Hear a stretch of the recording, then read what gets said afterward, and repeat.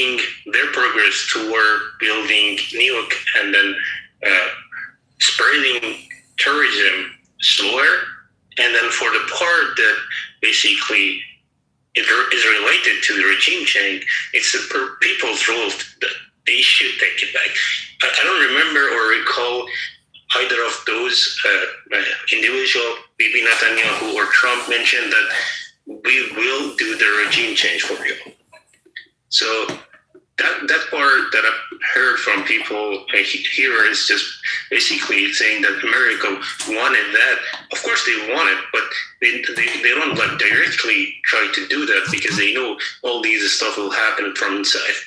But as far as America, if you are asking whether they reached their goal, I would say yes, they reached their goal. Basically, they made or they destroyed lots of infrastructures which were related to making bombs and basically progressing toward building nuke. And then I'm gonna ask you a quick question. When you say America has reached their goal, what was America's goal? Because right now, after so much information that slowly is coming out, what is America's goal? Free the Iranian people?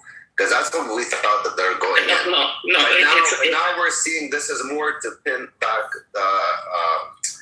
the dollar back to oil. What is it called? Having brain farts. I got a little too high, guys. So they're trying to pin the oil back to what is this called, guys? What's the word that I'm looking for? The petrol dollar. Yes, they're trying to go. So America's trying to get the petrol dollar going. So my question is right now, was it to free the Iranian people this war, or was it for to the petrol dollar? So okay, it wasn't. So it wasn't to free, and that's what it's about. Free Iranian people after. No. Listen, and now you want people like you. I'm sorry to say, you're the problem. You're the man. You're the Iranian problem, and I'll explain to you why you're the Iranian problem. Yes, I will tell you everything. Thank you for teaching. I don't know what you taught me. A CIA brings this motherfucker. You want to free us? Okay. What did he just say? What is Muslim doing to your country? What does he say? I'm sorry, I can't. This. Can I finish up? What is Muslim doing to your country? Okay, I'm gonna drop because again, so AJ, I agree with you. So earlier I said when I was driving, which Elma got really mad at me when I was saying that the Iranian people have an opportunity, but the fight is not for them.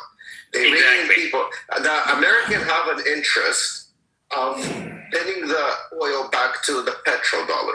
Israel in that region has an interest of keeping Israel alive and not getting fucking nuked. True. And to kill the fucking head, the snake of the head, at its core, because Iran is the sponsor of all proxy terrorism that happens in that region and abroad. So we know they sponsor the Houthis, the Hezbollah, what's it called? We know that they sponsor Hamas. Actually, Shabi. All of them. We know this is where Houthis in Yemen. Because all the money that they're getting from the oil and the people are poor, the money is going somewhere and it's going towards terrorism. Other people are eating shit. Exactly. We don't know this. Again, I don't need to be They don't have water in a lot of places. The thing is, hold on, AJ, hold on. So the thing when I was saying, Iran is doing it, America is doing it for its interests. And Israel is doing it for its interests. The Iranian people have the opportunity to piggyback of the interest of Americans and of the interest of Israel, so they can take back their country. You see, a person like Kitty says, I taught you. You didn't teach me jack fucking shit. You're nobody to teach me nothing. oh my God, he was drunk. Okay? He doesn't teach nothing. People like that, when I hear I have to come and help him, he's expecting a red fucking carpet, boots on the ground of Americans, this cocksucker. Okay? To free him, he's gonna be fucking sitting at home or fucking somewhere in Canada, fucking living life when he ran away like a piece of shit, like a coward. Okay? It gives the Iranians the opportunity to take back their fucking country. So yeah, that's true. And then these countries have their own agendas, and we understand that. Like America, first they need to care about their interests, and Israel also they need to care about their interests too. And this is true. But at some point of history, we came to the conclusion that we all have common interests. But again, as you mentioned, they can't or they should not try to do that like and themselves because it doesn't work that way. And and then there was another guy I mentioned. I heard about like why their revolution or protesting is not happening. So of course, if you look at the current situation, what you're seeing, they're publicly threatening people. If you come outside of your house, you will be considered as an Israeli or American agent, and we will not hesitate to kill you. Right? So in the current situation, in the current circumstances, they need to be strategic rather than acting like a fucking lunatic. They need to wait for the exact moment that they will have a chance to do that. So you should look at the whole thing as a process rather than like one thing that happens like within one day or one night. It doesn't work that way. At least with Iran. Iran is not Venezuela. Iran is not Cuba. Iran is not other countries. Those are very different. The system is very different from other countries, and it needs its own remedy. They need to be strategic, and they need to work this way. And I think we are moving very good. And it's going to take a while. And unfortunately, we will lose a lot of lives, but it will happen. Yeah, so I think one thing we need to keep in mind is that the Iranians this revolution started by the Iranians, and it will end by the Iranians. They are not asking you to fight their war. They have never asked you to fight. To be precise, the exact people that you see, they're literally, the IRGC is hiring people from Dubai, yeah, with like their tits out on Instagram, putting up their half-ass hijab in Tehran. And then they're like, oh, everything's fine here. I came back to my country and this and that. They don't know who are paid.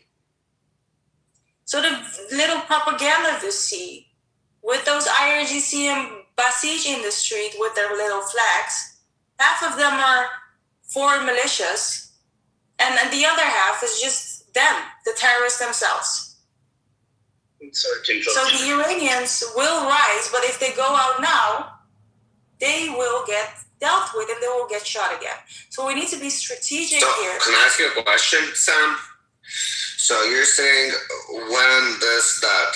how is America, Israel, whatever you guys are saying, you're waiting for that call. How is this call going to happen? You guys have no internet, no cellulars, no nothing. Let's say you guys should have been out already last week. What then? How are you guys all going to be notified between each other?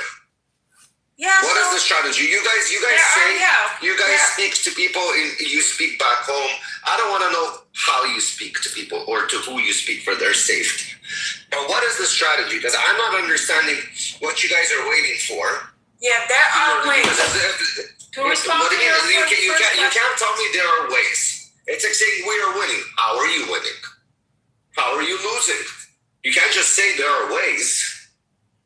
Strategically, what is the way? Because I don't see right now how you guys come in. Have you seen that the TV has been hacked?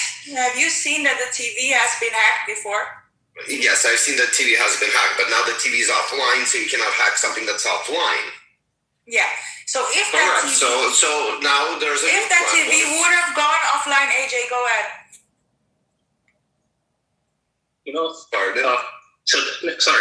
So this system requires like continuous effort to the point that they are so weak that people outnumber them. As of now, we are basically not, we are too many, but we don't have like the weapons that we require. So we need to wait for the moment that we are probably financially weak in terms of like numbers they are weak, for that purpose, we can basically start our procedure.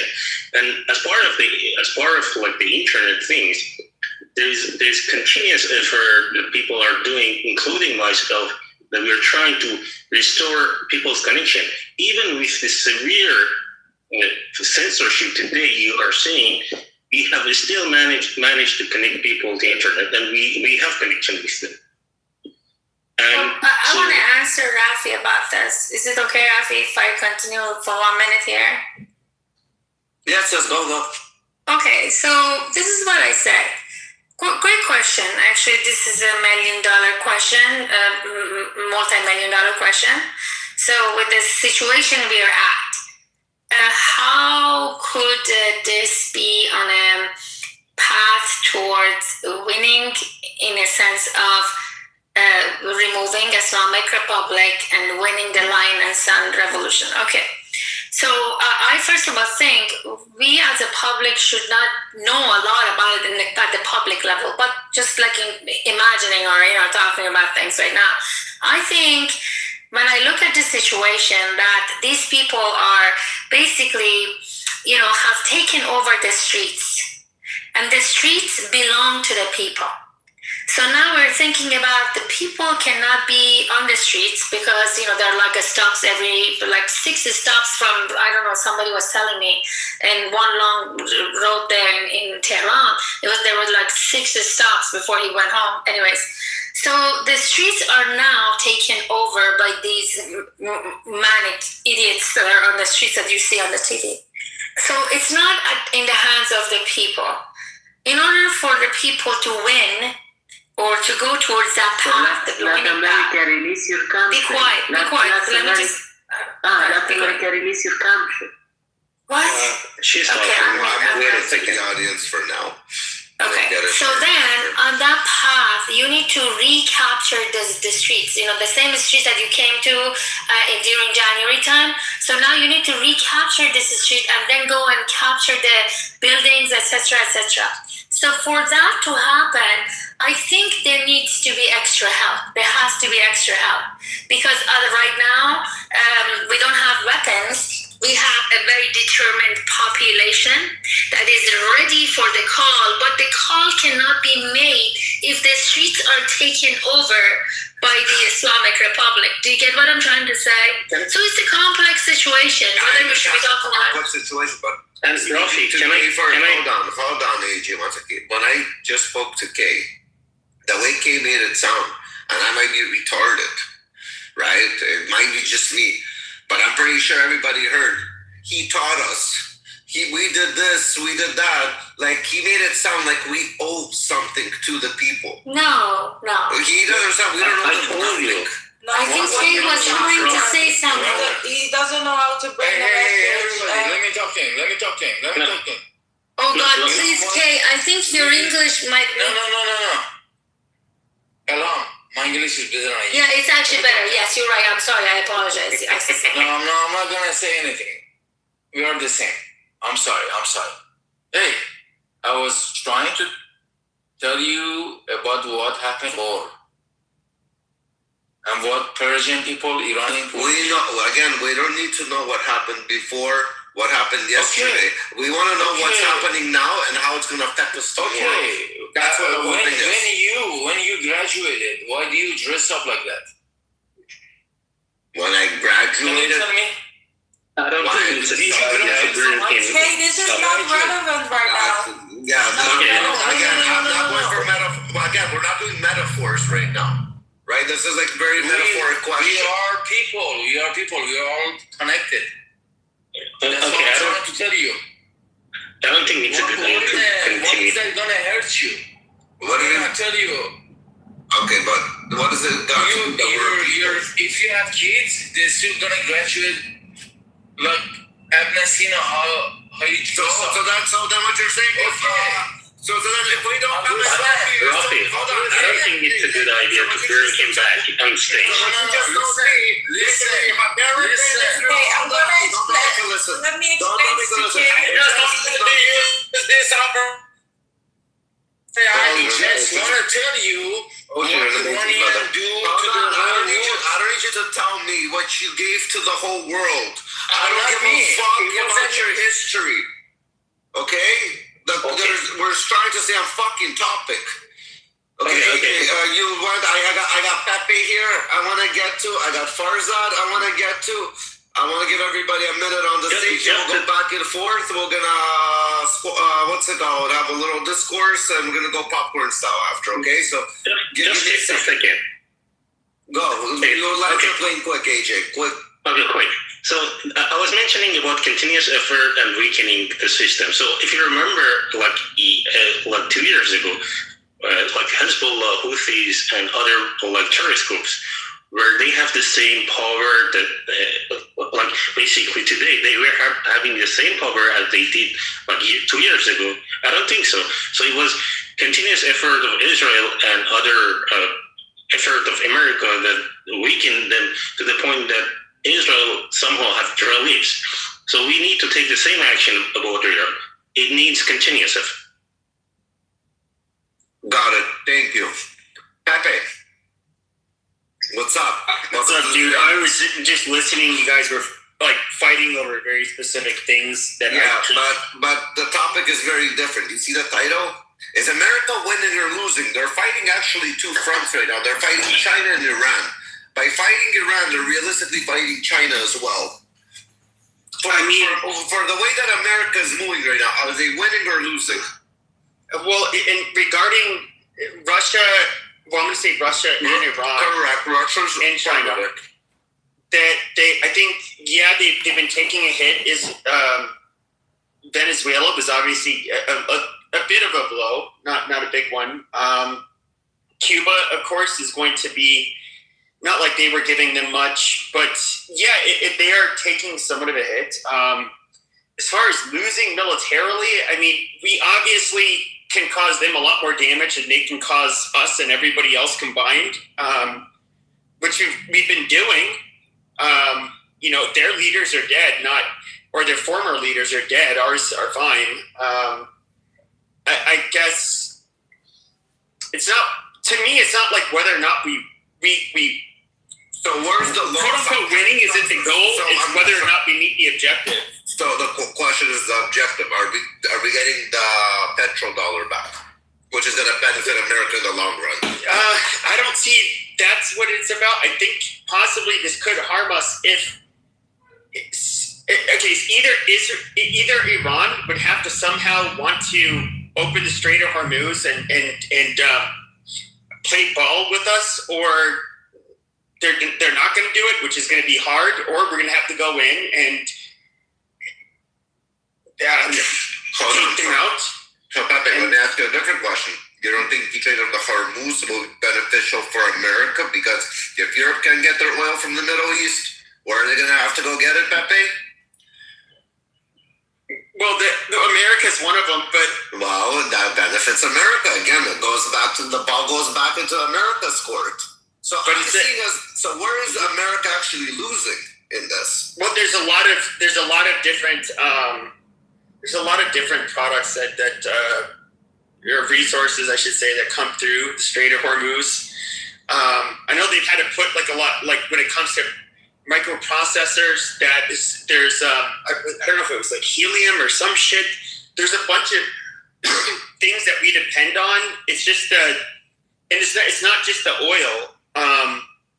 It's just a real big pain in the fucking ass, because it's one of those things where we relied on it on this passage, and then all of a sudden we don't have it, and it's just like logistically everybody has to try to figure out how else can we like get around this. This is one of those things where I'll have to wait and see. I don't know. Okay, thank you. Farzad, welcome. Thank you. Can you hear me? Yes, we can hear you. So awesome. The room title is America winning or losing? They're fighting two fronts, China and Iran. Realistically, as Pepe said, there's also Russia that is part of this, that is taking a hit. And what do you think America's position is? Are they on the winning side or on the losing side, in your opinion? So I guess my understanding is that the objectives for the U.S. when it comes to Iran and Iran's regime is the nuclear threat, the ballistic missile threat, and the proxy or the terrorist threat, which they're the number one sponsor of terrorism around the world, and actually one of the main reasons why we have to send troops all over Middle East for all these years, right? So if the objectives are to remove these threats, I think we're on our way, but we're not there yet.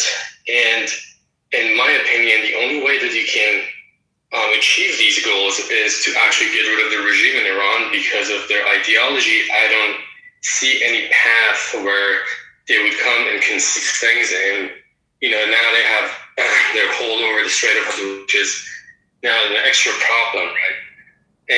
And that, in the short term, I think U.S. is benefiting from the situation in Strait of Hormuz. I think for many years, the Iranian regime did close the Strait of Hormuz in 1988 during the Iran-Iraq War, and the U.S. military back then during Reagan, decimated their navy and opened the Strait of Hormuz. So I think we do know how to do that, but I think in short term is benefiting us and is causing China harm. But I think the problem long term would be that it will also hurt our allies in the Gulf. So that would be Kuwait, Saudi Arabia, UAE, Bahrain. So those guys can't last more than a month of this. So, and they have a lot of investment in the U.S.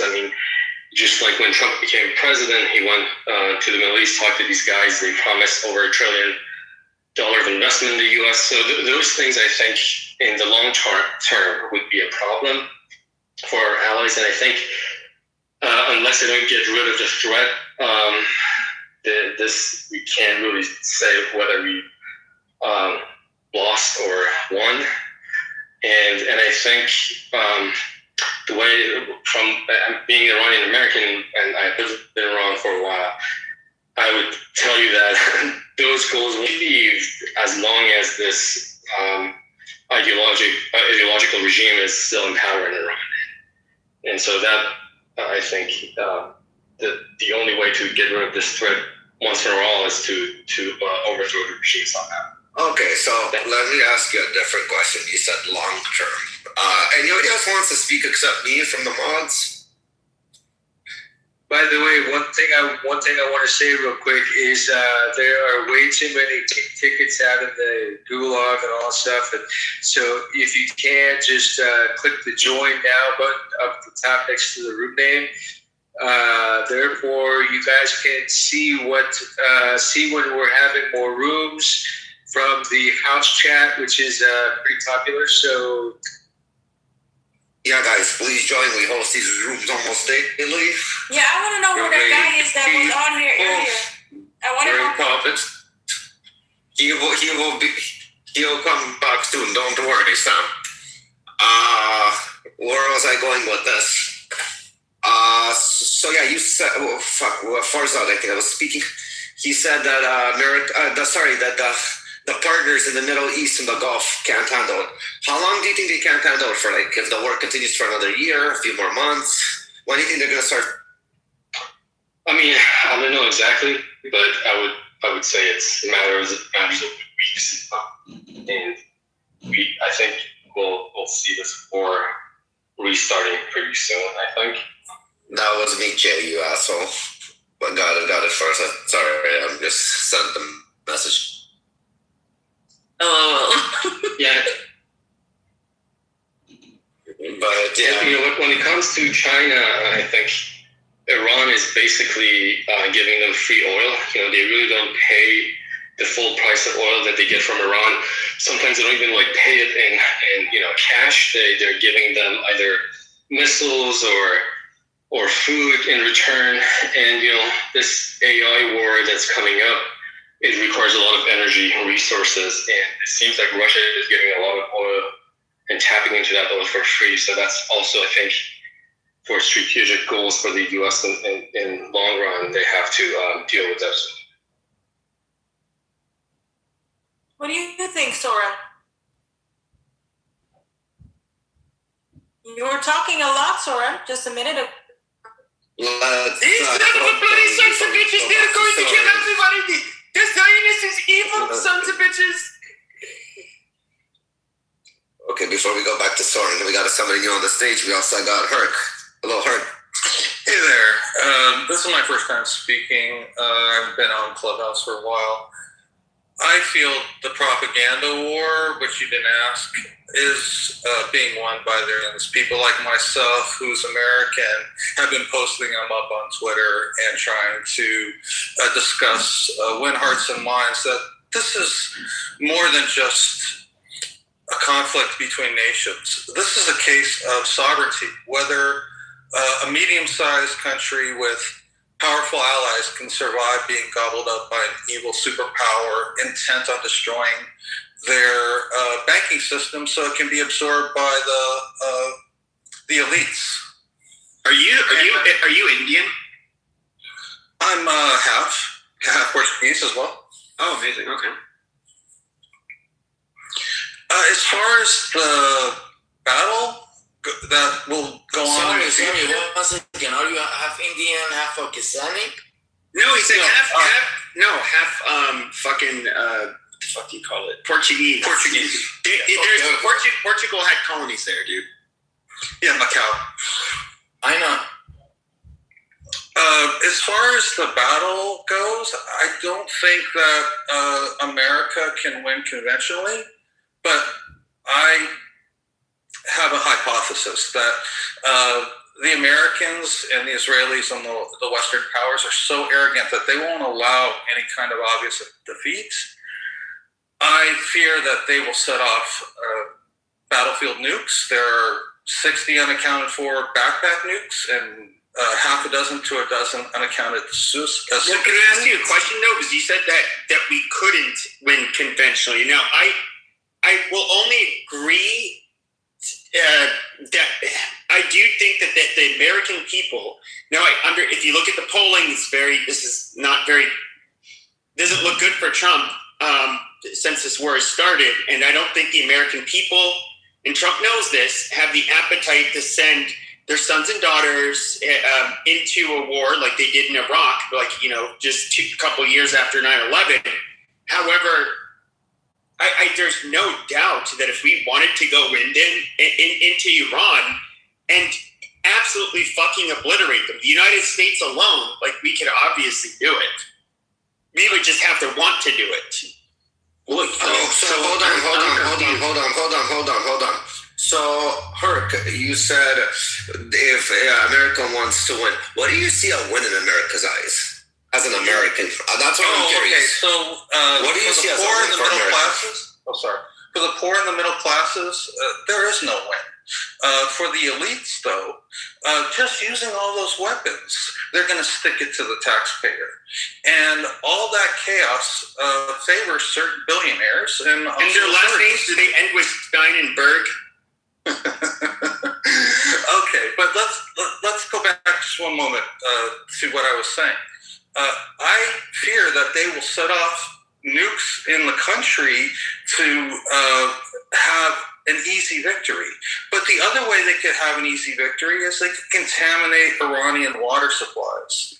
Now, that's a really harsh indictment on my own government, but look at their past behavior, all the false flag operations and all the populations that we've decimated over the decades. It is in the American character to declare victory after destroying a country and not caring about the ramifications to the poor people all around the world. So what was the point of the goal of this war?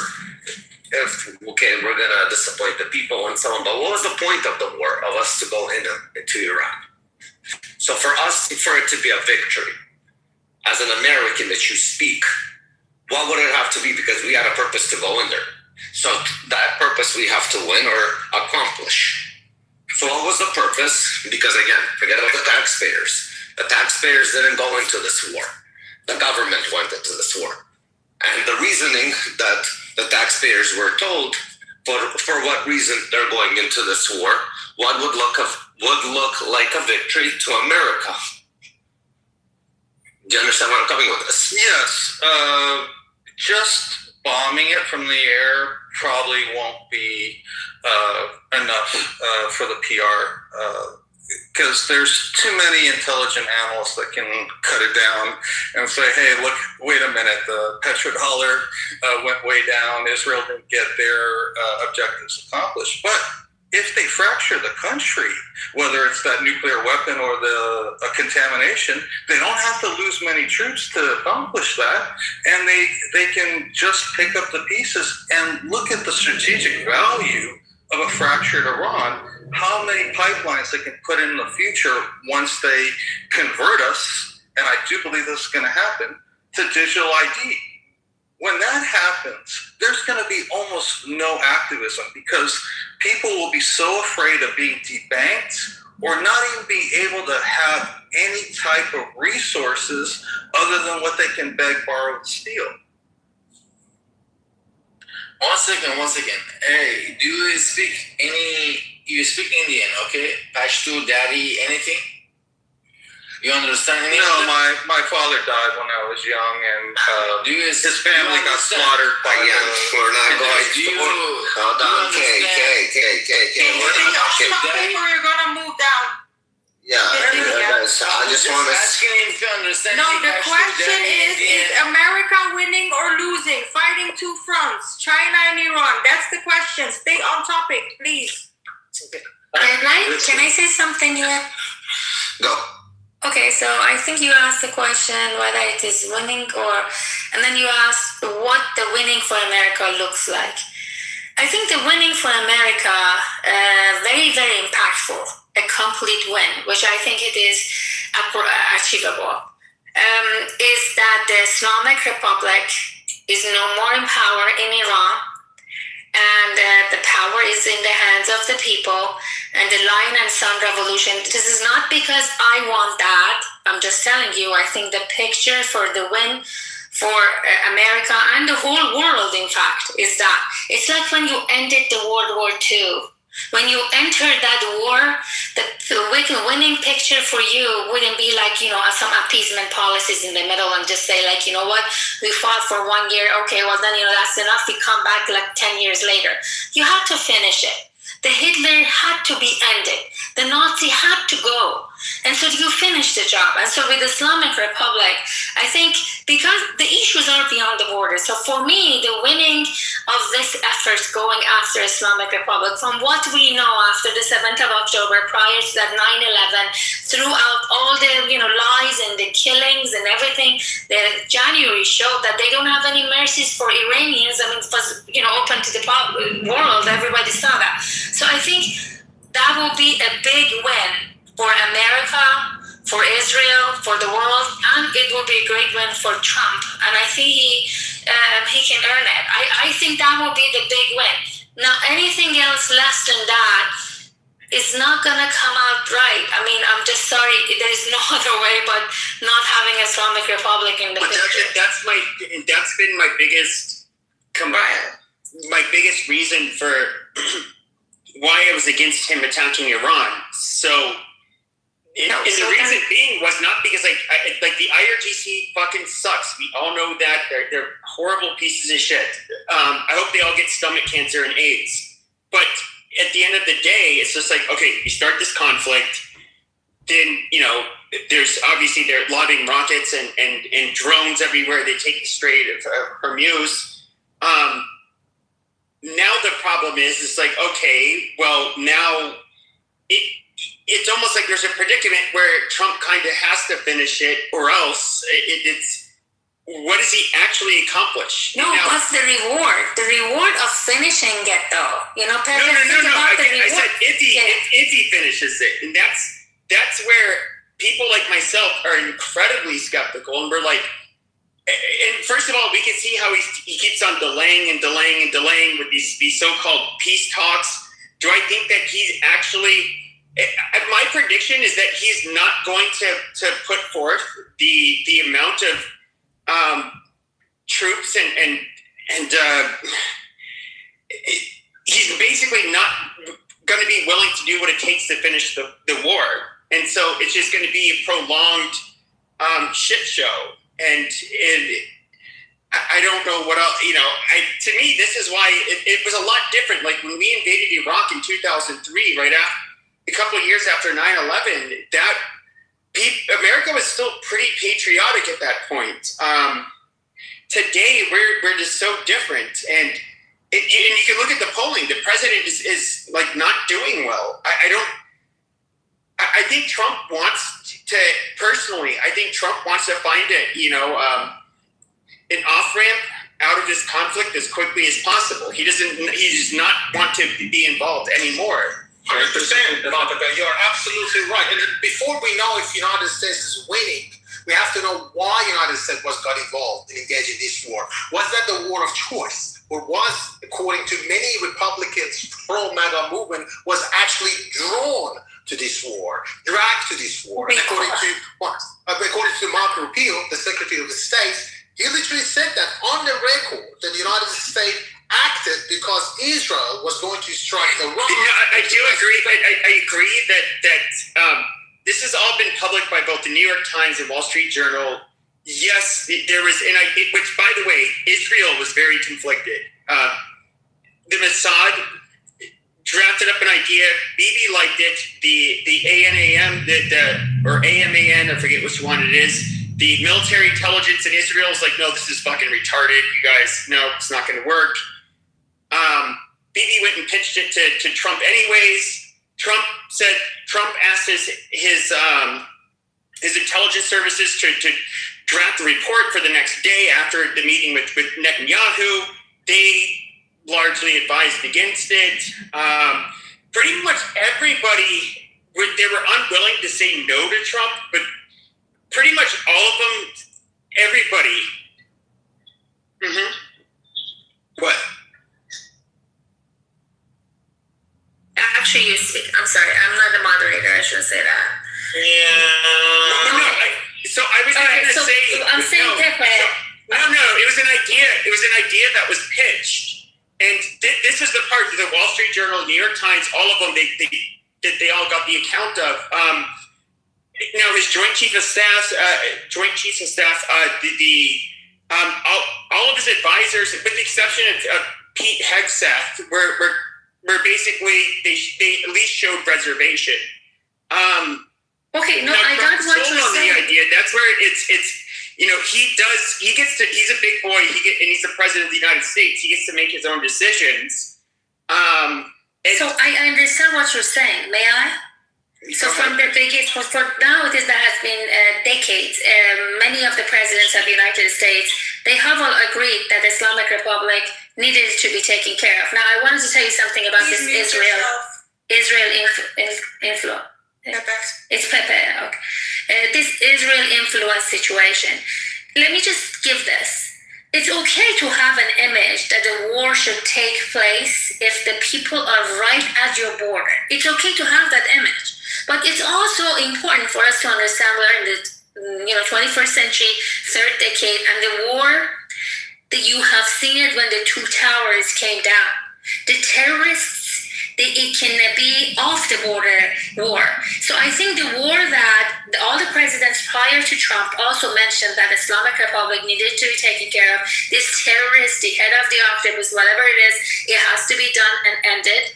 So I think that is itself, within itself, it creates the terrorist. So no, I don't think it needed the Israel influence. I think Trump is doing this for the security of the United States. And you know what? So better. Because Israel is alone in Middle East. It is the truth. I mean, we cannot deny that. Sure, I think that I don't. Do you get what I'm trying to say? Hold on, one second. I need everybody. Mods, JAAO, he's trying to go get up. I've been sending him in invites. He's been raising his. Could you guys try getting him up here, please? I'll look at it.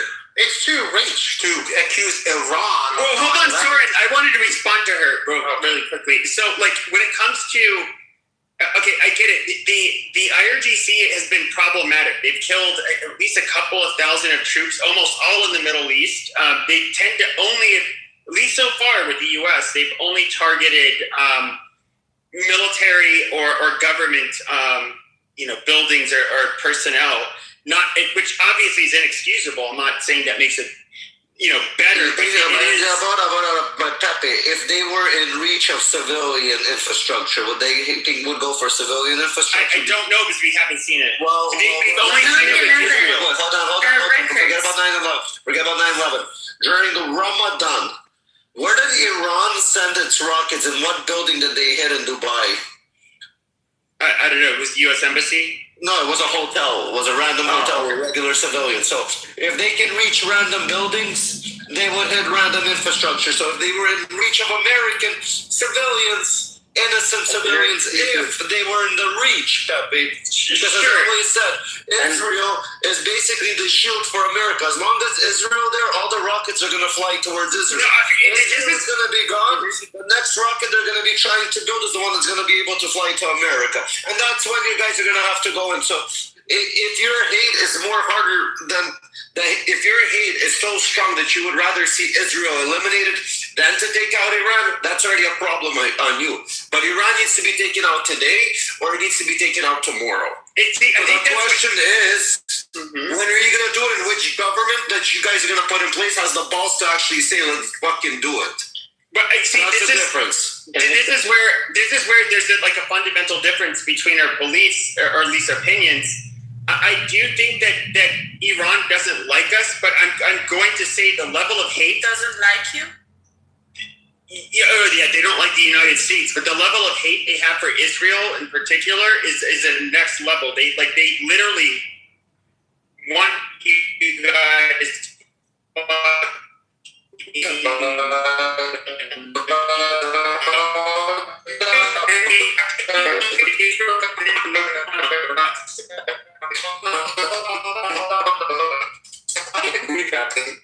The way that you're saying it, they hate us so much more than America. So why are we called the little Satan and not called the big Satan? Because we're a lot bigger. You guys are called the big Satan. We're a lot bigger. You're the big Satan.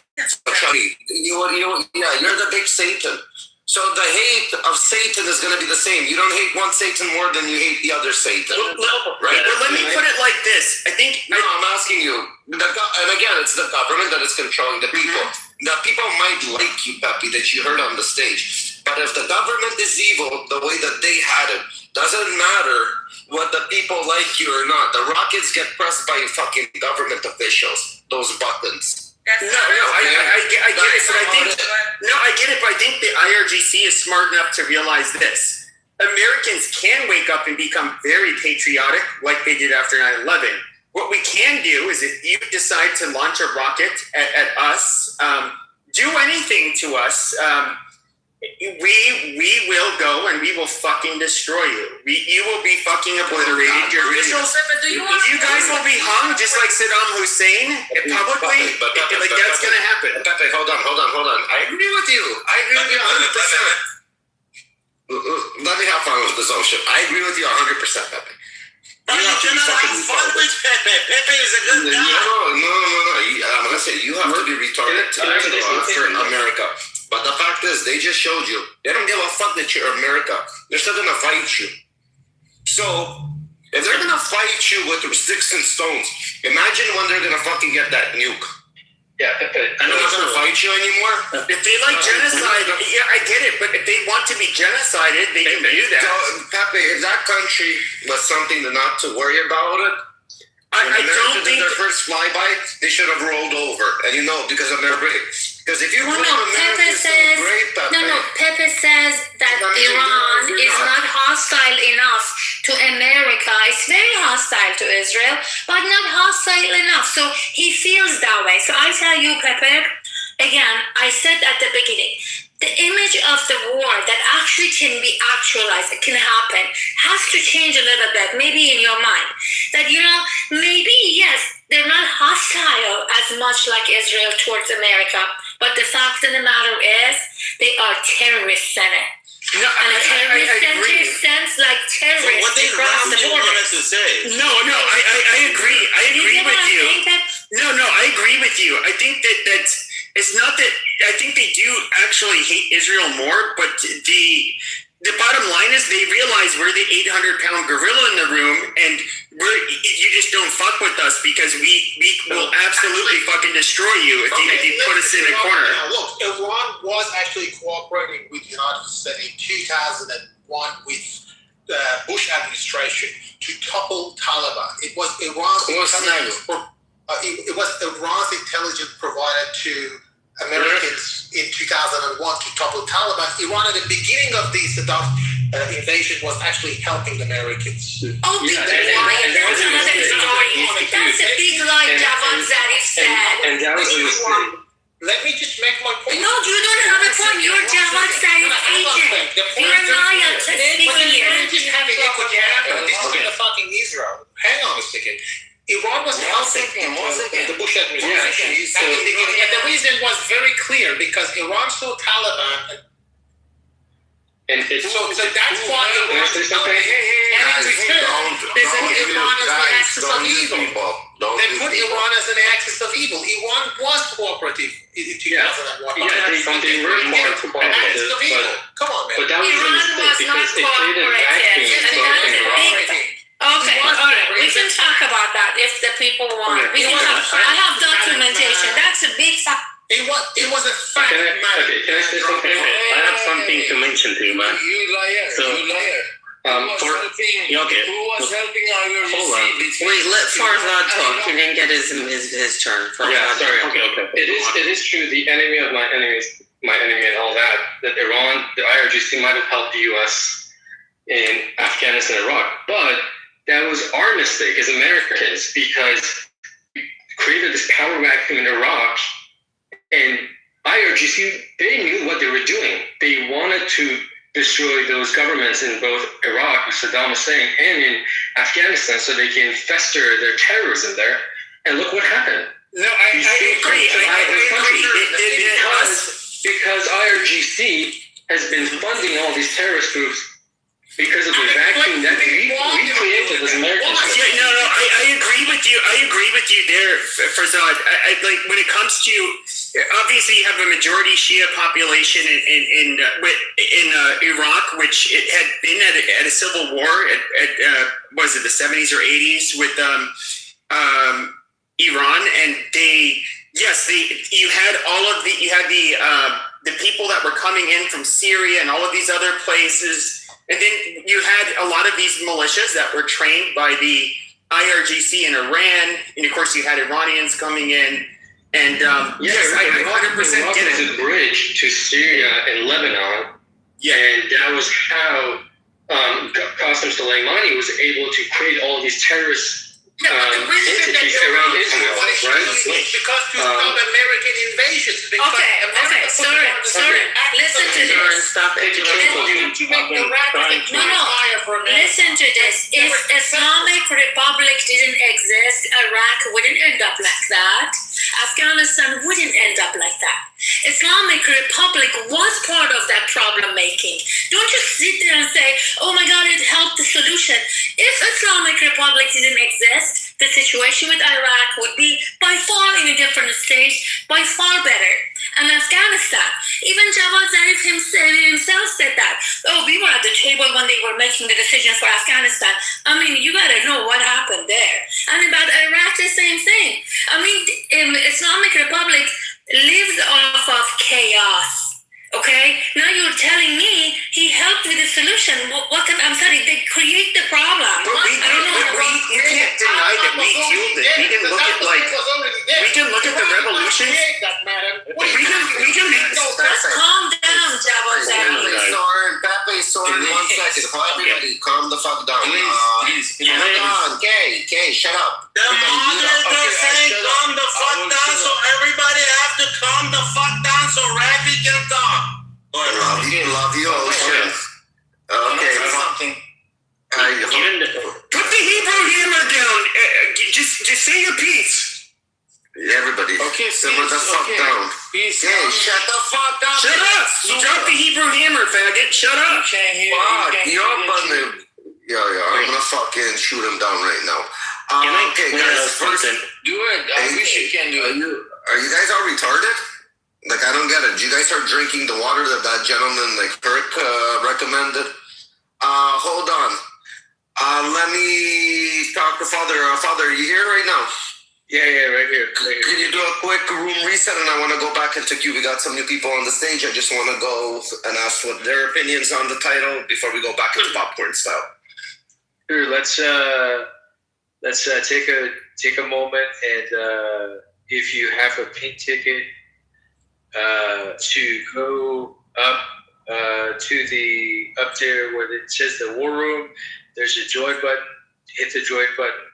What I've been doing in the background is basically adding everybody. So in case, for whatever reason, you don't join the War Room, I can still ping you. So, anyways, the topic here is America winning or losing, fighting two fronts, China or Iran? That is the topic, and that's what we will speak on. And we actually do have some new people.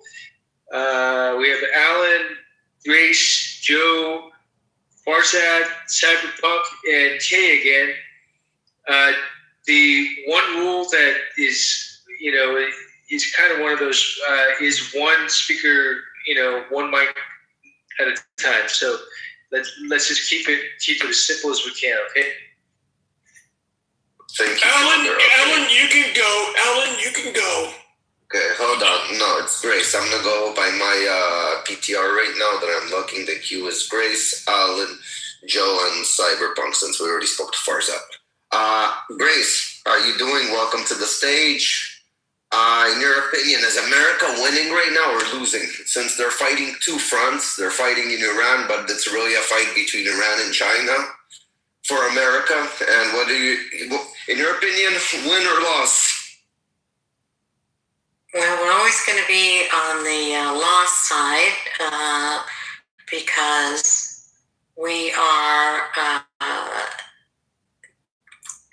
should be taking our time and creating a coalition and seeing what we can do with others as opposed to the past, as we have, the United States, we're going to win, well, you know what? There is such upheaval throughout the world right now that who are allies, who are enemies, who's going to do coalitions behind people's backs. Are we willing to let these countries fold? Are we willing to put our troops out there right now? I mean, there are incredible amounts of questions before we jump ahead and say, what should we do? We need to have a coalition. We need to meet with others who are allies and start talking about strategy before we just walk in and start shooting. And we have made many mistakes in the past 50 years of running inside and start firing. So I think that better heads need to prevail, and I think that there needs to be backroom discussions of how we're going to handle things, what are the ways in which we're going to proceed, and what are the guardrails to not just get in there and start shooting. Got it. Thank you very much. By the way, one of the things I want to say real quick is if Christopher Freeman wants to come up to the stage, what I would recommend is get out of the room and then come back. Same thing with Jebediah Smith. I see you've got a green check mark, but for some reason you're not up on the stage. So that's. Yeah, guys, if you're having issues and we've been sending you. Here, I'll just turn off the hand raising right now for everybody that wants to come up. Hold on. Oh, here, BB again. Good morning. Hand raising's off. Hey, what's up, guys? Hand raising's off. Whoever wants to come up, and then I'm going to turn it back on. So you have a minute. Yeah, everybody will get the opportunity to jump on stage. Anybody wants to. Sorry, Alan, I'll pick your first round. Yeah. Are the mods done? Can I go? You want to lock the stage? Mr. Allen, you have 5 minutes to go. Go ahead, please. Alan, go ahead, Alan. Yo, Pepe, be nice. Pepe, were you just coming right then? It sounded like you were. I did. That's the only reason I had a man. It's the only reason I had a man voice it for one.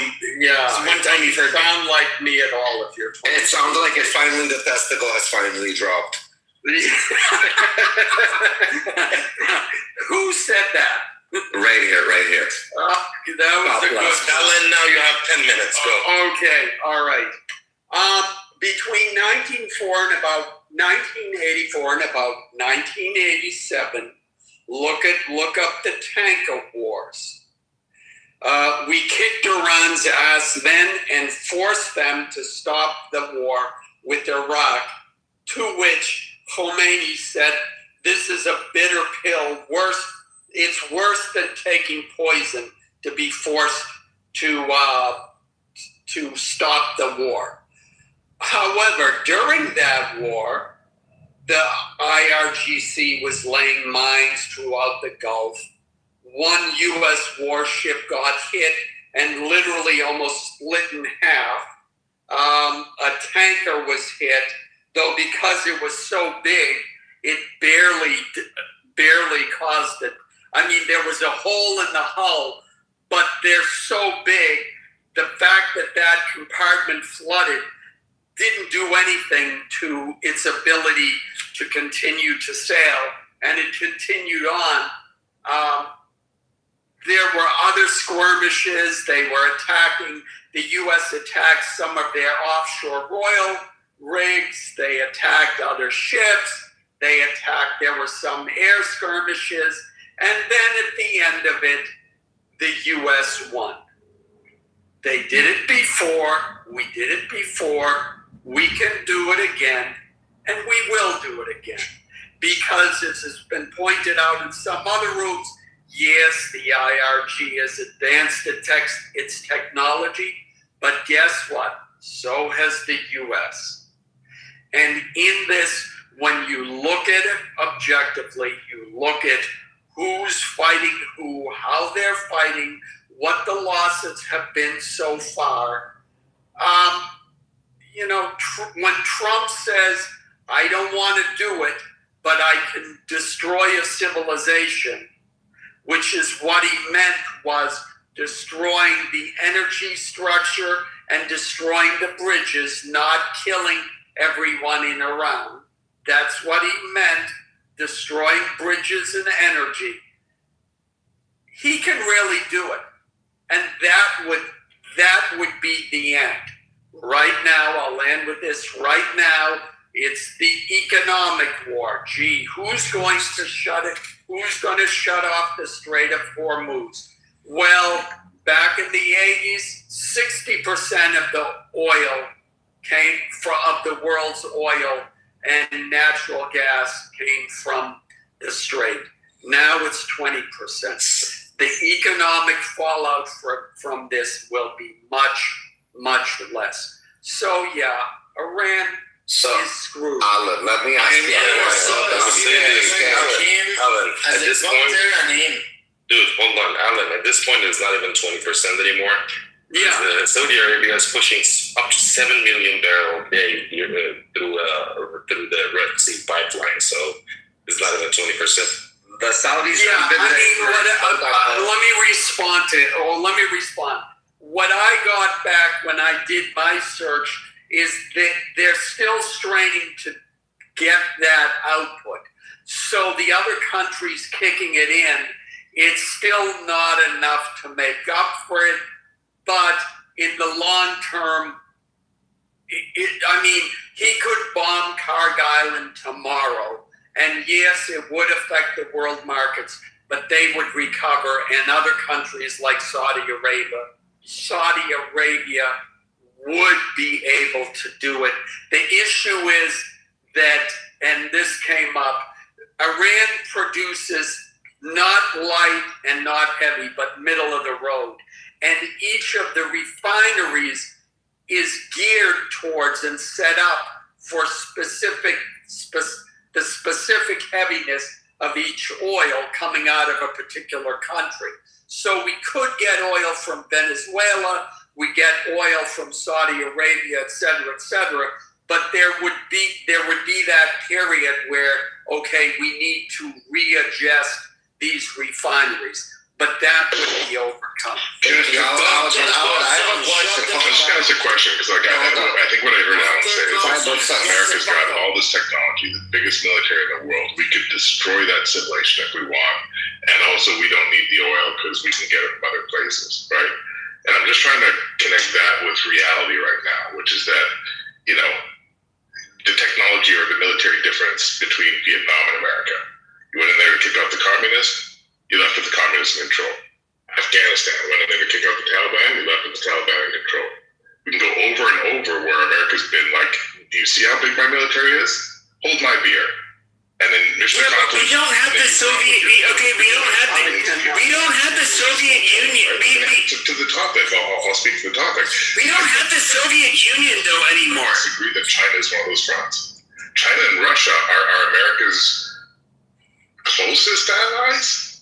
The two fronts America is fighting is between Iran and all of the Western allies. Those are the two fronts, and they're losing on both of the fronts. And I'll end with this, Alan. I agree, it is an economic war, and guess who's going to win? Iran. They're holding all the cards. So hold on. The mic so fucking retarded. Hold on. Increasing Venezuela's oil is going to take at least 10 years, and that's if you can find an oil company. Okay, I'm going to mute you for a second. Third world is retard.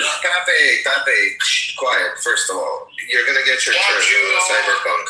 Yeah. My question is, Alan, to you. What is a win to you in this war specifically? That's the question. What is America as a win? So if they do claim victory, what is the victory that they're claiming? We're thinking about Trump. Okay, shut your mouth. I've been putting you in the audience. I'm speaking to Alan. I'm speaking to Alan. Oh, tell him shut the fuck up. Okay, I'm going to tell him to shut the fuck up. You're going straight to I'm going to start teaching you how the IRGC would teach you. You're just like you were not in Tehran Square. I can't hang you there. Go. Did Cyberpunk leave? Oh, you're still there. First of all, one bombing run would completely destroy Karg Island. Second of all, I said it would take some adjustment. I think I spent about a minute talking about the problems that would occur if we stopped getting oil from Iran. But, you know, humans have this weird adaptability put into their genes, and I said we would figure it out. So if you want to continue to promote this gloom and doom that it's at the end of the world, thank you. You can believe that. I don't believe that. Now, to answer your question, And Cyberpunk, I'm trying to bring you back up on stage. I don't know why you went down. Send you invites. If you want, come back up. To answer your question, the first and foremost, the win is when, and Trump has made it very clear multiple times, we want that nuclear material back. That's the first win. He keeps harping on that. I don't know why people get like, well, geez, why are we there? Why are they? He said it multiple times. Maybe you don't like listening to Trump. That's the first condition that I've heard. Second of all, and I've been in enough rooms, and this speaks to the other point. Oh, the communists, we didn't win against communism. We didn't win in Afghanistan, et cetera, et cetera. That's all bullshit. Specifically in Afghanistan, we had, for 20 years, it was a much freer society. And because, you know, and this I have to pin it on both Trump and Biden. If we had stayed there, and we only had 3,500 soldiers there, we've got like 35,000 in South Korea. But if we had stayed there, they would continue to be a more open society. But to the larger point, I'll make this quick. Iran was a Western-style country before the IRGC came in. Persians, Iranians never saw themselves as the more religious-based society that other countries like Saudi Arabia do. So if you eliminate the IRGC, the Iranian people themselves want a more freer society. You can't say that necessarily about Afghanistan, though they did, while we were occupying there, they did see some of the benefits of that. So the difference is the Iranian people themselves. They overwhelmingly want those freedoms. And as a side benefit to everything else that Trump is trying to get out of all of this, if as a side benefit, if the IRGC is gone and we have and a new constitution is set up and we get that, then that will be even better. And I think as human beings, we should want that for the Iranian people. And I think it is absolutely, positively disgusting of the left that they hate Trump so much that they would rather see, 47,000 Iranian people murdered by the IRGC, and they would rather see Trump fail. They would rather see this military action fail than to give Trump credit that he actually freed the people of another country. And for that, they are total scumbags. They are the most sadistic, sick, fucked up, self-hating people on this planet, and they should all be put underneath a prison for the way they are behaving now. And this is the true colors of the Democratic Party. Never forget what total scumbags they are. Thank you, Alan. Thank you. Not that I have an opinion either way. This is not political or sides. This is about politics, but this is not political in that sense. Let's move on. First of all, Gabriel, welcome to the stage. And Rahman, you were here before Gabriel. I'm going to go to you quickly. So right now, this is America fighting two fronts, basically in Iran. They're fighting also a war with China. It's basically a ripple effect. And do you think this is a win for America or a loss? So about China, I cannot say anything. I don't know anything to say if he's winning or America is winning or no. But towards Iran, economically, military, America now already won, because IRGC cannot pay the salary to his own people, cannot pay the salary to the nurses, cannot pay salary to doctors, and the rest of the society. So the people in Iran right now, they didn't get their salary for several months. They didn't get their bonuses for several months. So it's already lost for Iran right now.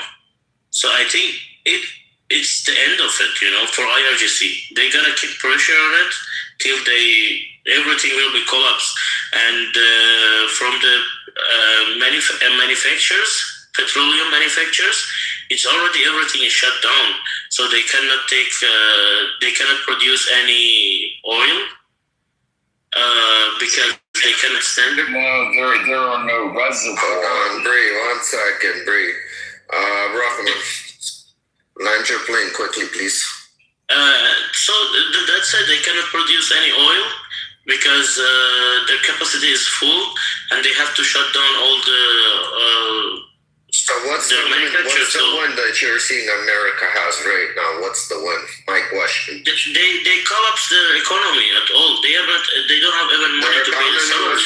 Their economy was collapsed before America even went in. That's why they had the protests. The riot went down hard prior to the protest. That's why. No, it was not this much. It was not this much. Doesn't matter. The people were already sucking dick. I'm sorry to say. So my question is, what did America win right now? America has bombing. You're gonna go in a second, Bree. You're gonna go in a second. We have a queue here. Till now, America has a military victory and economical victory. So at least these two, America's right till now they have. Okay. Thank you. Gabriel, you want to just mod with it, or you want to answer the question too?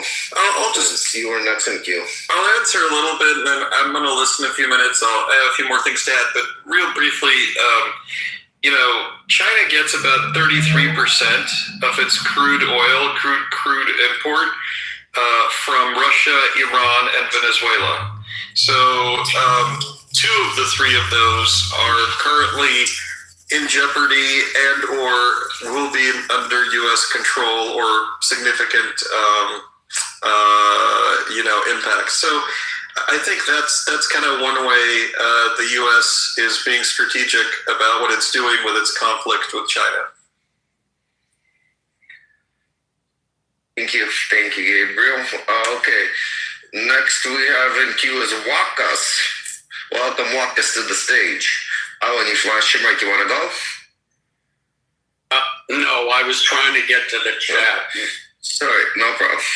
Wakas, welcome to the stage. Always a pleasure. Same question goes to you, Wakas. Is America winning this right now or losing?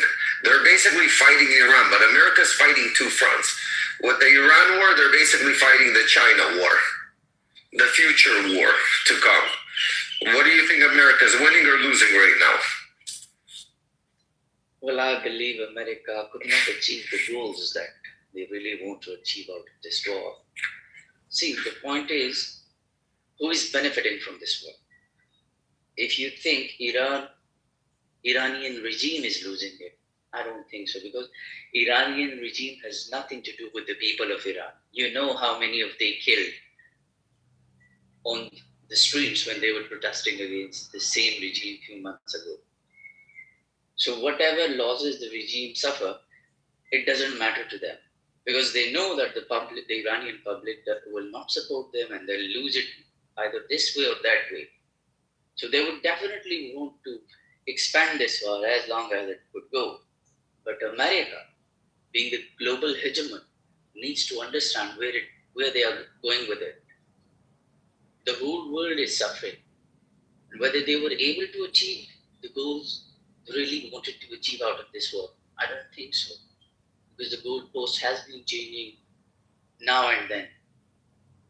So I personally believe America is not winning this war. I'm not saying they are losing it, but they're not winning it as well. Robbie, can I add something on to what the gentleman just said? Of course. Okay. Yeah, I think there's some truth to what you said, in the sense that I don't think the war is won. I think that is correct. And I think there's also truth to what you said, where the war is certainly not lost and the U.S. is not losing. But I think the United States is massively winning as Israel. And I'll say that, this war started, you can argue that it started 20, 30 years ago. You can also argue that it started on October 7th, because the Islamic regime of Iran openly on video, like top senior leaders have recently again confessed that October 7th was an extension of their policy, that this was their people, right, their proxies that started October 7th. We also know that they, of course, trained the people, on paragliding, and they provided weapons. So let's just go with me for a sec. Let's say on October 7th, the Islamic regime of Iran took its ring of fire strategy. We're going to have a ring of fire with the Houthis, ourselves, Hamas, Hezbollah. We're going to, attack Israel, and everyone's going to join in. Maybe even Turkey. Well, that didn't quite work out, right? Hamas has barely any control in Gaza, although they're still fearsome. But they don't control most of Gaza. All of Hamas's leadership that used to be alive is unalived. All of Hezbollah's leadership is unalived. Thousands of Hezbollah members are dead. Much, not all, but most of Hezbollah's arsenal has been depleted. The Islamic regime of Iran spent billions of dollars doing this. The influence of the Islamic regime in Syria is gone, right? The influence of the Islamic regime in Iraq is much smaller. Lebanon, the government of Lebanon is begging the Israelis and anyone else who will help them get rid of the rest of Hezbollah. The Christians in Lebanon are wanting to secede. There's a whole like area of Syria which just voted of the Druze that voted to join Israel. And I don't know if that'll happen or not, but they want to be an autonomous region that's pro-Israel. We're trying to stay out of America. Yeah. No. I get it. But this is a huge win to America. That's my point. Because America spends billions and billions and billions of dollars fighting threats. Trillions, motherfucker. Yeah, fighting threats all around the world. We spend so much on intelligence, as do the Israelis, and we have lost certainly hundreds of millions, if not billions, on attacks and foiling attacks and preventing attacks. So this is actually a pretty big deal. And we spend so much money like protecting against the fucking Houthi pirates. This is mid to long term. This is a pretty big win for us. Somali pirates or the Houthi fucking fucktards? All of them. Both of them. Okay, hold on. eliminating customs dilemma. One second, Sam, you're gonna go right after me right now, guys. Welcome to the War Room. Great to have you all, guys. I need people to cash in their tickets in the audience. The ones with a little pink ticket, please go cash it in, top right-hand corner. No, you need to know where to do it. It's at the top of the room where it says the War Room. There's a little arrow. You got to click on that. It says join. You'll be able to exchange your ticket in there. Please cash in your tickets. If you're up on stage, the only way you'll be able to speak is if you cash your ticket and you're a member of the house. Yeah, and on the topic of some people, usually it's the same people. It's the IRGC supporters, the Hezbollah and Hamas supporters that are saying this, where they're stating that America is coming for the oil and that is their only objective. As we know, there are surely America does have interests there to do future business with Iran concerning oil, but we should not forget that the Islamic Republic right now for the past 47 years has used this oil money not for the people of Iran, more so they have used this oil money to fund proxy militias and fight proxy wars in the region, which you can see now. Saudi Arabia is not happy at all, right? Yemenis are not happy at all. The people of Lebanon that do not support Hezbollah are not happy at all, right? In Syria, same thing, and in Iraq, the same thing. So where did that oil money all go to for 47 years? So, the point is, their children are living abroad, living lavish lifestyles, while people in Iran get suppressed for not wearing their hijab properly or not being able to wear it. What was her name? Messa Massini? Messa Massini or something like that? Massa Amini. She got killed at the police station because she didn't wear a hijab? She got thrown in the front door? No, she got thrown in the bus so hard, probably, in those buses. And because she wasn't wearing it right. Not that she was wearing it. Guys, stop interrupting her. And Sam, we're trying to keep it on America right now for this moment. I want to see America is in Iran, so this is the same thing, dude. 1 second. We have a queue. 1 second. Let Sam just land her plane. Yeah, please. We're trying to keep it right now more in America. So these proxies, that is where the oil money has gone to for so far. And of course, the families that are living abroad and, living lavish lifestyles. Thank you, sir. Can I add something very important to what Gabriel said about the Ring of Fire? We should thank Donald Trump for, killing Qasem Soleimani for the Ring of Fire not working, as well as the IRGC. What do you think about like all the generals taking over the ROTC and like Iranian control? I'm coming to you. I don't care right now for the IRGC and the Iranian control.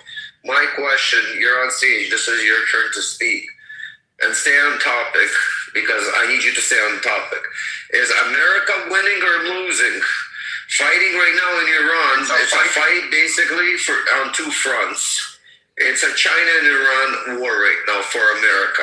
Rafi, can I answer within 30 seconds? Beautifully. All right, within 30 seconds. All right, so our blockade of what they're doing right now, like, their Kerch Island, like, where they have all their reservoirs, where they pump all their like oil and reservoir it in the tanks. But like, their tanks are full. But now they're about to have to shut down their pipelines. And if you shut down a pipeline on an oil rig, like, it may never turn back up on.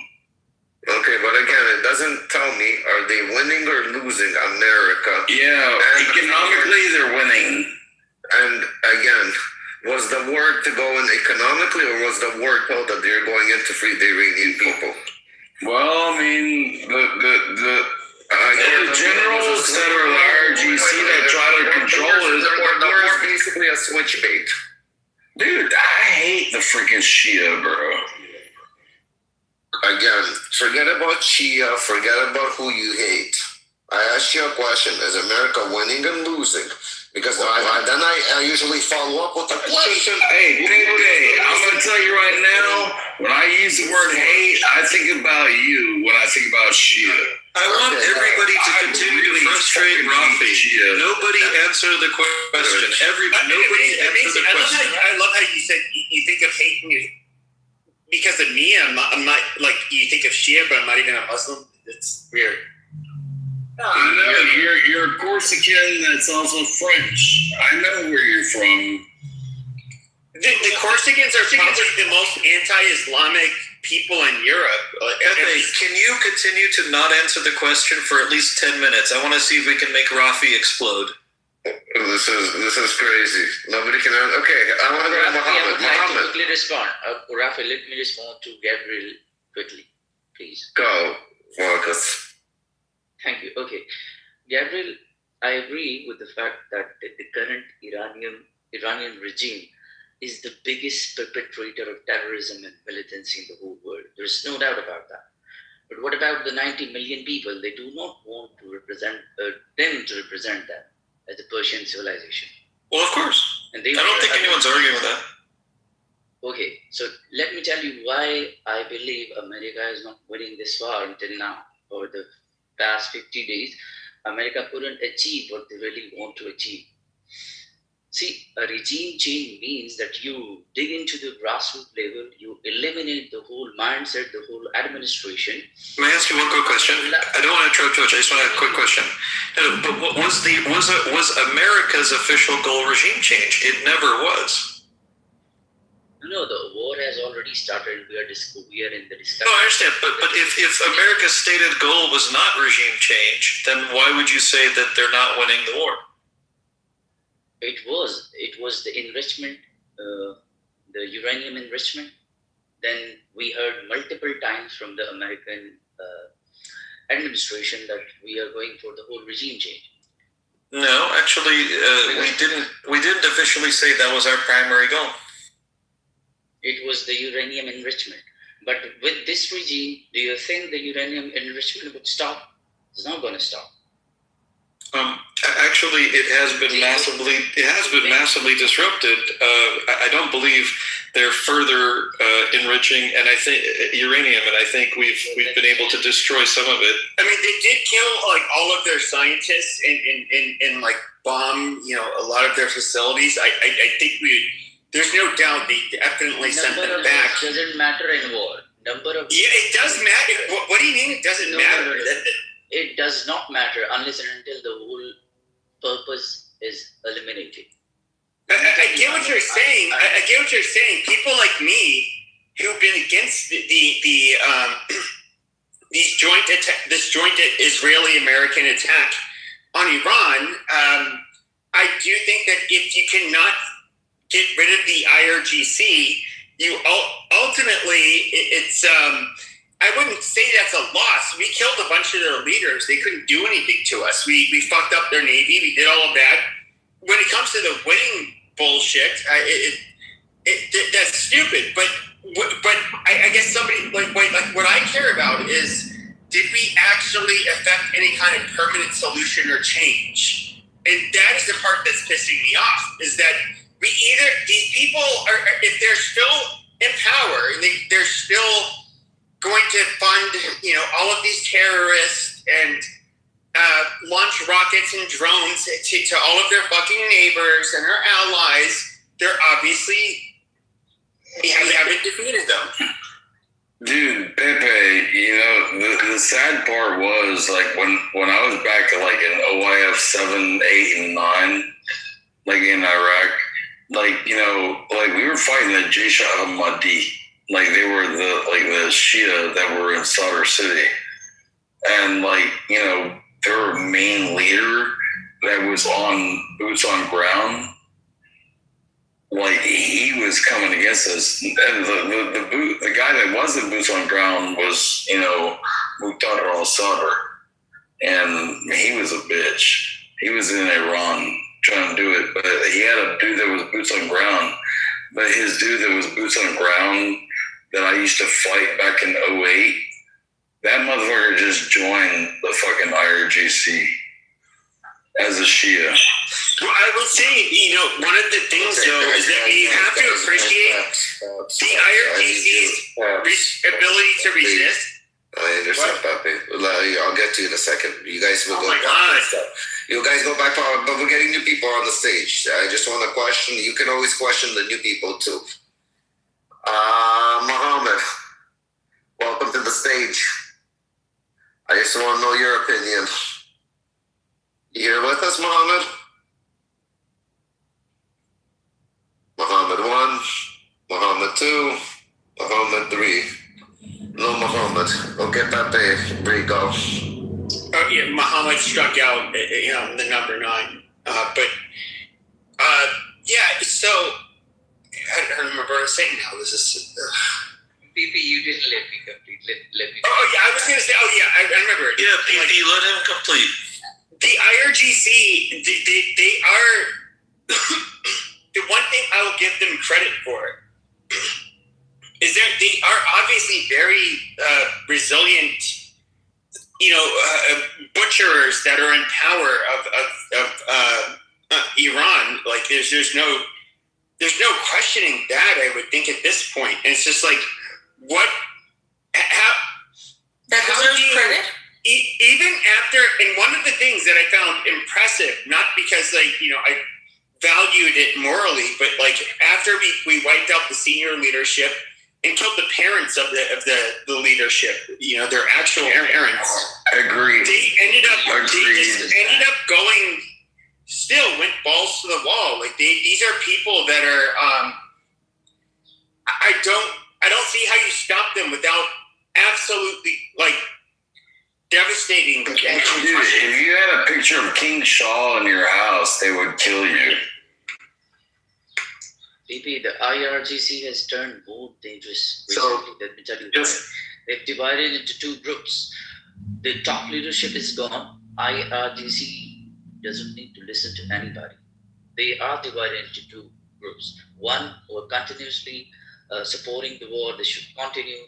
The other, the negotiating team, who are trying their level best to make a breakthrough or make a deal out of it. But all our IRGC leadership are not listening to what they are saying. I mean, the command from the leadership, the remaining leadership, does not reach them. Well, you have Hold on. I had heard today that there's a good chance the Ayatollah, the current Ayatollah, possibly lost his land, that the town was seriously damaged. Cypherpunk, I wanted to come to you, but you kept running away off the stage. So again, you're not gonna just come in and start asking. Slap him with the Hebrew hammer. Show him the law. This is not a Hebrew hammer. This is gonna be. We're gonna teach him proper etiquette. right now. So, Cyberpunk, since you're on the stage, are you ready to have a little conversation, dialogue? Because the question is America winning and losing or fighting this war with Iran? What is your opinion?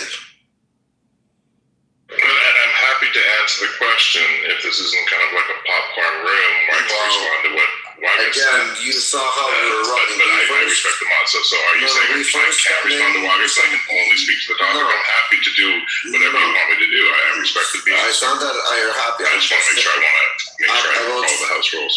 Okay, so I'm going to explain to you. We first ask the question. You explain yourself so we know where you stand, and then it goes popcorn style. To be part of the conversation, we have to know where you're coming from. So the question to understand you is America winning and losing this fight right now, fighting in Iran? Because realistically, fighting in Iran, they're really fighting in China too. Because it's basically a ripple effect, this war. So my question is America winning and losing in your eyes? And if they're losing, how are they losing? And later on, we can have popcorn style. I would answer that. America is losing this war because America is hurting more than China is even hurting for this war. America is the largest producer of gas in the world. No. Quiet. Sorry, go. America is the largest producer of oil and liquid natural gas in the world. They don't produce enough to meet their needs, especially with the type of refineries they have. Right? So they have to import. They only make 60% of what they need. So, and that doesn't even touch fertilizer and plastics and all the other things that are held up in the strait right now. So Iran can wait 5 months. Even if their ships aren't going through the blockade, they can afford it. China has reserves. China has the biggest natural, they have other sources for that oil. And so when America is letting Chinese oil go to China and India oil go to China, Iranian oil up until the blockade, that shows how much they're not fighting China. They're fighting, and again, they let Russian oil be bought, and Russia's making millions off this war. China is killing it off this war. America is suffering. American farmers are paying how many more tens of thousands of dollars to fertilize their crops? Some of them are choosing not to. This is a ticking time bomb, and the Ayatollah knows that all he has to do is wait 3 months, and Trump is gone because he will be slaughtered in the midterms. I mean, Iran's holding all the. Okay, now we know where you stand, and so I wanted to say he doesn't really speak English, but yes, no. Hold on. I have a question. What does winning look like, Cyber? Wait, hold on. Wait, hold on. Real quick, he just lied. He lied to the room. That's why I asked about winning. No. Well, yeah, he lied about the oil production. Yeah, so I just Googled this. This is simple Google information you can find on your phone. The U.S. actually produces more than 60% of its oil consumption. In recent years, it's been much closer to 90%, and sometimes even more. The United States is the largest oil producer in the world, ahead of Saudi Arabia and Russia. The U.S. production typically covers most or all of its domestic demand. So why do we still import? Even though the U.S. produces a ton of oil, it still imports because refineries are optimized. The U.S. exports a lot of its own lot of crude oil. It's often cheaper logistically and better long term. So you lied. Do you understand the nuance of that? And speaking down, I'm just saying that the reason why Canada supplies you guys with all the oil that you can't use yourself that you pull from your own wells is the answer to what I was trying to say before. It takes tens of years to create new refineries. Can't turn that overnight. And so the oil from Venezuela, the oil from Canada, all your refineries are to refine our oil, not yours. That's why you are this is why you are a major exporter of oil. And also you import a shit ton of oil from Canada.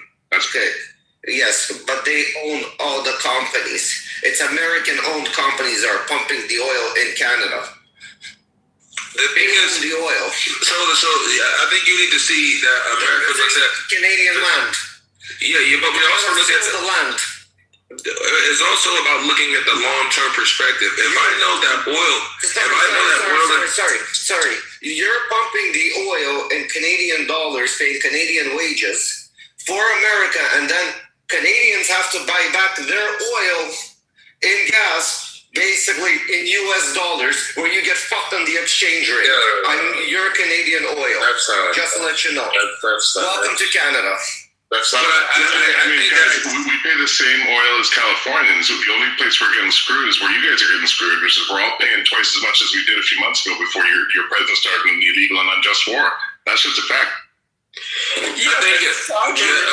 point is that you make it seem as if America cannot play the long-term game. The fact is that they can, because I rebutted you with facts that we produce much of our own oil. You implied that we only produce 60%.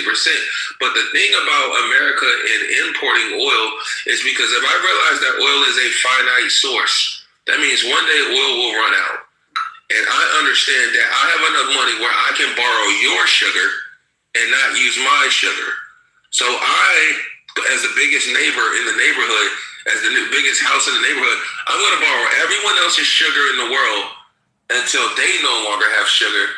And then I'm going to use my sugar, right? So it's about the long-term game. Those are things you have to consider. If I know that my neighbor will willingly give their sugar away if I pay them, then I'm going to do that first before I use my own sugar.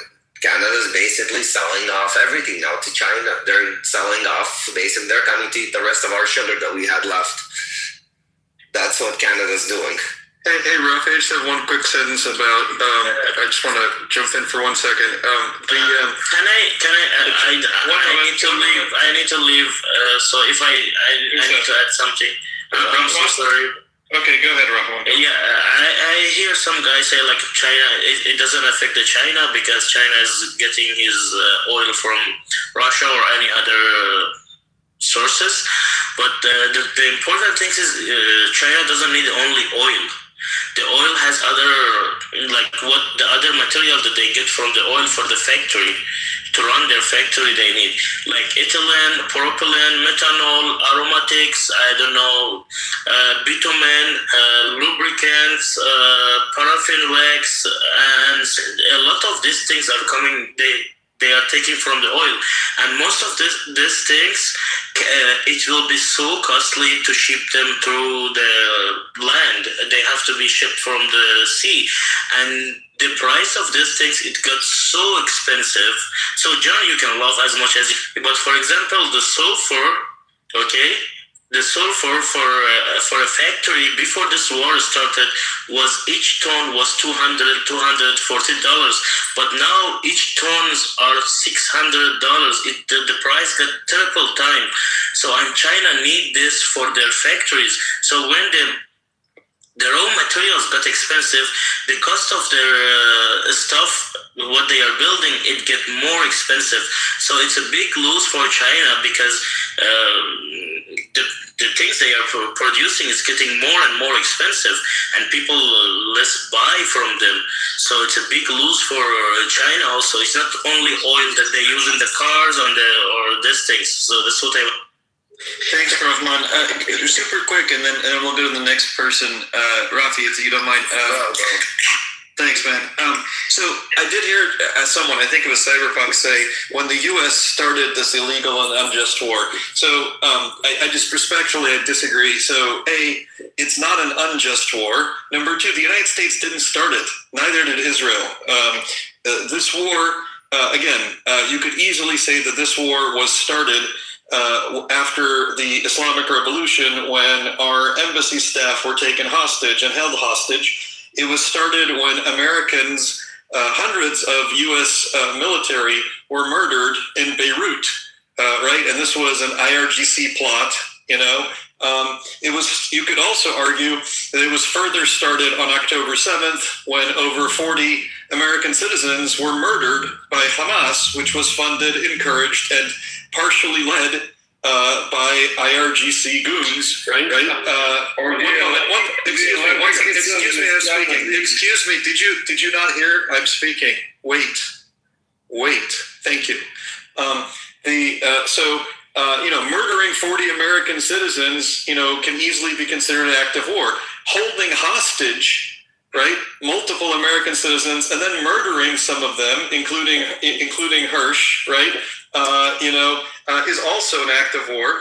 And then further, also trying to kill our president or former president, right, 2 attempts to assassinate Donald Trump, is definitely an act of war. And then also putting out a hit on Nikki Haley is an act of war. And then going after American citizens on American soil. Masih Alinejad is an Iranian woman who is an American citizen, I believe, and she's living here. And there was a plot to kidnap her and murder her.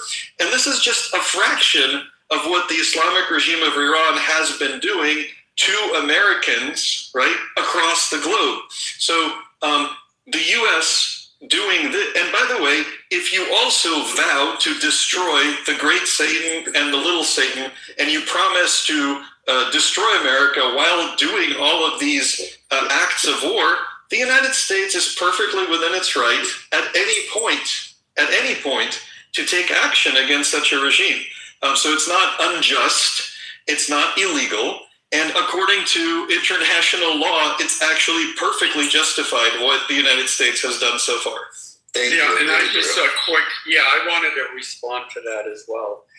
First of all, if Canada's exporting all this oil to the United States, why are you complaining?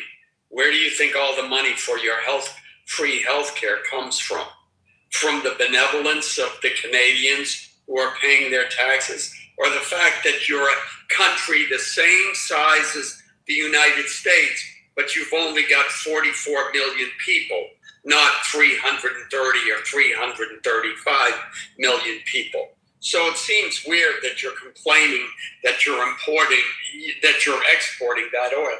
Second of all, if you're paying the same price as California has probably one of the highest gas prices in the nation, for a few reasons. One, there's the taxes per gallon are over $1. I think it's like $1.12, $1.13 per gallon in taxes, and barely of any of that goes to actually upkeep of the roads. And the other issue is California Democrats unwisely, because, we're global, climate change, et cetera, have closed down refineries in the state. So and I could be wrong about that, but they have closed them, and we are importing our gas and oil. So it's created a mess. So, I can't see why a Canadian would ever oppose this war unless it's just because they hate Trump. Gabriel, if I can respond to you, and then I'll really quickly respond to you, Alan. So, Gabriel, it's back and forth, and guys, my mics aren't working, so I can't hear you guys when you come off mic. So someone, and I know someone mute me if I'm talking over someone, because my mic's not. Go ahead, go for it. But I'll try to be really succinct. Gabriel, this back and forth thing is the problem with the Middle East, right? Because if we go back to the original problem, the reason why the regime was there, the war, all those deaths, it was because the CIA and the MI6 went in and overthrew the only elected leader in that nation. Over 3,000 years, only once there was an elected leader, Mohammed, and the CIA and the MI6 took him out. He was assassinated, and they put in the Shah, who was America and the UK's pawn. Right, and so if you want to go back to the origin, it's still America's fault, right? I hear you. So let me just kind of really briefly, and I do appreciate you engaging on that. So I wasn't speaking about back and forth, though. I was addressing your point. Your point was this is an unjust and illegal war. So I'm not addressing all the history of the region or the United States and Iran's history forever. I'm saying that under international law, the United States, right, has been at war with Iran. Iran has declared war on the United States through its actions, which would be considered acts of war for any country to try to assassinate the leader of another country multiple times. put out hits and actually bring online assassins on sovereign territory to murder secretaries of state or other representatives.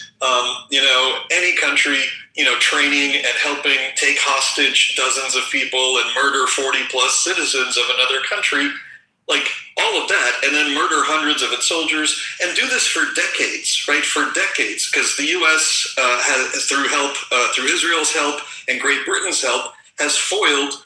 And by the way, some help from Pakistan, weirdly, because they're like the whore of the Middle East, right, and Asia. So they just work for everybody. Dozens and dozens and dozens of plots, right, have been foiled. Some have succeeded, unfortunately. So my only point was that the United States is not doing an unjust war. The United States is simply engaging an enemy who has been at war with it for several decades at least. And if I can go into the CIA started this. I'll try and make it brief. There's an article, it's called The CIA Coup That Never Was. The idea that we took out a duly elected leader, prime minister of Iran, is a complete falsity. Iran doesn't have prime minister. That was created by the IRGC. At that time, the Shah had the constitutional right to hire and fire the prime minister. Correct. Now it had become the tradition that when he appointed someone, he would go to the parliament and say, oh, by the way, this is the guy I'm making the prime minister. And the parliament would say, thank you for informing us. That was the procedure. There was no election. The people didn't vote on him. It was just a courtesy between the monarch. That's a lie. That's a lie. No, that is not a lie. It's by constitutional law. Well, the constitutional right to hire and fire. Yeah. Yes, the prime minister. Okay, let Alan finish and then you can reply. Yeah, he appointed him twice to prime minister. Now, when he's prime minister, what does he do? Aside from lobbying to nationalize the oil production in Iran, at one point he dissolved the parliament. Does that sound like someone who believes in a democracy? I don't think so. In any event, after that, now we're in a country that is full of civil unrest. I think within the following the removal of Mossadegh, from then until 1980, there were something like 13 different prime ministers, some of them only lasting as long as 2 or 3 months.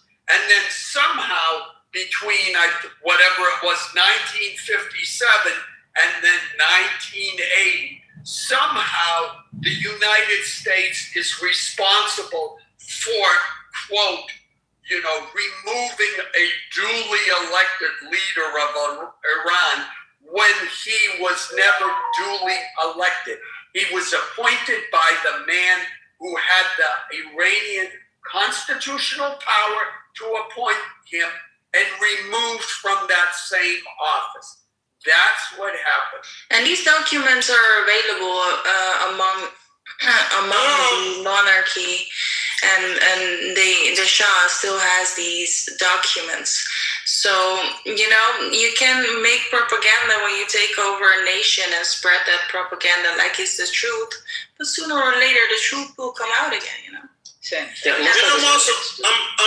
I'm really wondering, you guys, because I was listening to you guys for like 15 minutes when Cyberpunk was talking, and he was just spreading all those lies, and no one said anything except Rashad.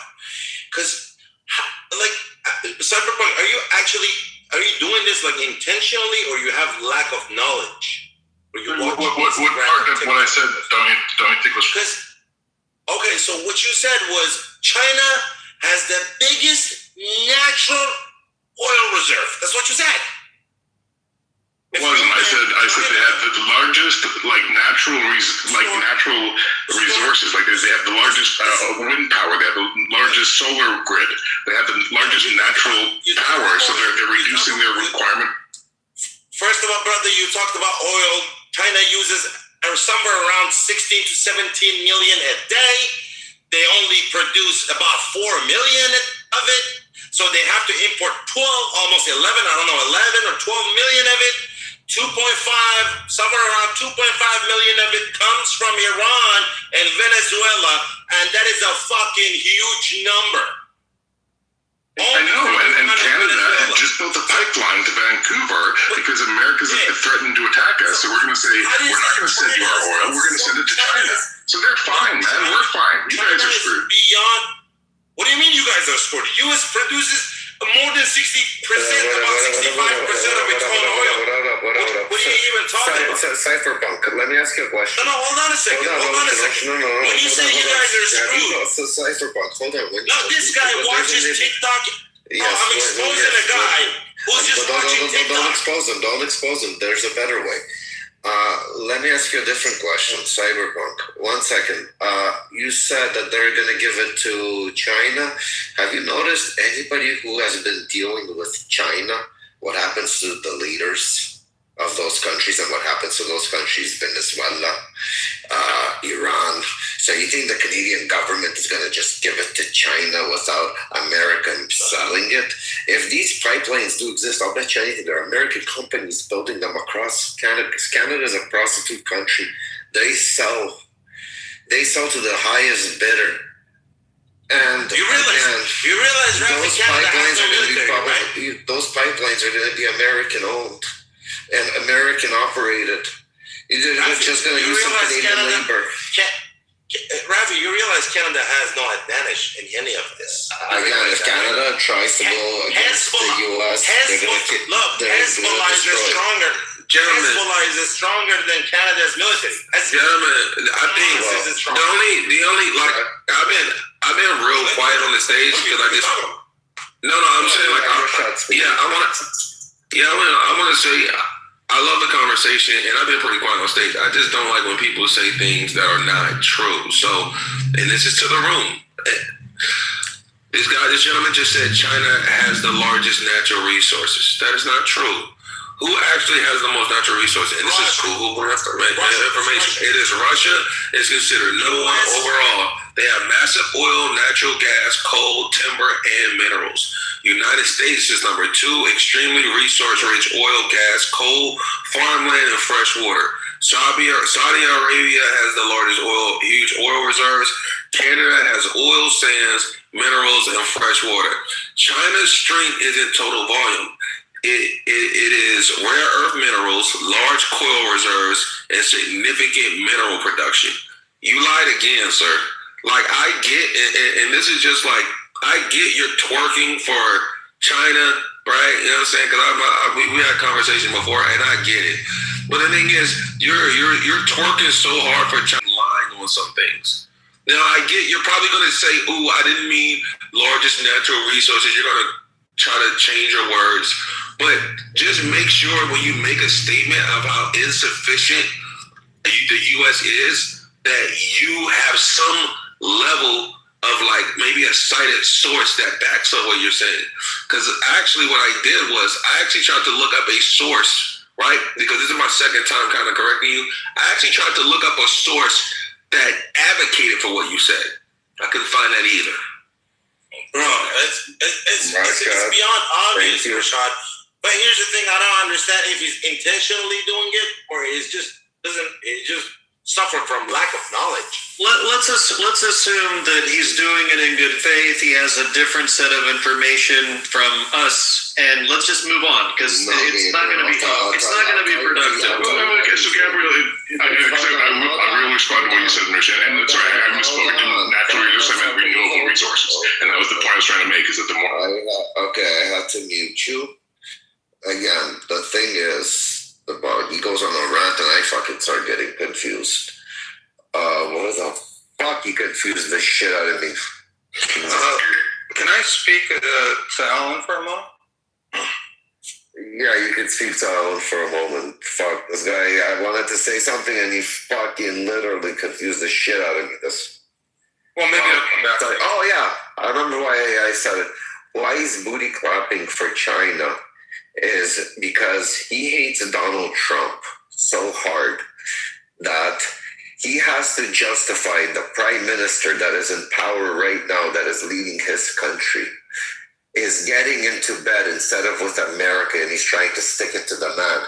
He's getting into bed with China, and China's a communist party. And this is one of those sleepers that they groomed in Canada. This is a perfect example. This person's not a leader, he's a follower. He'll hear something and he's going to regurgitate it. That's what I wanted to say, guys. I'm sorry. So how about you tell them how in Canada, the cyberpunk, how you guys already have Chinese police stations within your own country? What the fuck are Chinese police stations doing in Canada, if that is normal? We have one in New York as well. Well, again, look at New York. What's happening in New York, Kirk? New York is very fucked up. Tell me what's happening in Canada. Tell me what else Canada's investing. Oh, yeah, Canada's investing into a space station with China. A stupid amount of fucking money. I forgot the amount of money they delegated. Honestly, hold on, absolutely irrelevant. No, they delegated. It's not. Ocean, I'll tell you why it's not. This is going to be a reason for America, if something, to attack Canada, because they're letting China, a communist country, it's basically to get into bed right next door to them, which America's not going to stand for, and the Canadian people are going to suffer for it. And he's not understanding that his government is fucking playing the whole fucking country at the same time while he's fucking around with America as a big brother that is next door, where China is very far away from Canada, unless they start building and adapting in Canada. And he's very clueless on it, and it's a very scary thing how people like that think in Canada. It's crazy. Aren't you getting two pandas next week? And you guys need Trump going to fucking China next week? You guys are cucking China more than Canada. What are you talking about? You guys got to read the news. What the fuck? Yeah, There's money. A group of Silty can take down Canada in hours. Well, Ocean. So just to let you know, there's a funny joke about this. That the actual New York State Police Department, like all the way to Buffalo to New York City, the New York State Police Department is actually larger than the Canadian Army. I think there's more people in the New York State Department than the Canadian Army. I might be wrong again. My thing is just if you're gonna lie, but there's always a joke about that. My thing is, like, if you're gonna lie, I'd rather you just lie on your own country instead of lying for like a country that really don't give a fuck about you either. Oh yeah, that country doesn't care about its citizens. The caveat that also I want to say that he said they're number one in renewable resources. They're not. They're not number one in renewable. China is not number one in renewable resources. That was a lie too. How snuggly are you with China, Cyberpunk? I just really want to know, how close are you? It's like it's a Friday. Bites the pillow in bed. It's Friday night. You mean like as a nation, or like are you talking about myself personally? I don't know. It sounds like you're taking it for the whole nation. No, I would actually like to know, like, why do you advocate for China so much? Because like the three things you said have all been lies, and you know that at this point, because every time I corrected you, you said, "Oh, I didn't mean that." "Oh, you're right, I didn't mean that." So that's like saying, "Oh yeah, I lied, and I know I lied." And you corrected me, right? It's never like, "Oh, I didn't know that." You're literally saying, "Oh yeah, you're right, I totally lied on stage. Oh yeah, and this is what I meant." And then that's a lie too. So I would ask you, right? And it's Clubhouse. Why do you lie? And brother, I promise you, this will be the last thing I say. If anyone comes off mute and tells me that I'm lying, can anyone just Google the following? Go to your favorite AI, says, what country generates the most renewable energy in the world? And if anyone comes off mic and says it's anything but China, I will just go to the goo and bust y'all a good. Well, that's the thing. You didn't say that. You didn't say that. You said that they're number one in renewable resources. You said that. The room heard you. Why is it that you guys are not talking about Africa? No, wait, no, sir. We're challenging the statements this man said because he says it to the room. And what I realize on Clubhouse is we're so anti-American that we'll let someone come off and just blatantly lie, right? Especially if it's a pro-China and no one takes the time to just simply prove That's that why person I was shocked. That's why I was shocked. You guys were just listening. Like, bro, Canada is not even a sovereign country. Like, what is? Right, and I get it, right? Like, listen, Canada is seriously not even a sovereign country. I get it, like you have to answer to England. Like, I'm in the military, right? So I defend the freedom of press, right? Freedom of speech and the freedom to lie, right? But I also defend the freedom to correct somebody, which is kind of what I did. So that's why I would ask you, why do you lie and blatantly lie for China so aggressively? Like, what is that? Oh, there's special bills in Canada for freedom of speech and, for what content you're allowed to watch, what news you're supposed to get. So there's a thing. The chief of police said if someone broke into your home, give them whatever they want. Well, I know, but I'm asking. I'm asking Cyberpunk. I'm gonna fuck you if they fucking broke in your home. What are you fucking talking about? Is there a Wait, but I want to ask him though, since he knows, because every time I corrected him, he acknowledged that he was wrong. So that means he lied. That's like he's basically saying, "Hey, I know I just lied." Watching TikTok. Yeah. Why do you blatantly lie for them so aggressively? If you let me. Yeah, go ahead. We were having a conversation about the oil and the dependence on oil. And the comment that and you listen, it's late. We have legal marijuana in Canada, so the comment I meant to say is that listen, China is killing it in renewable energy generation. I know that's not what I said, Rashad, and you got caught up on that. I get that. Autism is rampant in America, but we were talking about China's dependency on foreign oil, and I was making a comment that they are killing it on generating renewable energy, which they are. They're the largest generators of renewable energy, and I know you don't want to talk about what you want to say. Hey, Canada. Fuck you, Canada.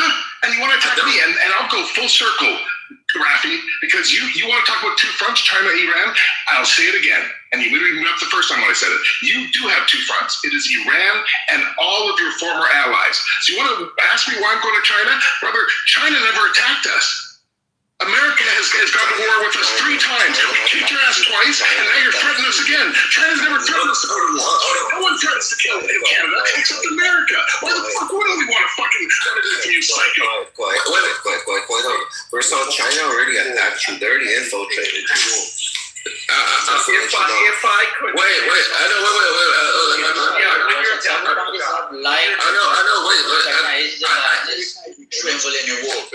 Hold on. Listen, guys. Let me answer the gentleman. So for one, autism is just rampant around the world at this point. 2, I don't hate Canada and I don't hate China. Right? I don't give a fuck.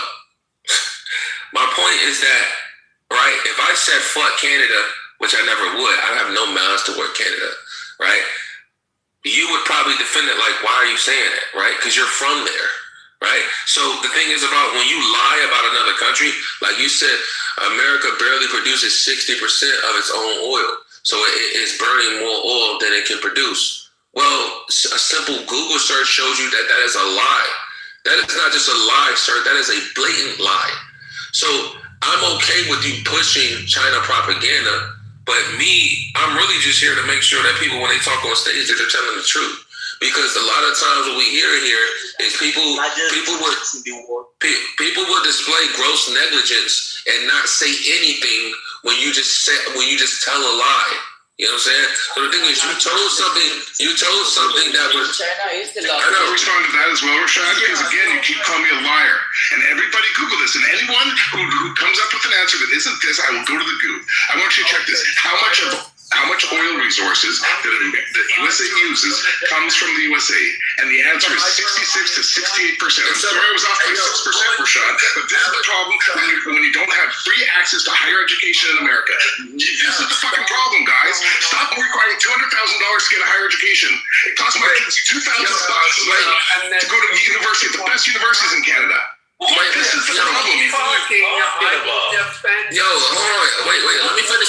finish dialogue. Guys, give it to Rashad.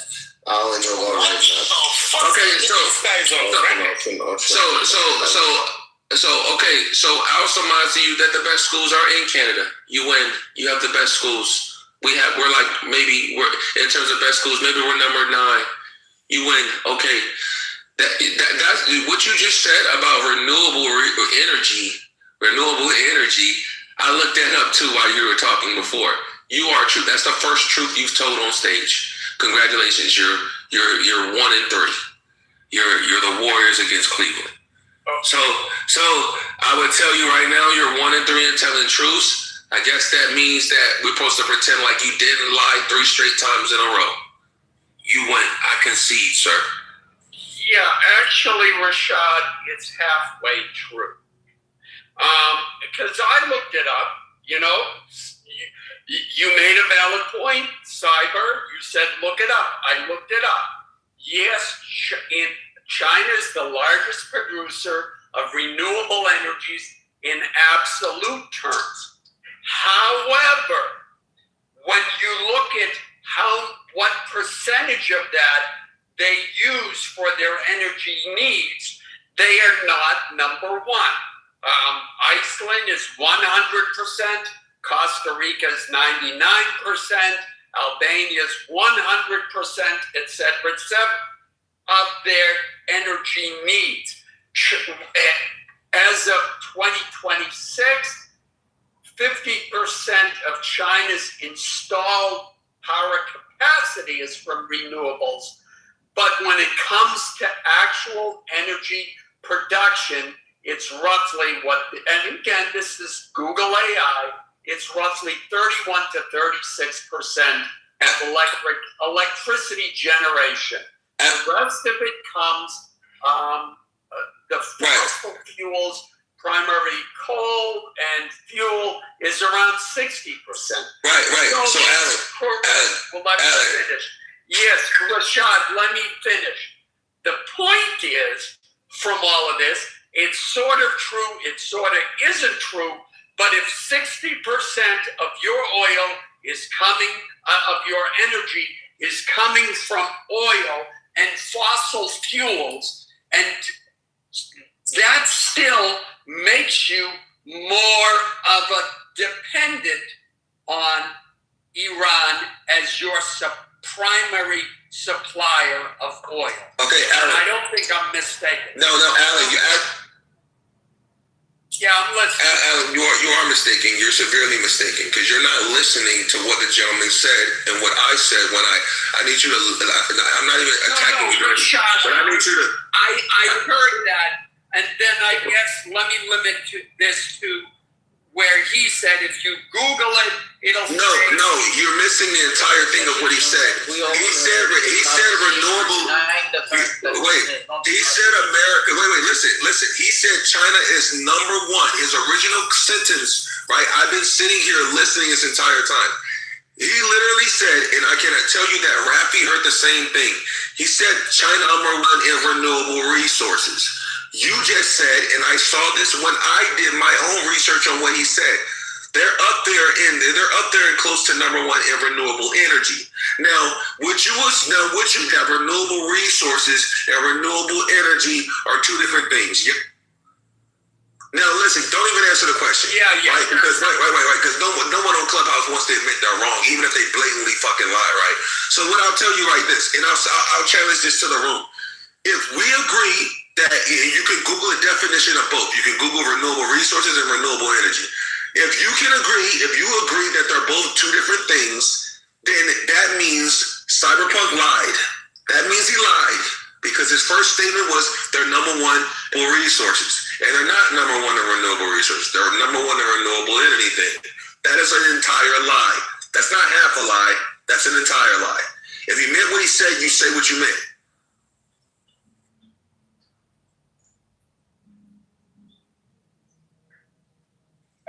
I said I misspoke. We were talking about energy requirements and how much China was dependent on the oil.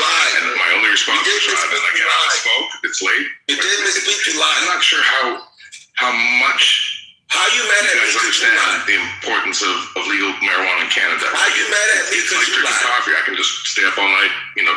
Anyways, I misspoke when we were talking about this. I mentioned that I tried to mention that they were. What I meant to say was they were the greatest generators of renewable resources and energy, and I think again that's relevant because of the conversations. That's why they don't care, and they have so many other sources for that oil. Like Canada, we just launched another pipeline. And by the way, Rafi, it's built by Indigenous First Nations and Canadians. With 100%, not like the bridge that you guys want to try and break, which we built for you guys. Hold up. Indigenous companies might have got the contracts.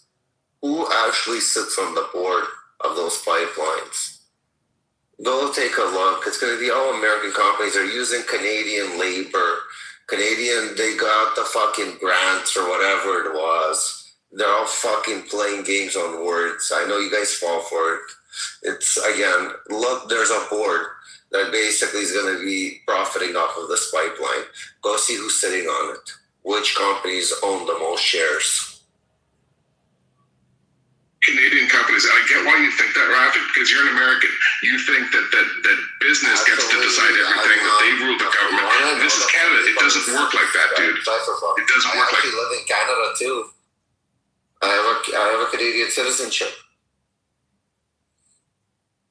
That's the difference, right? Because clearly you were not born and raised in Canada. I know it because I can hear you. It's like, yeah, good for you. Because we let in a lot of people. Some we regret. But you were clearly not born and raised in Canada. And if you were, please tell me. Because I'm saying as a Canadian, I know that you were not born and raised in Canadian, sir. You might have married into it. We let a whole bunch of people in. We don't let in like illegal folk. We don't have a fucking open border like you guys. But we let in a lot of refugees, even from America. Who opened that border, Cyberpunk? It was the Democrats. Who involved the government? Yeah, who's bringing in all the garbage into your country right now? Those are your liberals. Okay, those are American smuggling guns into my country. American guns that are killing our people. Stop it. Keep your guns to yourself. Hold on. Alan, that's correct. It's those American guns that are getting smuggled into your country that are killing the people. I agree with you. But why are they going after the law-abiding citizen that had to do a very, very hard test to acquire a gun license? They had to go through gun training. Okay. Why are they going That's a great question. after those guns? But the liberals are giving these fucking bails, 24-hour bails that they're giving out to these guys that are bringing all these illegal guns. And they're not doing nothing about it. Sorry, Ocean, I love you. Go. No, but I'm saying right now, I've been dealing with someone who is irrelevant. History is irrelevant. This motherfucker is a fucking left-eating piece of shit who agrees if someone broke into his fucking house, he's gonna let them fuck his daughter. You know why? Because the motherfucking police chief in Canada said if someone broke into your home, bend the knee and let them fuck you in the ass. That's who you're talking to. That's who you're fucking talking to. I'm sorry. No, I appreciate that submission, but Rafi, let me respond if I can. The guy that could have protected the family, he's not allowed. You're talking about some bitch ass. Okay, I want him to respond. By the way, thank you so much for the time, sir. I wish everyone have a blessed day. Everybody buy guns. Everyone buy guns. Good for your family. Good for your kids. Good for your wife. Good for your fucking. Ocean. I just want to say, this bill is going to be sent to you via email. Okay, you gotta pay for this little psychiatry class you just had here. Moment. America is fighting for his interest. US is fighting for his interest. Everybody is fighting for his interest. Cyberpunk is fighting for Chinese interest. True. We're all fighting for. Let me respond really quickly, right? Let me respond really quickly, right? So with the gun thing, right? Yeah, we do get a lot of guns that come in and kill some of our people, right? And this is relevant, right? Because last week America had its 100 mass shootings. Canada was the people of America. Right? So by definition, we should have 10 shootings. We've only had one. You have to mute him up. Guys have all your interest. So you took an AR that caused it, that one mass shooting, and I'll land with this. Please don't ice me. I'll land with this. I promise. The leading cause of death in America for children is gun deaths. You guys are fucking sick. Amazing. What's okay? Hold on, everybody. I'm gonna mute everybody. Hey, buddy, your little girls in Canada are getting fucked and raped by fucking terrorist Muslims. Go do something about that, you dumb idiot, fucking pussy ass bitch. Oh shit. How about that? Oh shit. None of that. I'm very energetic tonight, guys. I can tell. Thank you so much, Robbie. What is the opportunity? That fights for your interests. I don't or condemn any of this. Agree with what has been said on this stage. Letting everybody know. But we're moving on. Nobody's talking about Africa. People are dying in Africa and all these resources. I know. Why are you gay? We're gonna tell the what's it called? What are those ones in Nigeria? Boko Haram to stop killing the Christians there. We're gonna try to end that too. Very shortly. Give us a second. Cyberpunk. So the killing right now in Canada. Killing in Canada. Yeah, hold on. We're gonna deal with Boko Haram after. The killing right now in Canada with guns, legal compared to illegal. What is the number? No, we don't have gun shootings. We just have guns. Gun shootings. We don't People have gun die from shootings. guns up here. We don't have gun shootings. Hold up. We don't have gun shootings. You said. We have 1% of the gun shootings you guys have. We have 10% of the 10% population. We have 1% of the gun shootings. Hold on. Our kids don't die of guns. They die of natural causes. The leading cause of death in your country is guns. And ocean. Remember, holy shit, you just said that doesn't happen in my country. That happens in your country unless they get shot by a fucking gun, dude. Google it, you guys. And we're trying. Tell me if I'm fucking speaking untruths. What is that? Kids in America. You want a pussy who's waiting to wait in the bucket? Ocean. I need calmness. Ocean. Yes, sir. Yeah. I need you to calm down. I need you to seriously calm down. I'm absolutely very calm. I'm very happy. I need you to calm the fuck down. I love the second of Ocean, I need you to calm the fuck down right now. I fucking love America. Yeah, bitch. You love America, great, 100%. But where the fuck were we going with it? Somebody wanted to speak. Who the fuck wanted to speak just now? Cyber, I don't know where you get your stats. I don't know where you get your stats from, but they're made up and farcical. That's all I can say. You guys don't know all the resources you guys are talking about. Let's talk about Nigeria. Cyberpunk, why are you gay? Yeah. Hold on. And you are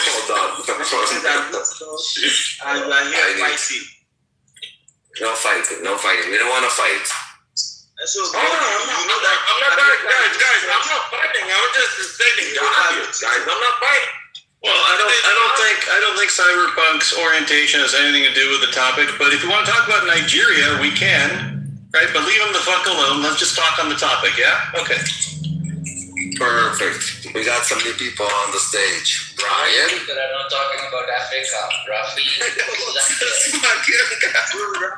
us to talk about Africa. Hey guys, let's reset the room again. Please, Father. Reset the room. Okay, so if you have a pink ticket, go to the look up to the top of the room, click the join button.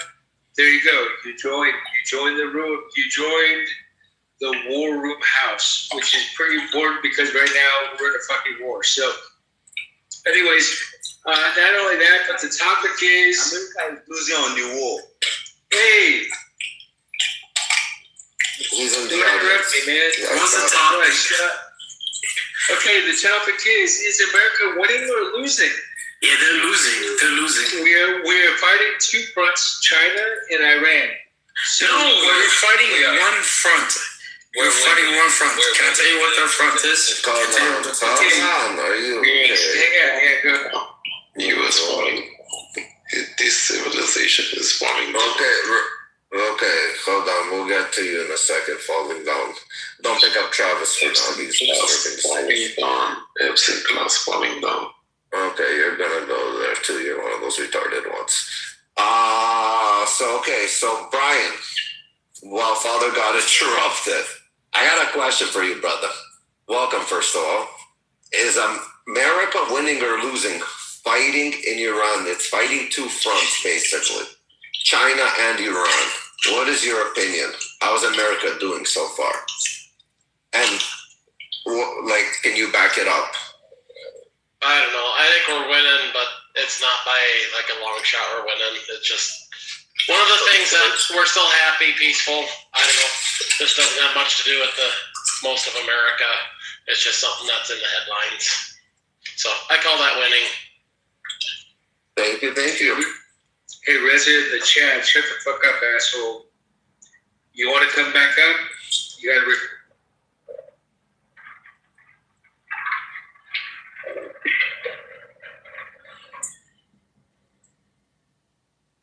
Okay, let's go to Africa. What are you gonna say? Talking about Nigeria or Africa? You want to talk about Nigeria? Let him come back up. I want to see what he's got to say. I'm gonna fly him for lunch. What's that Raza character? Could somebody find him, bring him back up? He might be specific about Africa. South Africa, North Africa, East Africa, or West Africa. Why is it was Uganda. Uganda's the guy's name. Ugandina. You're going to talk about Uganda? No. The black guy right here. He's I'm looking at his thing and he's not responding. You're on mute. Get off of mute. Oh. Okay. Whatever. Okay, so let's. It's like, what do you know? What are you going to say? You've got 30 seconds. Okay, let me tell you. The negotiations are going to take place again. The American delegation has left. The Iranian delegation has already reached Islamabad. And these are going to be extremely important. Yes, you're absolutely right that this war has less to do with Iran, but more with China. And Donald Trump is going to visit China in the near future. So it is important for America, and a win-win is extremely important for America. And an absolute win would be if they would punch a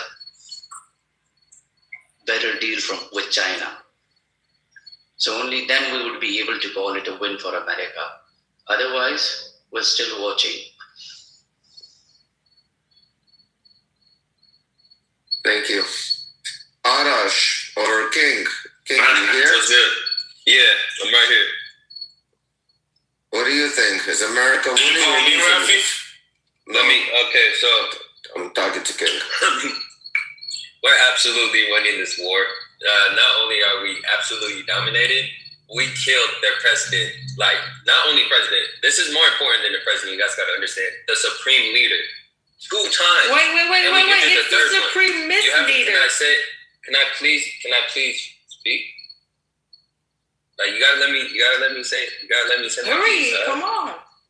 No, I use my power and I give King 10 minutes. Go ahead. Thank you. We're wiping out, bro. I don't know what goes on in between your guys' Let the guy talk. Your guys' mind. Let the guy talk. I don't know what goes on in your guys' mind, but like, I don't know what army that gets their navy wiped out, their whole official wiped out, and still saying we are winning the war. Like what? Delusional. We kill more of y'all than we. Like what? They're delusional. Exactly. Yeah. 100%. I don't get it. I don't get it with these people. Like, how are they winning, bro? We killed all the. What's up? King, can I chime in with you? I agree with you. Can I chime in? So I'm Persian, guys. Just to let you know, I'm your family's from Iran, all that stuff. But long story short, first of all, U.S., what Trump is doing, he's doing it for the world. He's doing it for the USA, but he's doing it for the world at the same time, okay? He's not doing it for the people of Iran, I promise you that. As much as I would love to say he is, I know he's not, but I love Trump, and he had the balls. He's the first president that had the balls to go do this, right? Iranians, as an Iranian, they're all fucking bullshitters, bro. We're gonna do this, we're gonna do that, none of it happened. The first night, the fucking Supreme Leader couldn't fucking live. The first night he went out, like at least a week, 10 days, 15 days, like, when they say about America, they're saying, oh, we're gonna kill America, fuck Israel, all this shit, right? He couldn't last fucking 24 hours, bro. And his son is a fucking cardboard now, right? So the problem is listen, when you I'm talking as a human being, right? If you grew up in a society, right? Imagine like growing up in a house, right? Where every day they say that, listen, broccoli's bad, broccoli's bad, broccoli's bad, broccoli's as a baby, right? You're gonna grow up always thinking that broccoli's fucking bad. It's gonna be imprinted on you. Right? So these people, besides all the meth and shit that they do for all their energy and stuff, they have imprinted this on the young people, a very small portion of the young people, that listen, they are the West, the Israel, they're all fucking bad. Listen, the only person that stood with the people of Iran, the general population of Iran, was Israel. Right? We never had any problems with Israel before. I got so many Israeli friends. I got so many black friends. I got so many Mexican friends. Listen, we all people. It's not about, at this point, when all this leftists come out, they sound so dumb, dude. They sound so dumb. I'm sure y'all seen it. I'm sure y'all dealt with it on a daily basis. But the fact that Trump had the balls, okay, to do this, it's a opportunity for the Iranians to take, the people inside of Iran, to be able to hopefully, fingers crossed, have a fucking normal life like the rest of us, man. All they want to do is have a normal life. They work hard and to be able to sleep at night, and their kids go to college, and they just want the regular shit. They want the debt that we have, right? They want to be able to have, they just want a regular shit. They don't want to wake up the next morning and see the gas prices or fucking the tomato prices have tripled. They don't want to be able, they don't want to go out and eat and have uncertainty if they're going to come back home in one piece or not. Listen, I'm Persian. I did a lot of Persian girls. They all say, listen, the higher end, like the Beverly Hills of Tehran, is nobody gives a problem. You can have a dog. You can not wear the hijab. It's all good. Okay, though, that's a rich portion, right? That's a very small portion. But at the end of the day, people in Iran are just wanting a genuine, regular fucking life like the rest of us. So 100% U.S. has destroyed them, okay? And these delusional people, I don't know what kind of meth they do on, but the delusional people are still saying, oh yeah, we're winning, whatever. Let them say whatever the fuck they want to say. Everybody else knows the reality. So I appreciate y'all having me. I just walked in, but that's my true feeling. Thanks, Arash. Yeah, that's good. Let's go to Raman. Raman, are you there? We already spoke to Raman. We got Lucky on the stage. Okay, gotcha. Unless King wants to finish off what he was saying. Yeah, so thank you. That's okay, but I just wanted to just expand on that. Yeah, so the whole Air Force is gone, the whole Navy is gone, and most of this shit, we blew it up. Most of the missiles, we blew it up and stuff. They have to use, drones now. That's what they're doing, bro, and they're just shooting wildly. They're just crashing out right now because they know that their day is coming. It's gonna come to a head. Thank you. Okay, great. Let's go to Sake. Sake. How do you... Hello. Sake, what's that? Yeah. I'm from India. I can't speak English in proper way, but I understand.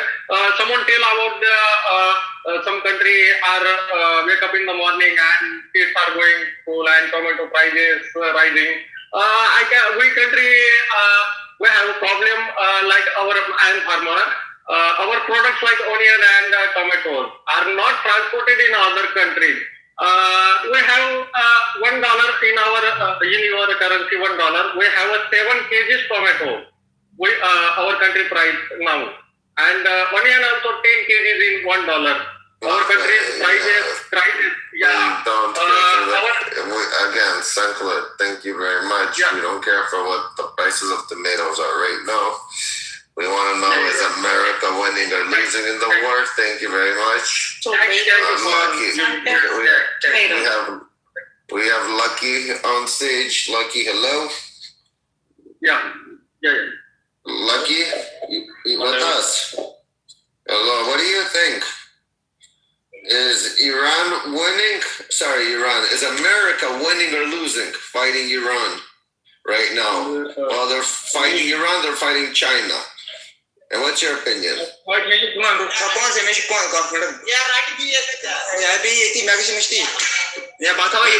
fuck? You speak English? I moved him to the audience. If he asks to come up again, let's see if he can talk to us. But no, maybe he wasn't lucky tonight. I think he was talking to someone else on near him. It sounded like he's. Lucky wants to come back up. Yeah. Bring him up. Yeah. You guys deal with it. You guys deal with it. What's cooking, bro? Hey, Lucky, is America winning the war or losing the war? I think America losing. Both sides. Okay, tell us why you think America's losing. Take a minute. Because basically, some reason globally, economically. Well, can you be specific? What makes you? What was America's goal, and what's happening so far that makes you say it's not achieving the goal? Because Iran used low category missiles. The America has the high category missiles. They have a lot of the investment on the army missiles. So Iran used category missiles? I hate category missiles. What the fuck is that? Basically, I'm right now in college.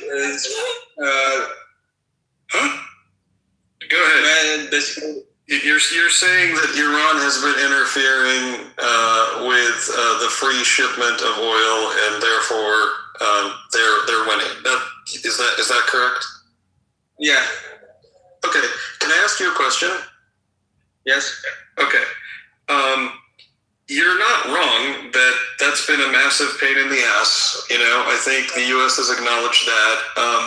But do you believe that there are any other ways that Iran is winning? Iran is stymieing the U.S. in some ways there, but do you believe there are any other ways in which Iran is winning this war? Are there? How else? Because it's basically many countries support Iran. Okay, let's talk about which countries support Iran. I'm going to just go through a quick list. Does the UAE, it's an Arab Muslim country, support Iran? Yeah. 1 second. Yes? No, hold on. No, just say yes or no. Does it support Iran? Yes, I support the. No, I'm sorry. The UAE does not support Iran. Iran attacked the UAE. UAE does not support the Iran. And by the way, it's not. Hey, listen, we're just going to go quick, okay? So just work with me a little bit. So the UAE does not support the Islamic regime. They do support the Iranian people, and the UAE has had to defend itself against Iranian missiles recently. What about Saudi? Does Saudi support Iran? Yes or no? No. Okay, got it. Okay, let's talk about Britain. Does Britain support Iran? No.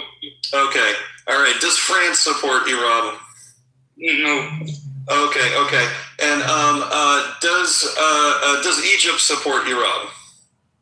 Yes, Egypt. No, they do not. No, they don't. They don't. Does Jordan support Iran right now? Jordan support Iran. No, Jordan does not support Iran right now at all. Let's one sec. Now let's talk. This is a trick question. Qatar, which is the home of the Muslim Brotherhood since the 1950s, and the mother, the Sheikha, right, of Qatar, is like a massively important person in the Muslim Brotherhood. By the way, London and Qatar are the two centers of power of the Muslim Brotherhood, just FYI for everybody. But does Qatar, which was allied with the Islamic regime and helped them launch October 7th and funded it, does Qatar now, today, support the Islamic regime of Iran? It's a trick question. No, you're right. They switched sides. Nobody fucking supports Iran anymore. You can go down the list. Everybody, all the states, all the Arab and Muslim states, they don't support Iran now. What about Yemen? Yemen does not support Iran at all. The Houthis are a terrorist group, and they support Iran or the Islamic regime because they are getting money from them, and they're a puppet, right? But Yemen outlawed the Houthis, right? You know that, right? Yeah. Oh, okay. Okay, so it sounds like so if your argument was that Iran is winning because lots of countries support them, I don't think you can name a single country that is supporting the Islamic regime of Iran today. Bro, listen to me. Okay, bro. For the dollar, fall down of dollar. Mr. Donald Trump. No. Dollar currency fall down. Oh, dollar. Lucky, thank you. We appreciate you. We can come back to you. Yeah, we got other people. Yeah. Gabriel, you want to take over? No. You go. I got it. Jay, welcome to the stage. Lucky, mute up. Good morning, Rafi. Good morning. How are you? Good morning, Jay. I just want to chime in just for 2 minutes. I don't want more than that. Go for it. What? Pardon? Go. Can I go ahead? Okay. What I feel is that after the attack of Iran on GCC countries, specifically these Qatar, UAE and Saudi Arabia and Bahrain also, in future I don't think these countries will ever trust Iran, not only because of the attack on their soil and on their air bases, and also because they believe that Iran at any point of time can close the Strait of Hormuz in future, so it can strangle them economically. So I think Iran is not going to have a good relationship with its neighbors, probably except Iraq, because it's a Shia-dominated country. Hence, I feel that Iran is something like I think now Iran is being run by army. Jay, but isn't it closed now, the Strait of Hormuz? Yes, it is closed. I accept it. But thing is that in future, it has never been closed by Iran. Even during the 1980s, I think Iraq war. I think only once I think it was closed, but it was never closed by Iran for oil trade. It's closed by U.S. It's closed by U.S. now. Yes. No. Yes, but it was U.S. action was a reaction to what Iran did. Will you accept it? No, it's a chess play. Yeah. Okay, but still I feel that you can do it. We can do it. Jay, my question is to you. So we heard you were telling us a nice story. Thank you very much. Happy hour's done. Is America winning or losing, though, fighting this war in Iran? But don't forget, this war is a ripple effect on China as well. So they're fighting two fronts. So is America winning or losing? What, in your opinion?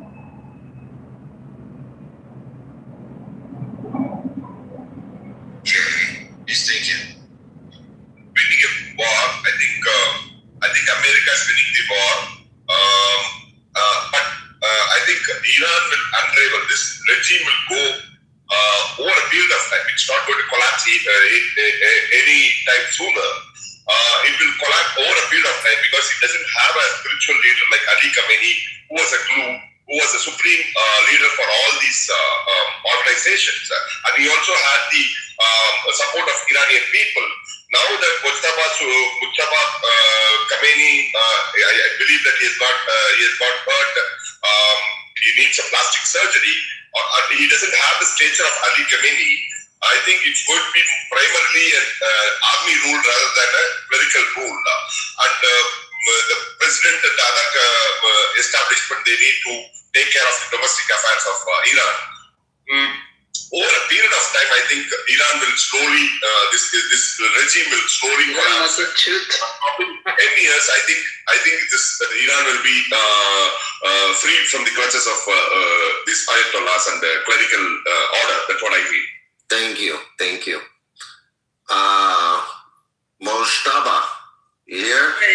I'm an Iranian-American peace activist, and Israeli propaganda to which Jay has been listening. India, by Nepal and India, Iran was. Oh, someone's talking. Can you? I'm going to put him in the audience. I shot him.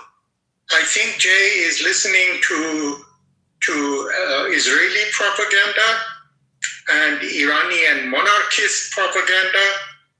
I am a Mossadeghi Iranian. Oh, that's Koskoli. So one fascist murderer regime for the other. Arash, they don't know what that. Arash, they don't let know us what play that with our food. Let us play with the food. Let him finish. Fuck up.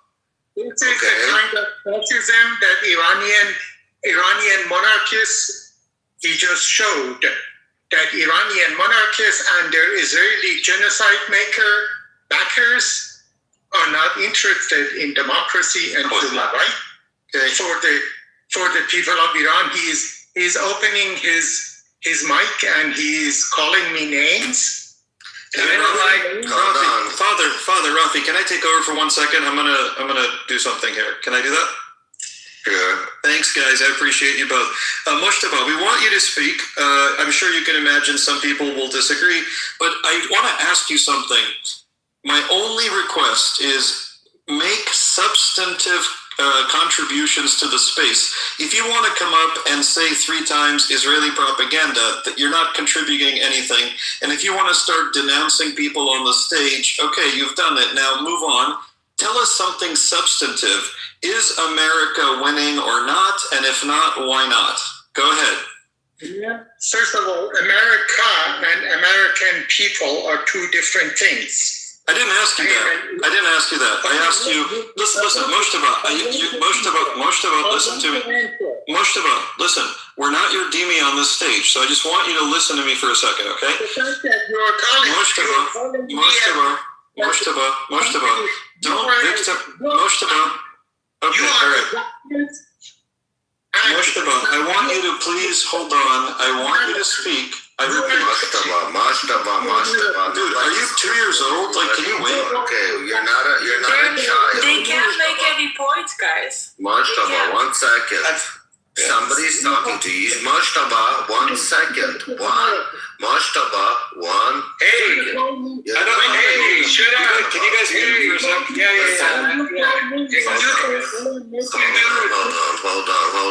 Hold on 1 second. Mute all speakers. I'm going to start muting everybody. Mushtaba, I'm going to treat you like the IRGC treats its regular civilians, okay? You're going to stay quiet. So now, the question is to you, don't divert. Stay on topic, okay? You living in America, as you just said, you're an Iranian living in America. In your eyes, living in America as an Iranian, is America winning this war with Iran or losing this war with Iran? Because don't forget, this war's not. Hold on. Are you brain dead or what? Like, I don't get it. I'm gonna mute you again. So, okay, I'm gonna move you to the audience for now. The question is, are they winning or losing? I don't care for Israel. I want to know what America's doing right now. Forget Israel. I understand you eat and dream about Israel, but this is not about Israel. This is about America right now. And I want to know, what do you think? Living in America as a Persian. Could somebody bring him back up because I can't find him?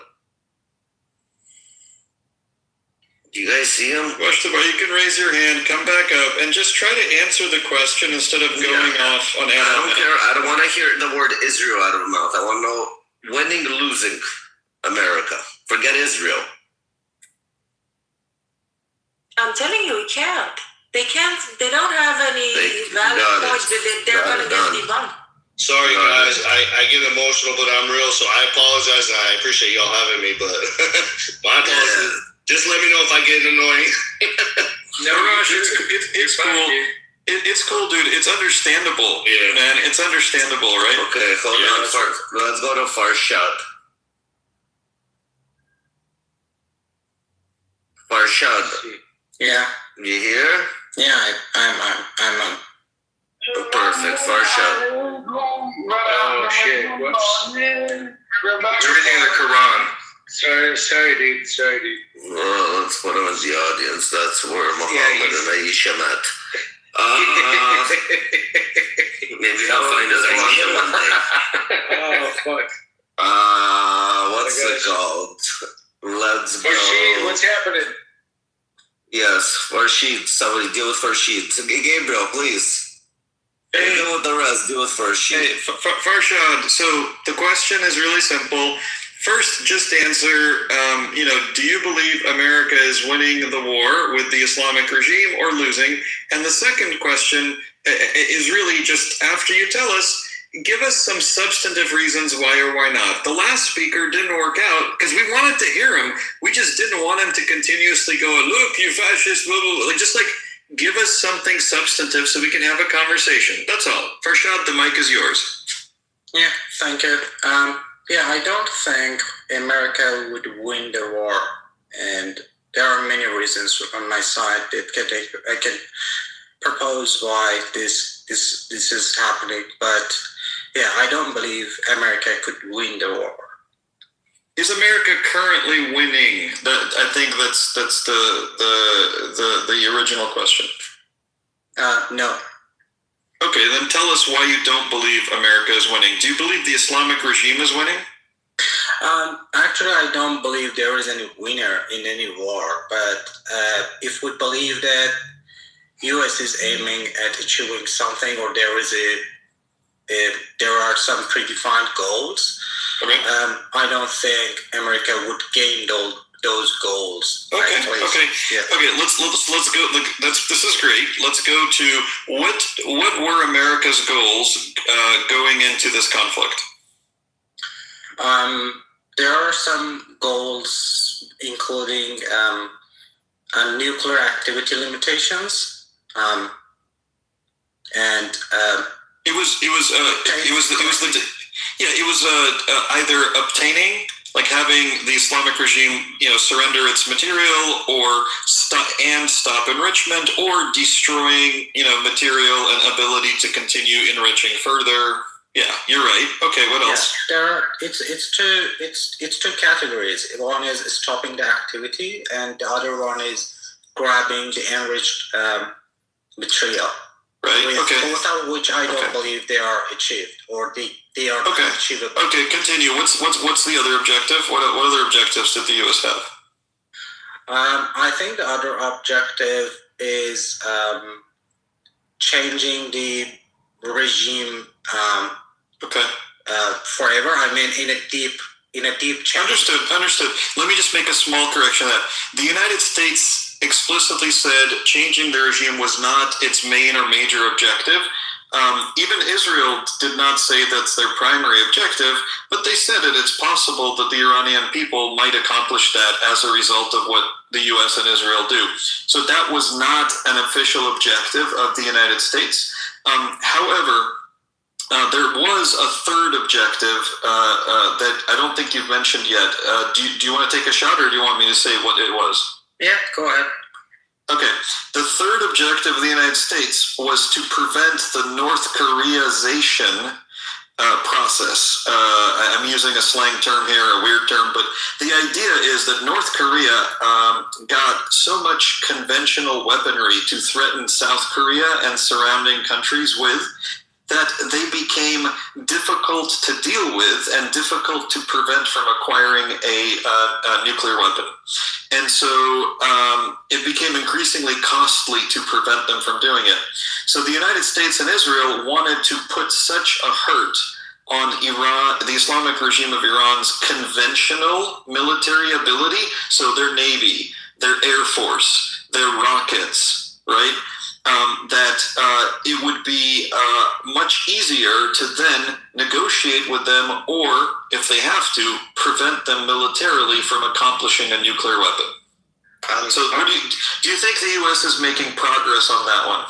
I agree that might be a third goal, but it's not achievable either, because it can be defined in a different way. You know, you can limit that activity as well, or limit the missile, for example, their missile activities, or overcome the missile activities. But I don't believe this is achievable either, because what they can do is that the missile activity is any country's own choice, and for regarding Iran, which has no other. May I pause you? I hear you. Yeah, okay, thank you. So just a couple notes. The Islamic regime's air force has been fully destroyed. You can kind of look that one up. The Navy has been basically fully destroyed. There is some capacity to like drop mines into the Strait of Hormuz, which is kind of what has made it perilous, you know, to cross. And there's some ability, you know, to interfere, but a significant portion of the Navy has been destroyed. I forget if it's 40 or 50% of the conventional missile arsenal is estimated to be destroyed. Someone here can correct me. I'm not like 95% certain of that at the exact stat, but I think a lot of it. And I believe the last time Israel and the United States struck, they destroyed a significant amount of the enrichment facilities, etc. Not all of them, right? So you're right that any country can produce missiles, and once that country declares war, say like on the United States by trying to assassinate the President of the United States several times, and by murdering 40 U.S. citizens on October 7th, and because the Islamic regime participated in October 7th, planned it, financed it, helped direct it. And, you know, over the years, the Islamic regime has attacked and murdered many Americans, wounded thousands of Americans over the years, 200 plus Marines in Beirut back in the 80s even. So basically, when any country engages in that, the country they are attacking has a right to go and take out their missiles under the laws of international conflict, like under any kind of international law. If a country says, we are going to destroy you, you're the great Satan, and proceeds to spend 30 years murdering citizens of another country, the country who's being attacked has a right to go and destroy their missiles and do whatever the fuck it wants, to be honest with you. So, but listen, back to just the practical side. Do you believe that America has made at least some progress in retarding the conventional capabilities of the Islamic regime? First of all, I would say neither Navy nor Air Force are the main military abilities or capabilities of Iran. The main capability of Iran is, regarding the military capabilities, is more missile type of militaries, which are defined as the main military facilities. So Iran is not an Air Force producer nor a Navy producer. But they do have an Air Force. They do have an Air Force and a Navy. You know that, right? They already have it, but they're not. Gabbo, can I ask a couple questions? Yeah. Let me finish 1 second with him, and then it's all you. Listen, I don't disagree that their missiles were the thing that was kind of fearsome, but do you admit that the U.S. and Israel have destroyed a significant percentage of the missiles? And also, have you noticed that the number of missiles currently being fired, being fired just before the weird ceasefire, went down from like hundreds per day down to like 1 or 2 or 3 per day? Did you notice that? Yeah, I quite agree that there was a significant progress in destroying such facilities, but it's not something that it's a complete destroyment in a way that there is no absolute activity. So even a minor activity is able to stop or even get the war into negotiation. So if there was no ability in a absolute zero, these negotiations is meaningless. So there is something over there that is active still, that their ceasefire is meaningful. So I just want to tell you. So this is yeah. So this, I'll throw the mic to the other gentleman. I can get my screen who wanted to ask you a question. Sorry. Sorry about that. Yeah. Just real quick. According to estimates from 2 days ago, this is figures released by Israel. The military has destroyed or disabled around 60% of Iran's estimated 400. Here, hold on. Let me see. Of Iran's estimated. Here we go. They have destroyed 60% of Iran's missile capability from as of 2 days ago. So you're right; it's not fully destroyed. Yeah, but if you're saying even if it's 80%, if you're saying person is still working and he's I hear you. But listen, you said that you agreed with me that conventional, measuring the destruction of conventional capabilities is one of destroying it is a goal. You also said missiles are the most important thing.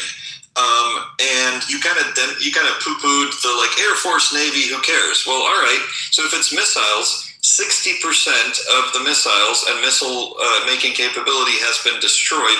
You're right. It's not all of it, but it's more than half. Wouldn't you say that is progress in the war? I would say yes. It's impactful. Okay, thank you. I'll throw the mic to you, John. Gabriel, thank you so much, bro. I appreciate you. I had a question. Farshad, you're a PhD. Are you a PhD in America or Iran? I'm in Europe and Europe. Fantastic. Canada. No, that's what's up. So Iranians are very educated, very smart kids. I mean, extremely. Farshad, when you say that you think that Iran is, ultimately you're saying Iran might win the war or has won the war or whatever it may be. I have a question for you. You're saying the missiles, they're still maybe building the missiles and whatnot. Every morning, how long have you been in Europe or Canada? Don't want to ask a personal question, but how long have you been out of Iran? About 7 years. Okay. Why did you leave Iran? Because of many reasons, but yeah, to expand my knowledge and do my education, I left Iran. Okay, so we have the internet to expand your knowledge, but if you want to get an education out of the country, so you're expecting another country to, support you and help you get your knowledge, which a lot of, people do, which is fantastic. I mean, that's why countries like Canada and America are amazing, right? What were you expecting to do after you finish your school in Canada or Europe? I'm still working. I'm not educating. I'm now working in Canada. Okay. Why didn't you go back to Iran and work? I do trading in Iran. I do support Iran, and I love Iran. I love Iranian industry, and I help them. I do many papers published over there, and I love Iran. So you're helping the IRGC? That's maybe your mind, but no, I'm just asking a question. I don't know you, so. So you don't know me while you are judging. Okay, so with all the missiles that Iran has had, why haven't they destroyed Israel? Because we prevented. This was the Israel and U.S. attacked Iran, not Iran attacked them. Okay, it doesn't matter. Israel, just Israel attacked Iran. Why didn't you guys destroy Israel? There is nothing over there. Because the there's nothing over there. Iran is being attacked. I know. So somebody attacks your country, and Israel, when you were a baby till now, you always said, Magba Iran, death to America, death to Israel, right? So why didn't you guys destroy it? Even if you say in that way, it was Israel over 20 years publishing over 25. My question is, why didn't you destroy it with all the missiles you had to make in 47 years? Why didn't you do it? What happened? Because, but if you're keeping asking question and not letting me answer or talk. No, please do. Just to say.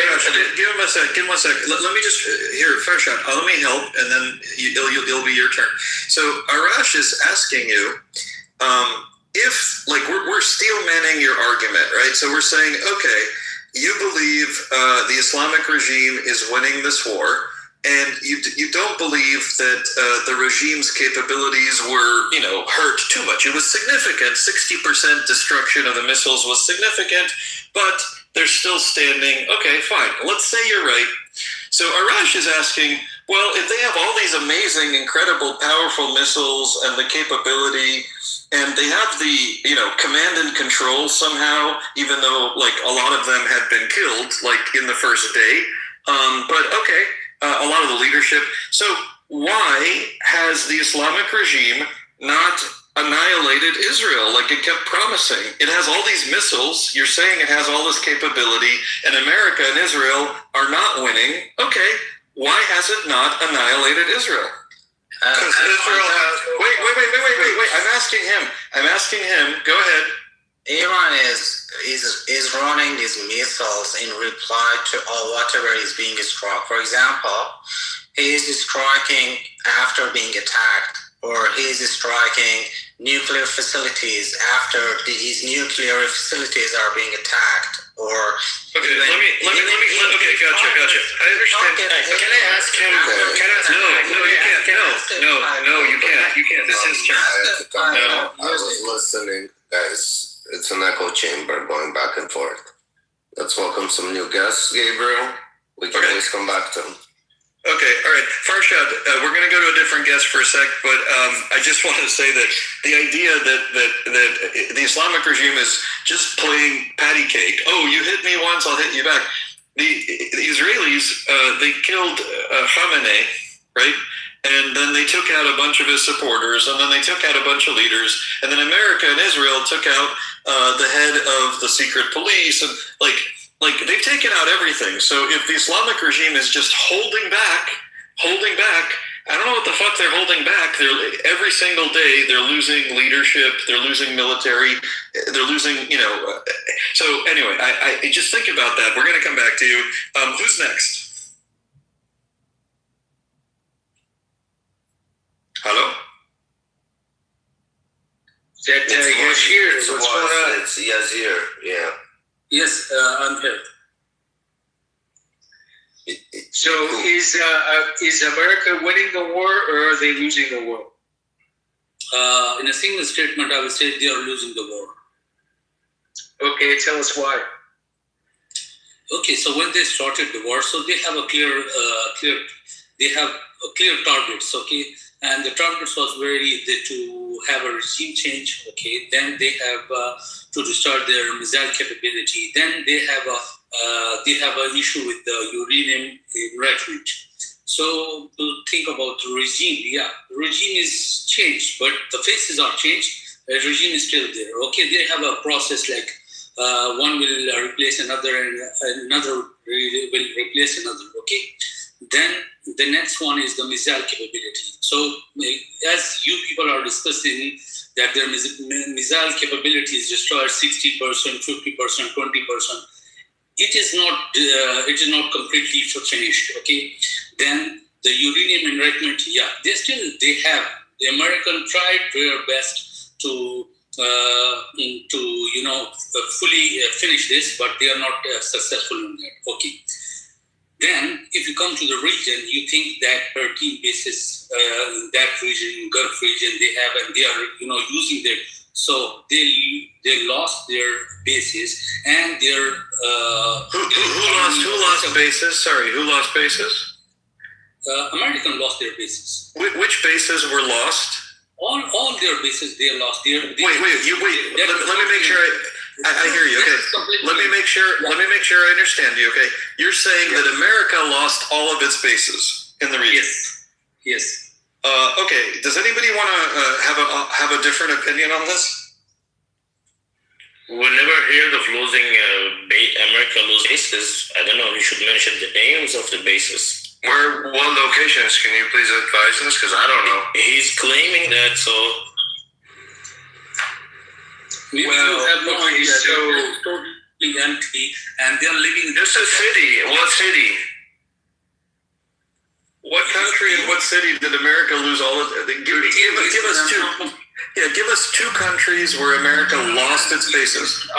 About Kuwait, about Saudi Arabia, about everywhere. I think 13 bases there.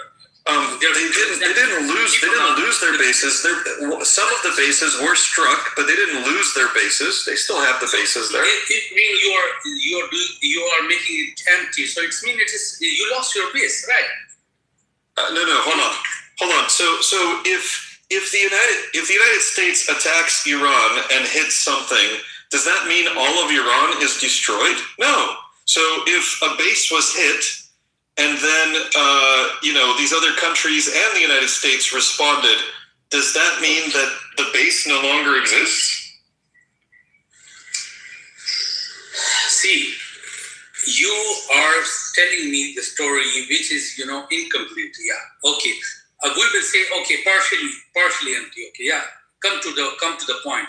Okay, that's partially empty. Okay, we will say this is partially destroyed. Okay, so you have a strong belief on that you're using these bases and this is very effective or blah blah. I mean, Vasir, thank you. So I just want to mention that the number of U.S. forces in those bases has now gone up about 80%. Over the last month and a half. They are hiding in themselves in the hotels. Yes. No. We've literally transported way more material and personnel over there in the last 2-3 weeks. Like you read any documentation, read any news. Let's come to the point. Well, I think we've been talking to the point. Okay. Come to the point. Okay. So then next is missile defense system. Okay. So the Russian air defense systems were completely destroyed by Israel, and the Israeli airplanes are flying freely across Islamic regime airspace every single day, whenever they want. You people are saying that. Yeah, I'm talking about all we are in the room. So some are against that, some are. That's fine. Yeah, just move forward. That's fine. So yes, go ahead. Yeah. So the missile defense system is fair. Okay, you said you have THAAD, you have Patriot, and blah blah blah. So that's totally fair. Even bro. Patriot. No, listen, Patriot. Okay, so Patriot, right? Patriot and Iron Dome and Iron Shield and Iron Beam and all those things, those are defensive systems. Brother, those are defensive systems, Israel and the United States, and like the original Arrow, like all of that is defensive systems to defend U.S. facilities, which, by the way, if everybody here, this is a good opportunity. You know how this guy's talking about like U.S. military facilities and where they destroyed, where they hit? So I want everybody here to know, every single U.S. facility around the world is protected by Israeli technology and Israeli weapon systems that were developed together with the United States. Iron Dome, Iron Beam, Iron Shield, all of that shit. Iron Beam is new, by the way. And so I just want you guys to understand. People are like, well, what's the partnership do? The partnership helps protect Americans and American facilities all around the fucking world. Now, you, sir, were talking about defensive systems Americans have. That's not what I'm talking about, okay? I am talking about the Russian air defense systems that were sold to the Islamic regime of Iran and touted as super high-tech, and Israel has romped all over them with American Israeli modified planes. American Israeli modified planes have played patty cake up through the air. They're doing like demonstrations. They're flying upside down slowly. They're taking naps. Those systems are down. There's nothing defending Islamic regime airspace. That's what I'm saying. We are not talking about. You are telling me the America is losing or America is winning. So that's yes. No. The topic is hold on. Wazir. The topic is we want to know what you believe. You believe America's winning or losing? Yeah. And why do you believe that? Losing. And yeah. why? What did they lose? You brought up the airspace. That's why I was like, why do you think the airspace is a point in your favor here? I don't understand. Again, we're going back and forth. Maybe we should go to the. One quick thing, Rafi, Gabriel. Listen, some people, like I said in my first statement. First of all, I came in the room. I read the title. I knew exactly what the question is, and I answered. But people that are truly brainwashed as a baby till now, which they're older, it's a lose-lose situation. I tried to ask people and get it. Like it's fun for just conversation and what.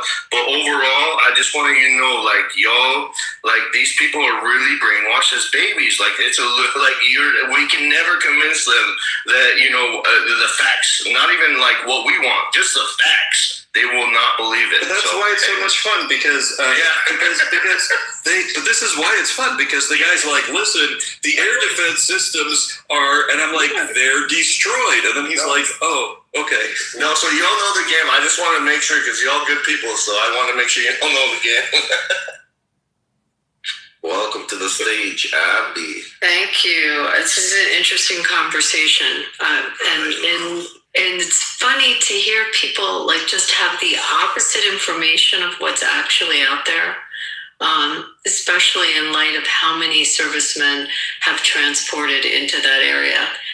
Even tracking, take a base like 29 Palms, how many Marines have left and are in that theater now.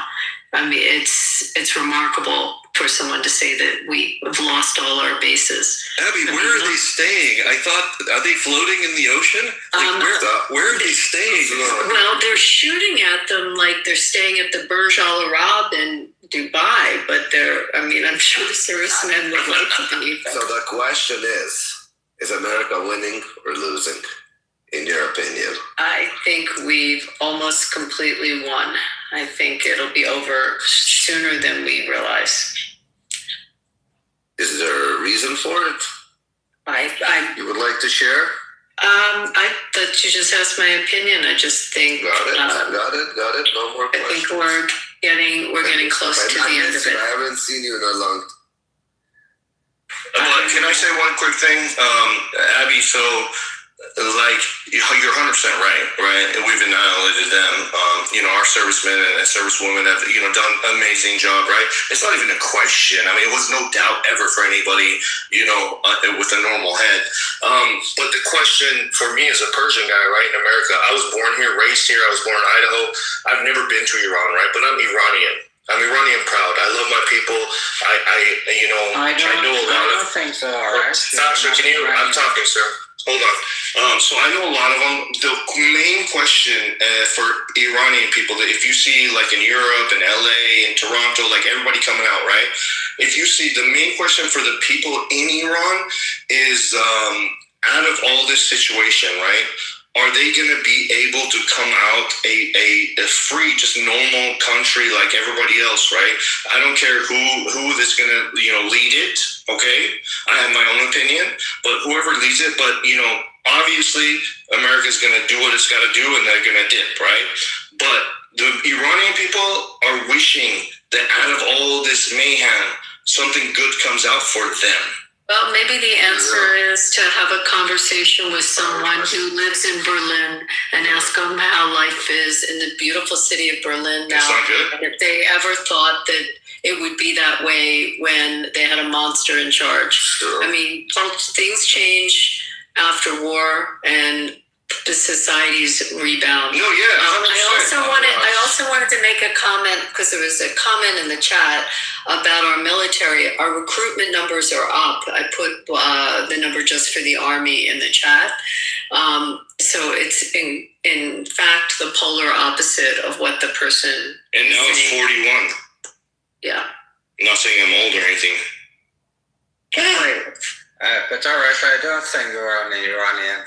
You are Israeli or US-like. Are you IRGC? Are you afraid of us? Hold on, Abby. 1 second. I think Faisal was Farshad. Farshad was trying to say something. Farshad, what did you try to say last time? I said someone that who is not born in Iran, not grown up in Iran, not visited Iran is not Iranian. Well, you know what? You have no right to say such things. I agree with Arash, and a lot of us do. The reason some people wasn't born in Iran, it's you. You did not let us. You didn't make a proper situation that our parents had to leave the country.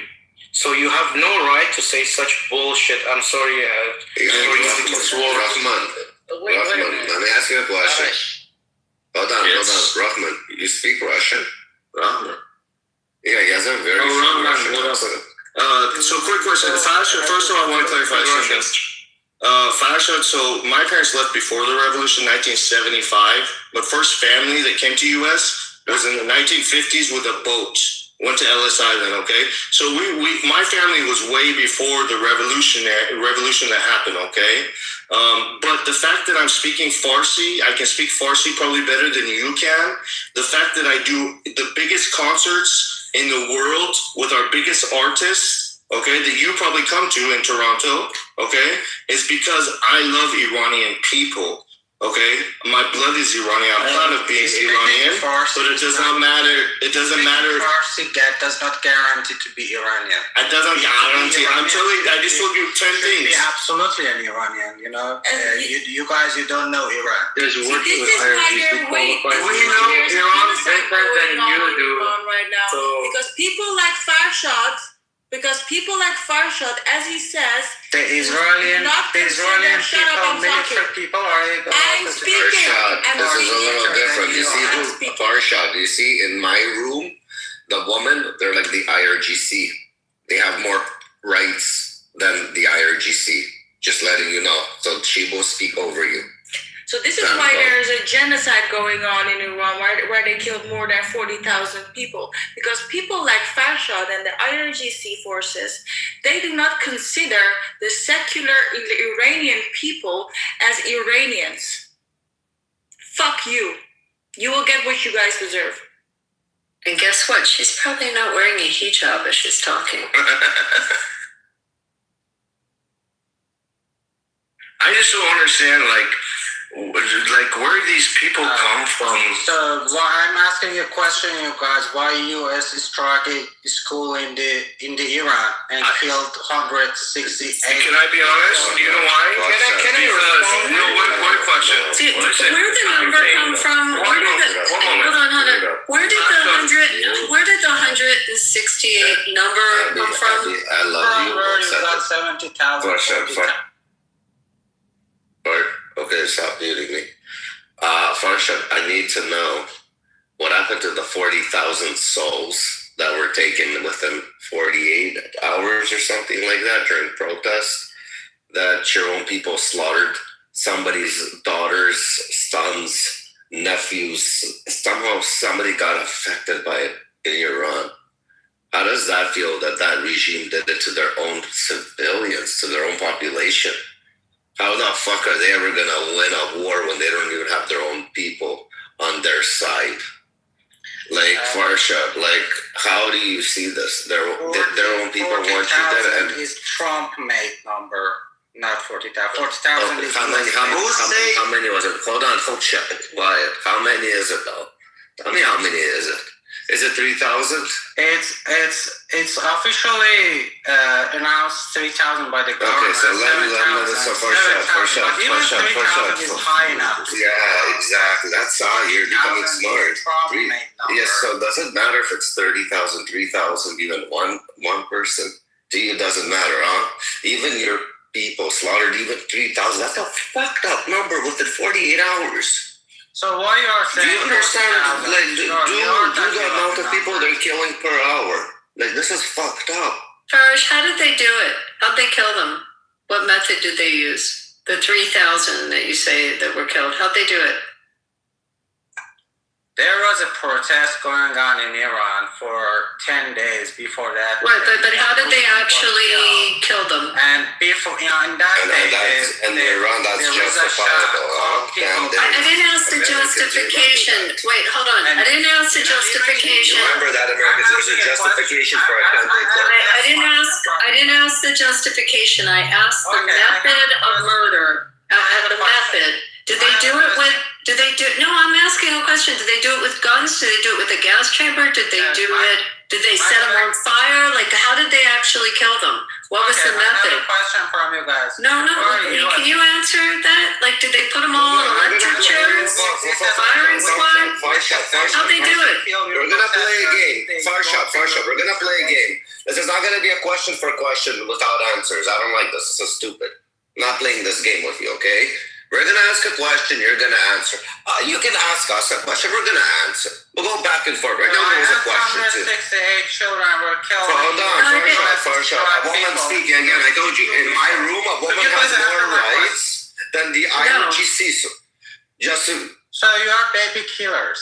No, I asked you a question. How did the 3,000 that you said they admitted to killing, how did they actually kill them? What was the method of death? How did they do it? Okay. Even if in any countries, including U.S. No, we asked you about the method of death. I want to know how they did it. He's saying some wrong facts, you know? Shut up, he's answering. There are people on the street were killed by the weapons. Some of them are from the IRGC, from the Iran's government, and some of them are from some people that were sent by the Israel military to Iran to kill the protesters on behalf of the government and IRGC. Oh, so now you're saying Israel did. So this method of killing, how did they actually do it when you said weapons? Like how'd they do it? Did they torch them? Did they burn the people? Did they? In the U.S. No. I just like you're saying 3,000 people died. How did they die? Like, what method? Did they ram them with a car? Did they come and chop all their heads off? How'd they do it? In the same way that U.S. government kills people if they strike the military. How? What method? You can't seem to answer the question. Yeah, thank you, Tom. Many times, you know. This is not only regarded about the Iran. This is not limited. But you can't seem to answer the question. Were you there? Were you there when they did it? Were you there when they did it? Did you see it? Can I just say one thing? Let you guys not. He's saying some wrong facts. Can I say one thing? Let's do one mic at a time, guys. This is not. We're not in Iran. Although this is not a democracy in here. So basically, if you are going to overspeak over somebody, guess what? You're gonna go down to the gulag right away. Okay.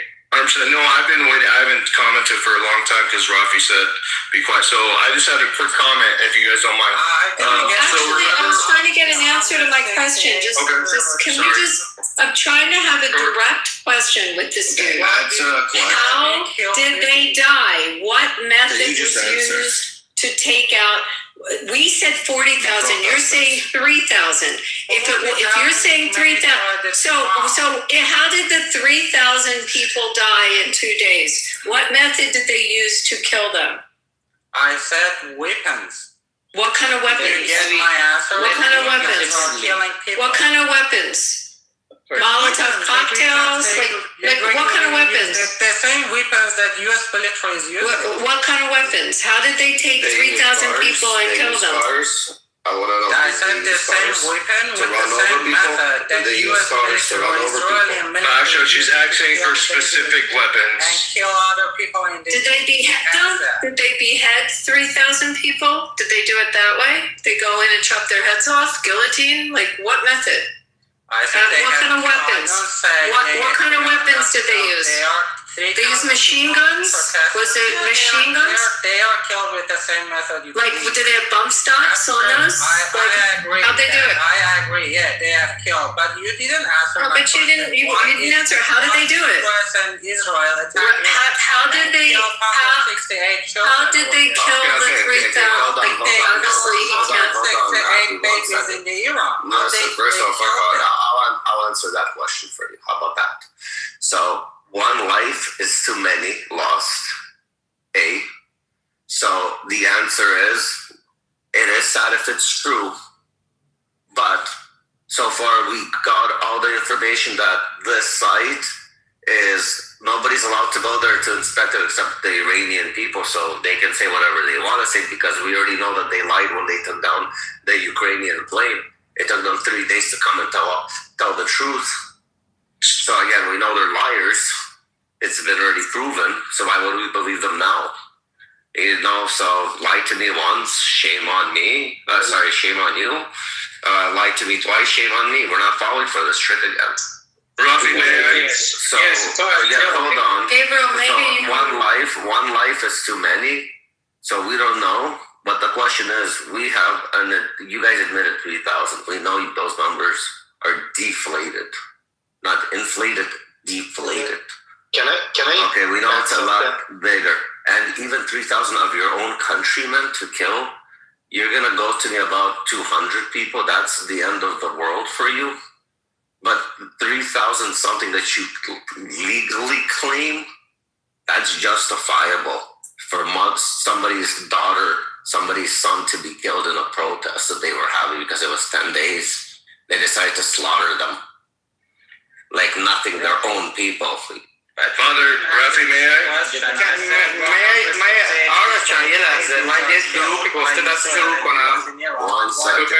One second. Rafi, can I ask you one question? Farhad, hold on. 1 second. Me and Abby are doing something here. So I answered your question fairly. Now, Abby, ask him another question. I want to hear an answer, not a fucking question with a fucking question. How do you take 3,000 people in 2 days, and what method was used to exterminate them? You exterminated 3,000 people in 2 days. How did you do it? How did they go in and kill 3,000 people in 48 hours? What methods did they use? Did they gun them all down? Did they use bombs on them? Did they butcher their bodies? Did they put them in a gas chamber? What method, when you have that many people that you're killing in a short period of time, did they use to kill them? Did they take them all, put them in one room and do it that way? What was the method that they used? It's a simple question. I don't need a question back. I just need an answer to how they facilitated the murder itself. If Farshad can't answer, I'll answer after that. But Farshad, go ahead. Let Farshad answer it. Farshad, answer the question. Don't answer with the question. Okay, go. Mike is on. They have used guns to kill people, protesters, which I don't agree, and I blame them. Whoever has done this should be investigated and be punished. If it's okay for you, that's okay. But it's still, these 3,000 does not let any countries to strike Iran. This is an inside something, a problem with government, and it does not let any countries like the US to strike Iran and kill babies, kill people, and even strike schools that innocent children are still being there. even if it's 3,000, you know why Trump is making 1,000? Because he needs 40,000 to do this.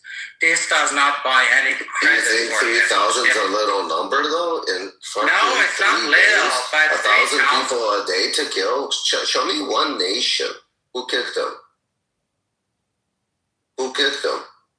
Wasn't me. He's gone. Somebody kick him? May I have a question? Who kicked him? He's gone. Or she's gone. Not me. Oh, he's gone. Okay. He's gone, yeah. Oh, he left. He got to read. He got. I could tell from his voice he got stressed, but I had just a regular question. But you all here, so you remember when I asked you guys why they haven't destroyed Israel if they're so, capable and they're so gangster and, all this stuff that they think they are. They wake up every morning, death to Israel, death to, America and all this stuff. Do you know what I honestly think? If you saw a lot of the missiles that were sending up were coming right back down, right? And remember when somebody asked, why did you guys attack Saudi Arabia? Why did you guys hit there? Why did you guys hit there, right? I think it was all a mistake. I think their missiles were so fucked up that either they came back and hit the school like that, or they came back and hit right in their own ground, or they just went left and right, and they were just sending it up and wishing that it hopefully hit somewhere. I swear to God, I'm not even joking. It's an interesting theory, but there's long-term, long-range ballistic, short-range. That's what I'm saying. I'm saying Iran's ballistic. We did learn, Arash, I will tell you that we learned from Gaza that, and also from Hezbollah in general, about 20%, minimum 20% of missiles that they shoot land in their own territory and they misfire. So there's a good chance a number of them misfired in their own territory. When their own supreme leader doesn't last 24 hours, I would say 20% is probably like 85%.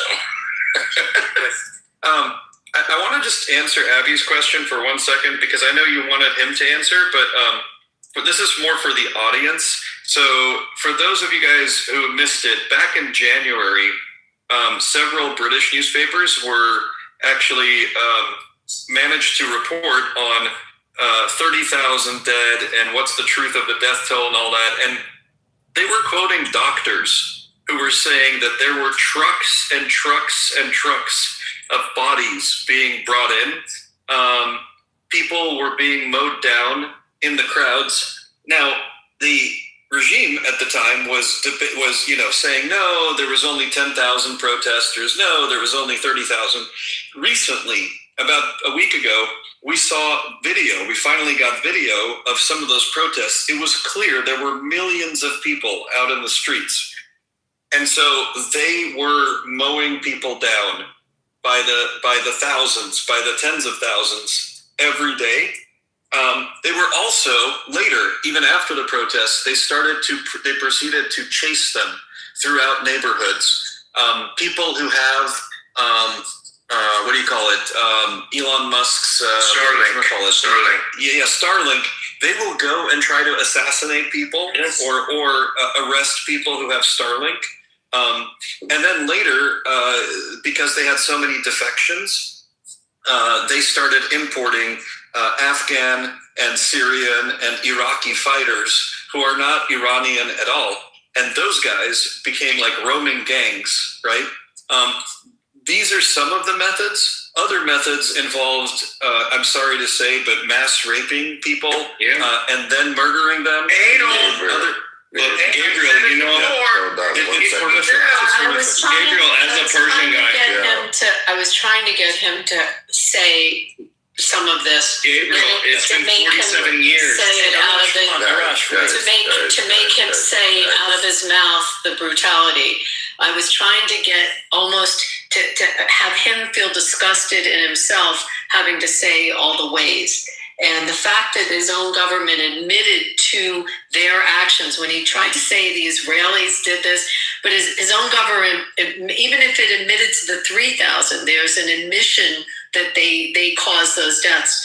But I was trying to force him to say the atrocities, and it's what you're saying, Gabriel. I mean, some of us live in cities that have sports teams that have won, and you all come out in the millions to have a parade and to celebrate it, and you know, like, you just have a lot of people coming out at one time. And can you imagine being in one of those crowds and getting mowed down and getting the shooting and the methods of killing large amounts of people in public spaces like that. And yes, Abby, do you know why it's hard for like a person guy who's born here to shut his mouth? Sorry. What's up? No, I just want to say hello to Taco. Hold on, I just want to say hi to Taco. Taco, you here? You've been on miking. What's up, buddy? Yeah. What's up, Taco? Is America winning or losing? Hey, by the way, cashing your pink ticket, Is that a serious question? Yeah, serious. Arash is saying, do you realize how removed we are from total warfare for this to even be a question where people are not just saying, well, no, America's clearly winning. You realize how far we are removed from typical conventional warfare for people to even legitimately feel comfortable to pose this question and maybe even not say, oh no, America's clearly fucking winning. Like, but Iran still was able to influence global traffic through one of two major straits. But global oil is up. Yeah, but it seems to be the entirety of their functioning government has been fucking killed 2 times over, and the entire majority of their conventional warfare system has been neutralized. And we're kind of just sitting here where we're wondering whether international trade is going to function through a strait because the insurance companies won't insure tankers because we don't know how many mines are in the fucking strait. But we're pretty sure that they did not get a good amount of mines in there anyway.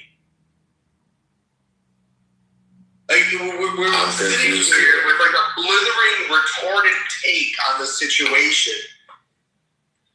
Hold on, Taco. Forget about what you're seeing with the mines, but don't forget this ripple effects on the future war with China. If America needs to be in, well, China is a threat to America and America's interest. Sorry, say that again. What's the new question? What's the new question? So I'm asking you because again, you don't see it as you're seeing it as how America is fighting Iran right now. But the question is, this war, while they're fighting Iran, it ripple effects on Chinese interests. So the question is, we knew how the outcome of this war is going to be. He knew that this is going to ripple effect on Chinese interests. So he's basically fighting 2 wars right now. He's fighting a war on Iran to hit China. Okay. First of all, question, is America winning or losing? So you posed that question again. I'll go back to the first thing I said. Since you followed up by trying to say it's like it's 2 wars, I don't see it as 2 wars. It's literally not.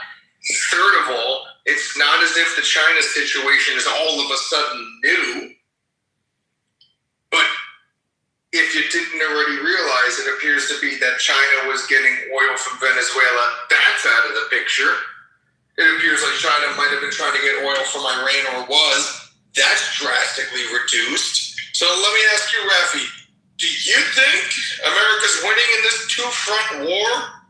Yes. Or let me ask you another question. Let me ask you another question. Do you think China was winning in their fucking expansive territory war they've been fucking raging against the entirety of the world by continuously impeding on shipping lanes and doing artificial islands and all that?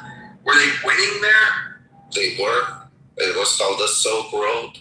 I'm fucking pissed about the fucking Chinese fucking vessels that are fucking overfishing. So you should know about the Silk No, Road. I'm not even kidding right now. Because I've heard this before from people. I know a guy who married a Chinese woman, and he took her grandmother to fucking Cape Cod, and they were fucking clamming.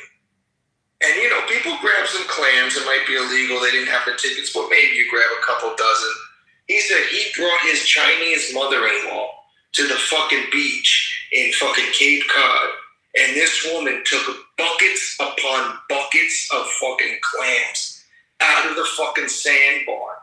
More than they could have ever fucking eaten. Just because she fucking could.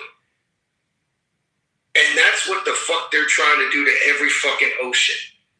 It's a cultural fucking difference that I don't like. Just to hear it like that you hear it as a joke, like they're going down to the Chilean waters, right off the coast, right off the continental shelf, overfishing as fuck. But when you hear some fucking 70-year-old Chinese woman is in Cape Cod running dozens and dozens of buckets more than they could ever eat in the evening, you realize that it's fucking cultural, dude. Hey Taco, do you know that China has been buying oil from Iran and Venezuela for cheaper than the normal rate for at least a decade? Yeah,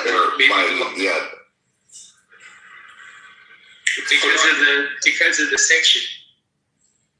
I did not know. So what, because Iran and Venezuela couldn't sell to other people, they sold it for less to China, and that was their major outlet? Yes. You need a lot of oil to produce everything you use. Everything you have right now around you was made with some sort of oil product. China produces everything, and different oils go into different plastics, rubbers, and so on. Well, yeah, that goes back to the whole concept, which should have been highlighted in 2020 about returning manufacturing to America. So, is America winning or losing? That's the same fucking answer, dude.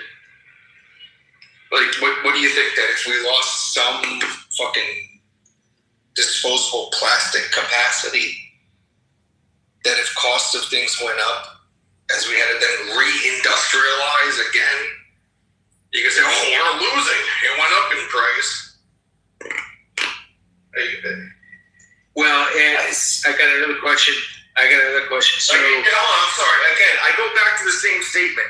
We are so far removed from the conventional total warfare mindset that it is implied in a snarky fucking way from you saying, well, everything we have is made out of plastic and petroleum, and that comes out of China. So I ask you again, are we winning or are we losing? We're so far removed from the conventional total war mindset that you're trying to, seems like in a snarky way, imply that some sort of secondary economic effect could be seriously considered in everything we've seen in this interaction from a secondary country related to who we're destroying, that we could then reinterpret it as, well, I think America might not be winning. Cost of plastics are going to go up. Are you fucking with me? Okay, so are you just are you anti-American? Are you like a libtard? I don't understand. Thank you. We're gonna move on. Can I? Tia, Hi, everybody. To your question, thank you for letting me come up. But to your question, sometimes there are no winners. And if I wanted to classify how this is going from an Iranian point of view, I think the biggest loser are Iranian people at the moment. Then is the Iranian government. Then is the world. Then is the rest of the world. And then is America. If all that happened to Iranian people after all the advices that we have during this 47 years and especially last 3-4 years with the revolution and the current atrocities that happen, if this government stays in power, they will pick up after negotiations, and then they will start taking their revenge on people like they have done before. At the moment, they have escalated the executions. They will do more so when this is all done. I was talking to my nephew yesterday, and he said they were in their rat hole before the ceasefire, and now that ceasefire, they have come out and they are taking people who had, for example, Starlink and so on into prison, and then they expediting their sentencing and so on. So if there is a negotiation and these people remain in power, they're going to slaughter even more people, more Iranians after this. They will get more hard line.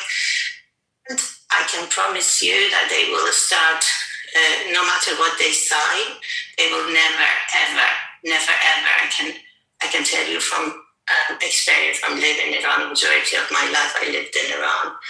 I'm in UK now, but they will rebuild their nuclear power, they rebuild their weapons, and you know, Iranian people are extremely intelligent, and they do have very good scientists, unfortunately brainwashed, some of them that work for the IRGC and so on.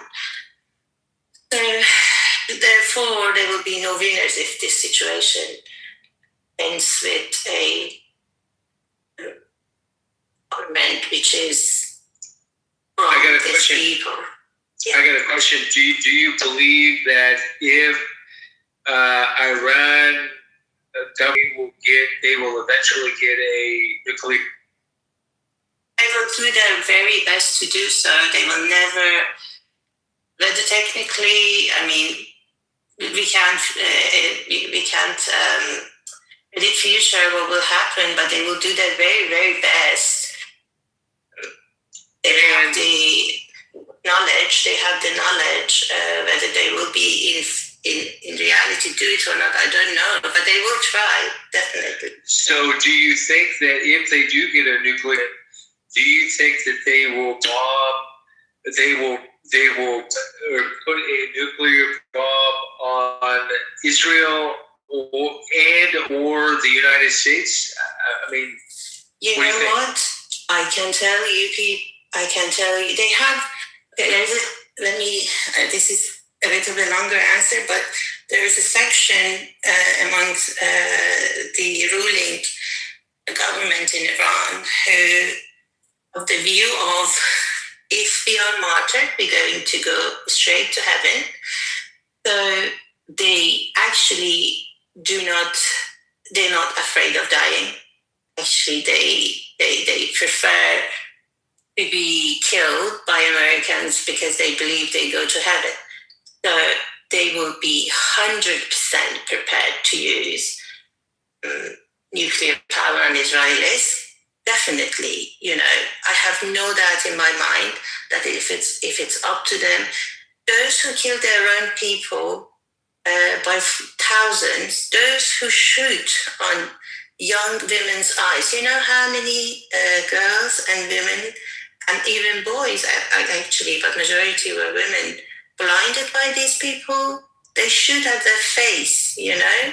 They just take their beauties because that's their, you know, it breaks my heart, you know. I went to university in Iran, and, you know, part of the elite universities like Sharif and Tehran University, I have around 200 friends in a group, and they, you know what they have said?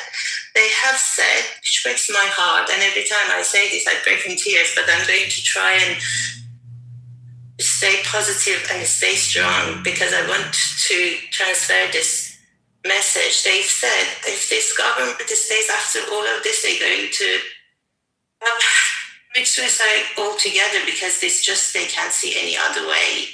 We have tried. I was in demonstrations in Tehran University when they threw my friends from the second floor of the dormitory into the garden of the university, and they This is how brutal they are. I have witnessed this by my own I have eyes. seen the footage of them throwing them from the second floor of the university. Yeah, I was there. I lived in that dormitory in Samuel. Can I say something here? And I know that this has been quite controversial, particularly in a lot of these rooms that I participated in outside of the blackosphere on this app. But, you know, it seems to be that this is just like Islam. It's fucked up. It's fucking Islam. Like, we get in some areas, we act like it's fucking not or whatever. Like, I know people want to be fucking all, like, hypercritical of Jews. For some reason, they're never critical of the Vatican, even though there's a lot to work with over there.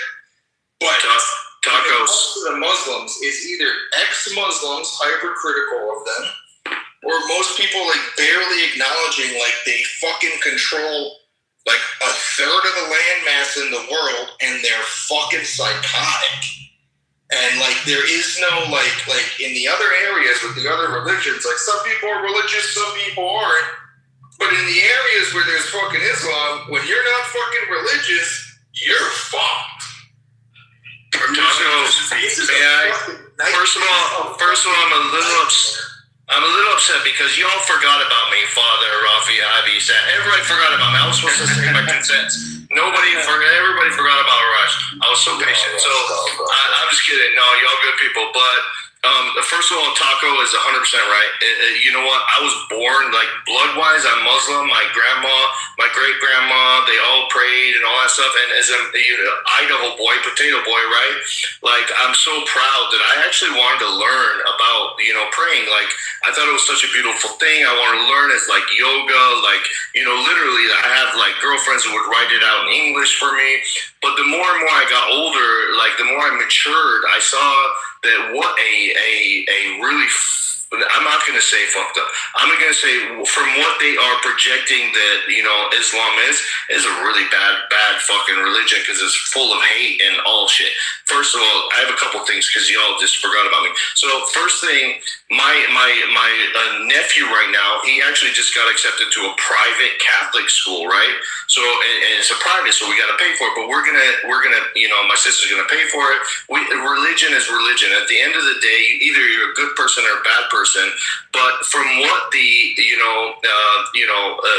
Islam and the Muslims that and it's a good thing that this happened because they're showing their true selves, right? So it's showing to the whole world, especially with social media. It's showing that the hate and the violence that the religion is showing, right? So it's a good thing because a lot of people are becoming eye-open about it, even myself, right?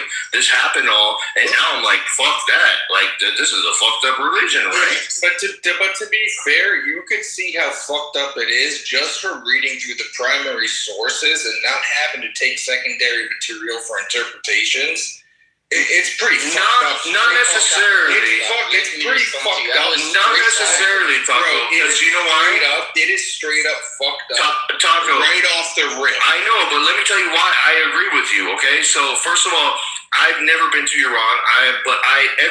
All these students come to ASU. I live in Arizona. They come to ASU like brilliant minds, right? But they're all leaving their country for a reason, right? Because they have no future over there, right? So the most brilliant minds are leaving that country and coming here. And then when I go to parties with them, when I go out with them, right? Like, I'm the guy listening to Persian music. I'm the guy like talking like only Farsi, right? And they're like, who are you? Like, you're more Persian than we are.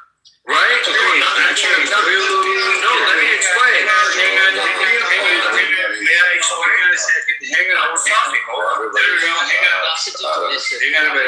We have somebody walk us. Oh, that's why. Okay, now I get it. Hang on. Don't forget about me. And I'll try not to forget what I was going to say. Rafi, go.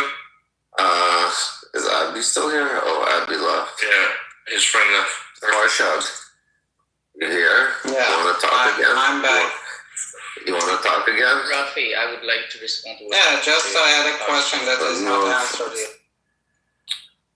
You had a question that wasn't answered. You said something and you left. You ran like a girl. Not like a man. You didn't say like a man. This is very sexist to say. That's not a very nice thing to say. I'm sorry to hear that you say. No, I don't mean it like that. I just want like he was like I had so many things to say to him, but I forgot. He left right away. So yeah, he left right away. Maybe he's in there. He mumbled something and he ran away. So Fashar came to Canada. He's studying PhD. He's working there because Iran apparently wasn't good for him, but he supports Iran and the government, and he thinks the government is winning the war. So that's basically Fashar in a nutshell. You know what? You actually owe me. So I'm going to ask you a question because last time we answered your question. Now we were supposed to ask you a question. So when you were about to answer, you mumbled something and you ran. Again, so you're gonna wait a second. I just want to get to the rest of the people on the stage that did come up before you. They better turtle up. But Ethan. Hey, Raph. Ethan, what's happening? Ethan here. No, Taco, mute yourself, Taco. Mute yourself. I want to go quickly to there you Ethan. go. Then we're gonna go to Abraham. Hopefully you're rushing it. If we can have one microphone on at one I want time. Farshad to feel a little comfort here. I want him to sit here for now. Ethan, what's happening? Okay. All right. I'm an Iranian. So as an Iranian, do you feel America is winning right now or losing? Fighting in Iran. I believe and you're on the right effects of it. path. You're on the right path, but you haven't won yet. What is victory in your eyes for the Americans? That's what I want to know. So you think the Americans are there to help you? They are helping for sure. You are there for I don't know. Are you American? So I'm gonna speak in third person. The Americans are there for their own agendas for sure. But if you have listened to what about the nukes in 1980? After the hostage situation, during the hostage situation, he said exactly what he's doing right now, and I believe this is actually a crusade, a modern crusade. That's why he makes fun of the formerly known Pope, and right now he's a poop until he made a statement on the genocide that happened in Iran, the massacre that happened in Iran on 8th and 9th of January. I lost a friend. I lost a lover, a former lover. Her head was barely on her body. This brings me into tears and makes me a bit emotional, but this is not the time to be emotional. This regime, exactly as Taco was saying, I cannot agree more. Islam is a cult. It's not a religion, and it's based on martyrdom. It's based on their doctrine is to turn the entire world so everybody bows down to Allah. And in my opinion, Allah, the technical word, Elaha or Yowa or whatever you want to call it, has been coined again by Satan itself. So this martyrdom, this death cult is following that doctrine, and is actually a religion of Satan. Okay, so again, I don't want to go too much into religion. No, what the US is doing, America is doing, is fighting Trump is fighting a crusade, and it just happens that our benefit at the moment, the benefit of the Iranian people, Trump's agendas, and the lovely people of Israel are aligned. Thank you. Zionism is Goliath. Hey, mute up. Judaism statement. We have a line, Mushtaba. Zionism is. Okay, I'm just gonna move you to the audience. I'm gonna treat you like the IRGC. That's it. That's the only way you guys understand. Fam, as a woman, I want you to treat them like the IRGC. I want them to feel the pain. When Mushtaba when Moshtaba comes up every time, a woman gets to speak before him, and a woman may interrupt him anytime. Please do that. By the way, let's. I wanna.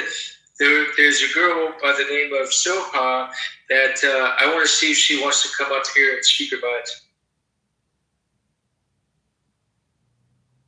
So Ajanda, you want to come up? Okay. In the meantime, let's go to Abraham. Yeah, look. Abraham, you here? Guys, so the question. I don't know if my mic is very clear. So the question is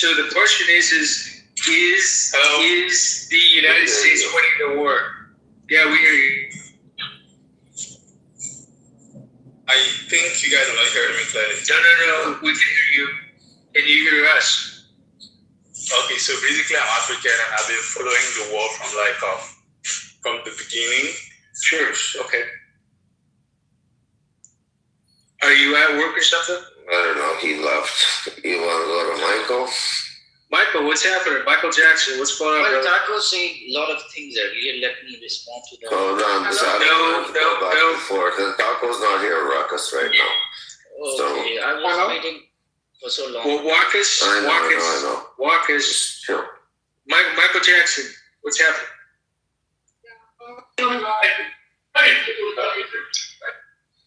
Michael, how are you? Oh, Taco, listen. Yeah, good, and you? Guys, who moved Taco? Good. Guys, who's moving people to the audience? I moved Taco down because he interrupted me. Okay. So, Got it. One time, how can I talk later? Try bringing Taco back up. Michael Jackson, what are you saying? What are you talking about? Can you talk one person? Why are you talking as Yeah. Go ahead. So the question is who is winning the war at this point? Can you hear me? Yeah.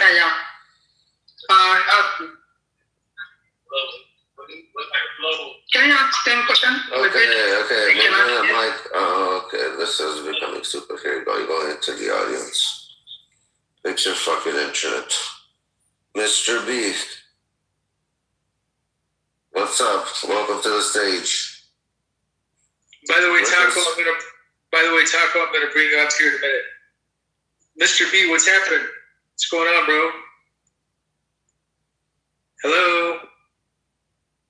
Hola, ¿cómo estás, amigo? Hello. Okay. Let's bring up Taco. What's up? Taco, 1 second. Not much. 1 second, Taco. Gabriel. Oh, Mr. B speaks? Yeah. Hello. Hey, who is America winning the war? That's what we want to know. I think America gonna win. Is America winning so far? And if not, why not? Because it's having a proper military and everything right, as compared to China and Iran, right? I don't understand them. Gabriel, you want to go on Farshad or no? Sure. Farshad, welcome back. Yeah, thank you. Farshad, when you were gone, Abby, just before you left, Abby was asking you, what were the specific things the Islamic regime of Iran did to the thousands of protesters? And, you were like kind of squealing and hemming and hawing. You're like, well, it was wrong, but whoever did it. But we know who did it, right? The Islamic regime of Iran gunned down thousands, it's actually tens of thousands of protesters. Tons of Iranian people, especially doctors and nurses, testified and showed photos of trucks full of bodies being brought over. They also rounded the women up and raped them to death. Then they also they shot people in the streets till there was blood. There was blood flowing on the streets like it was water. We have photos now. Millions of Iranians were protesting, and between 30 to 40,000 is like the general best estimate were killed. And she just wanted you to say those things. She wanted you to recognize what the Islamic regime did. But you didn't really want to do that. Why not? I would answer it if you let me answer it. We did. We asked you 4 times. But you didn't let me. You said something. Israel, blah, blah, blah, and you ran. First of all, IRGC or Iran governments did a big chaos in Iran, but the number is exaggerated by Trump to 40,000 to support his military activity. We didn't. I'm sorry, that's not the question. 3,000. Okay, let's we're not talking about the fucking number. You said 40,000. You said 40,000. Hey guys, I don't need help. Guys, I don't need help. Thank you. Farshad, we didn't ask you to restate what you and I and Abby, all right, and others discussed. We don't need you to go try to squirm out again. We're talking about what did the IRGC do to the Iranian people? And thousands is what they said. Other people said tens of thousands. It doesn't matter, right? It's a lot of people. So why were you squirming away from just talking about what the Islamic regime of Iran did to its own people? If you are not talking about the numbers, they have killed people protesting on the street. Okay? But what's the point of that? What you are discussing that? Well, what are you looking for? I'll tell you. The reason why was because you started your question, right, by saying, first you called people in the space baby killers. Nobody here has killed any babies. And second, what are those you said, 168 children being killed in the first Farshad, I will remove you and you won't be able to do your work and you won't be able to get paid by the regime. So please hold on, okay? Don't interrupt me. If you interrupt me, I will treat you like a demon. Actual number is 35 million. RGC dropped an atomic bomb on us. Please hold. Okay, we'll get to you too. Don't worry. Okay, I just moved him. Okay, Farshad, listen, I'll just be very clear with you. Farshad, I will treat you like a dhimmi. So I will remove you completely from the space, and you won't be able to get your paycheck from the IRGC if you interrupt me. But if you don't interrupt me, we'll have a nice conversation. And I will throw the mic to you. I will say, Farshad, go ahead. So the reason we, all of us, brought that up was because you were talking about the really tragic situation where some schoolgirls were killed, right, when there was a bomb that hit a school. The school was adjacent to and on the property of a military base. And there was questions around, why that happened and how it happened. And it's a tragedy. And you're talking about several hundred people, some of whom were schoolgirls. Nobody is doubting that this is tragic. However, the United States, right, did tens of thousands of strikes. Israel did tens of thousands of strikes, okay? And it's clear that this was an accident because if the United States and Israel wanted to murder millions of Iranians, they could have done so easily. They dropped tens of thousands of bombs. And there was this one terrible, tragic, hitting of the school, which for some reason the Islamic regime decided to build on a military base. Now, you wanted to focus on that. And so my question is, an accident during a war, right? During a war, accidents happen is a terrible thing. But why would the Islamic regime murder thousands of its own people? That was not an accident. That was on purpose. That's why we brought it up. And a quick thing here. Just I want to. You may open your mic. Taco, I'm sorry. I adore you, but we're moving into the audience because you just keep coming off mic. We'll bring you back up. Go ahead, Farshad. Yeah. First of all, striking the school with 2 bombs in sequential was not an accident. It was a military murder. First of all, you should accept this. If you don't accept it was a murder struck by purpose, I will continue talking with you. Otherwise, I will leave this room, this shit room, and will not be back again because you are baby killers. Hold on, I told you. Hold on. I just want to go back to Mike because this is this question right now that I already gave him an answer to, which he can't again give us an answer. I told you 1 death is too much. I'm not going to repeat myself. You're trying to justify the 3,000 right now that you are claiming. 3,000 plus, whatever. I guess it's not a number for you, that plus either. Yeah. You know, because those aren't children. Those aren't somebody's children. Some teens that were somebody's daughter's son. Those were children too. But the thousands is like nothing compared just to the 200. Is a little argument point. That was the only mistake. Get ready. Rafi, can I join, please, whenever possible? Yeah, 1 second. I didn't finish. Again, 1 second, Rafi. You're not, I know. Gabriel's asking you, 1 second. Gabriel's asking you a question. One more time, I'm going to start fucking treating you like the IRGC. I'm not going to let you ramble on with something stupid. Answer a fucking question. Be a fucking man. Okay, so Farhad, just to be clear, no, you are wrong.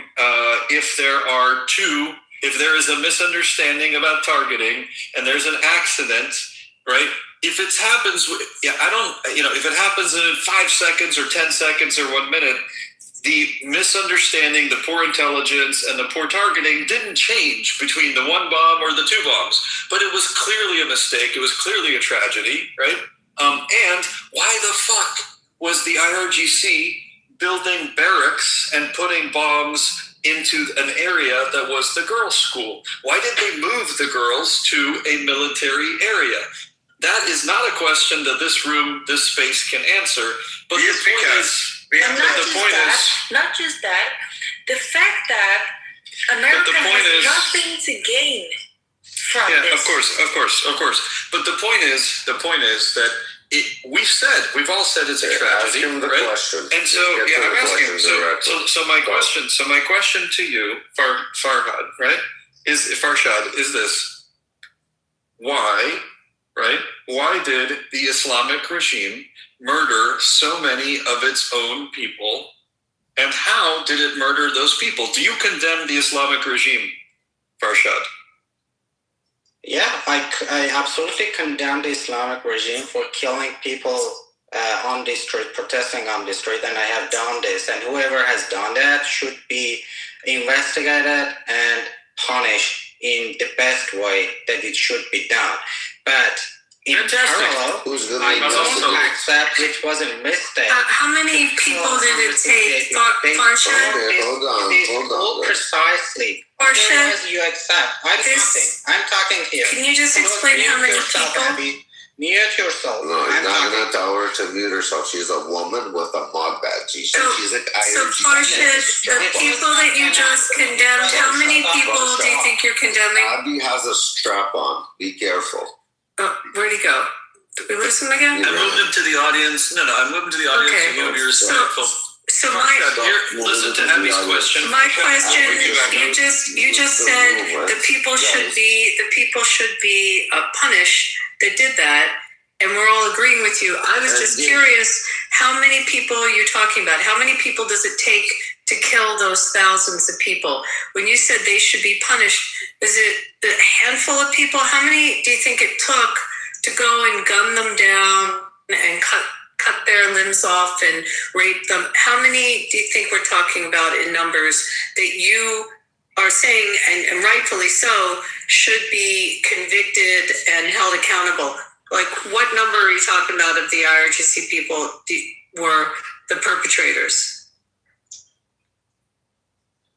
By the way, he always says baby killers. Well, guess what? You know what? Your fucking military was hiding out at that fucking school, so. And we know it's by military. The first Farshad, how many people in the street, Farshad? were the perpetrators, would you say? 3,000-ish were killed, and as I said, this should be investigated, and whoever has done it should be punished. But how many does it take to kill 3,000? That was my question. How many? Investigated. Listen, what's the point of it? What's the correlation? Farshad, hold on. Who's going to investigate it? The same government that ordered this to happen?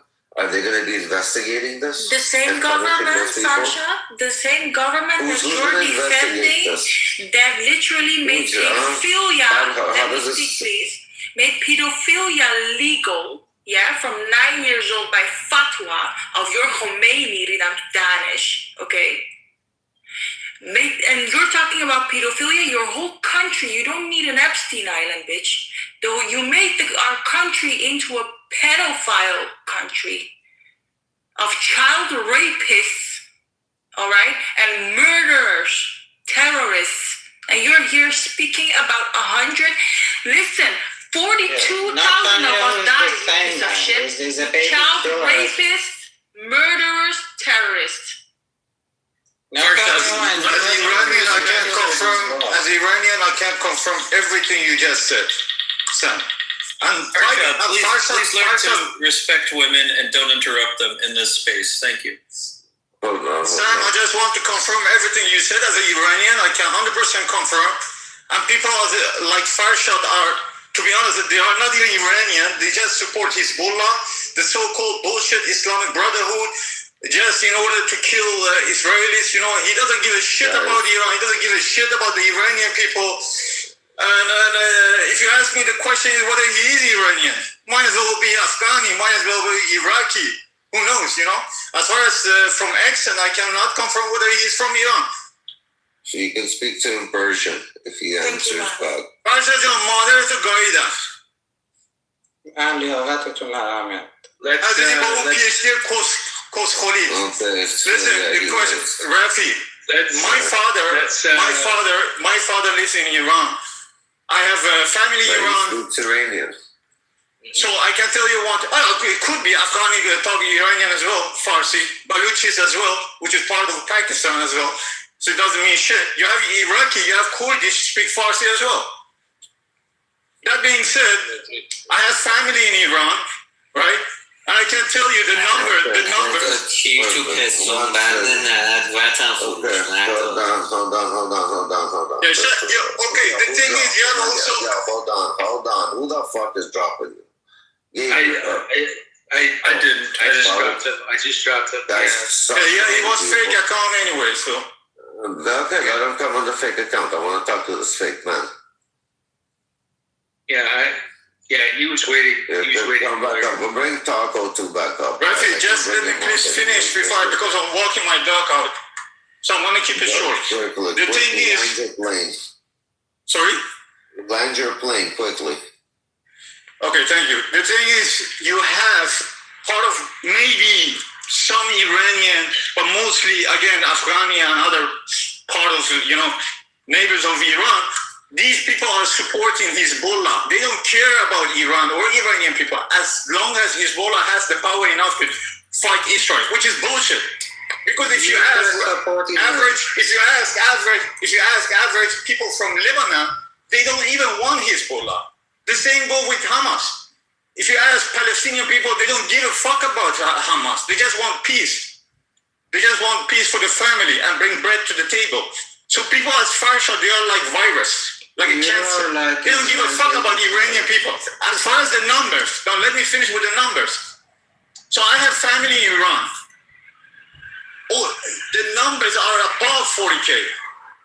And people under 19 has been hanged to death. Just imagine that. Under 19, girls of 16 has been killed, raped and killed. We know it's a sad tragedy. But again, we're trying to stay a little bit on topic on this, guys. It's a sad tragedy. We all know this all affects us. But again, we're staying on topic. But someone tried to invite Taco up. I keep doing it. I can't get him back up. Yeah, I can't get him back up. Taco, you might have to go out of the room, come back, and then we could try to vote you back up. Yeah. I would say those on the street were stupid guys Okay, I got following cameras. the These are the same people who attacked Shah, the son of the Shah in Germany. One mic, guys. Hey, one mic. We're gonna go to Candace right now because we're gonna be quick with Candace, and then we're gonna go with scriptures. Taco's back, by the way. I got him. Hey guys, Okay, quick so- note, Mahdad actually in the other room was Guys, these are the same people that attacked the son of the Shah in Germany. These are the same people that attacked. You're going into the audience, I can. You're going into the audience. You're talking English. We're speaking English. You're talking. Okay, you're gonna go to the fucking audience too. Candace. You're here? Yeah, why'd you send my friend down to the audience? Because he's misbehaving. I'm treating him like the IRGC. No, he has a right to speak his mind as well. He's got no rights. Only in America. No, he speaks what we want. He's our little teammate. There you go. Do we rather let and the prostitute speak? I don't know what you're talking about, but now let's talk about this. Is America winning this fight or losing this fight? I want to know. I gotta say, it's a full tactical. It's a full tactical. Taco, we brought you up because we wanted you to shut the fuck up. So either mute or get here. You will come in handy, Taco. Taco, we'll have you speak in a little bit. Just stay on mute. I don't want you to leave the stage. Just stay on mute. Okay? There's a good reason, Taco. Yeah, we can't bring you back up too many times already, but Candace, who's winning? These guys speaking about the push for the fall. Marcus, what don't you understand about? Please mute up. Please mute up. Around the bush, Marcus. Okay, Candace, go ahead. Marcus, shut the fuck up. Mute. We play a little bit of far shot. We go back and forth. We're gonna play a little ping pong. We're going to Candace now, right? Yeah, just a quick note. Can you guys hear me? Yeah. Yes. Yeah, I was just going to respond to something that Gabriel said. The question he asked, which was, why doesn't Iran destroy Israel? Was that the question? The question was because apparently the Islamic regime still has 40% of its missiles. No, but is that the question you asked? I'm so I'm answering. Answer it. No, hold on. You can't ask me, is that the question you asked? And when I'm correcting a little bit, if you say, no, I'm going to answer what I want. So the question I asked, Are you the question. retarded, Candace? Shut up. Cende خانم مادر جنده است کسکش مادر I love that language. Hey, Candace, if you disrespect women. Candace, if you disrespect women. Don't forget. من ریدم تو دهن خمینی و خامنه ای و مادر جنده. I don't know why you guys are letting IRGC people in this room. I'm so confused. Candace, not even letting what do you mean? I agree with that, Reza. No, we play with them. Candace, it's just toxic energy. You're probably right. We show their true energy. Like, Okay, one mic. Guys, hello. One mic. Everybody mute up. Candace, back to English. Everybody mute your ass. Sam, switching back to English. I love Sam, by the way. She's awesome. Yes, Sam. Change Candace, listen, my question was... Then subscribe to our OnlyFans. Bro. Your mom's OnlyFans, you mean, right? Sam. Candace, can you pick your mom up from my house, or at least lift her? She's refusing to leave. Now, moving on. Your mom for Candace. His mom for Candace. I was speaking to a dude who was saying, hey, the Islamic regime, still has so much of its capability and it's so powerful and, et cetera. So I said, well, if you're right, if it's so powerful, why has it not destroyed Israel with all the remaining rockets it has, or with the first 60% it used to have before Israel and the United States destroyed them? So would you like to answer that one? Sorry, I was eating. What was the question? Oh my God. The question was, if the Islamic regime is so powerful, has still so many rockets left, right? According to reports a couple of days. Yeah. So according to reports, bro, can you wait till people finish a sentence? Listen. According to reports from a couple of days, according to Israel, they said, hey, 40% of their capabilities with rockets still remain, 60% has been, destroyed. So if 60% has been destroyed, but 40% is still around, why hasn't the Islamic regime, destroyed Israel with these very powerful rockets yet? Yeah. Yeah, sorry, I'm eating this one. So I think Joe Biden answered that question. Today, Junior. Yeah, the way he answered it was, he said, if there was no Israel, I would start one. Okay. That's not an answer to my question. No, so hold on. So the way it answered your question is that even if Iran destroyed Israel, the ideology and the thought behind Israel matters more, because even if you destroy it, they're going to start a new one. Okay, so, bro. Okay, well, let's just not do philosophy. Let's talk about it. Yeah, maybe it's a bit heavy for you. Let's talk about this the guy's retarded, dude. Do you I don't want to kick you off, please. Okay, Candace. You're so obsessed with me. Candace, are you still a virgin? I think you sound like a virgin.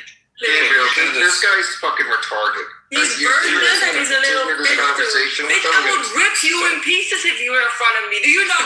You don't know me, bitch. Okay, so what Sam wants is Reza Pahlavi to go back, start a Shahreno, which is like a... You should go tell Khomeini. Sam is going to work at Shahreno. Bury him. Tell them to go bury him.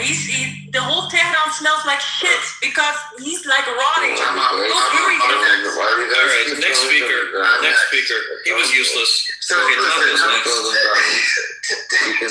think he was a kid, to be honest. Reza is next. Tactically, it's a decisive victory time and time again, but strategically, as it goes on, you can make the argument that Iran is getting some sort of edge, but it's just because we're so perpetually online. We eat so much the propaganda, we're exposed to it so incessantly that we actually are giving much more weight to whatever minor victory they're able to squeeze out, that we actually think it might be more than it really is. They're kind of in a bad spot, and frankly, the American public doesn't have the fortitude for sustained ground engagement, let alone even if we did some fucking crazy shit and just made a fucking fortified beachhead that was just totally fucking reinforced.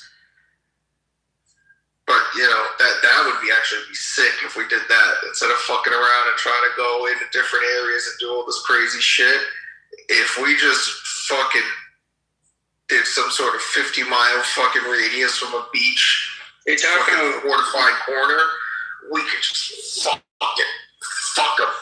Okay, thanks, Taco. Okay, who's next? Hey, everybody.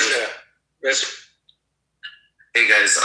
So obviously, America is the winner of this.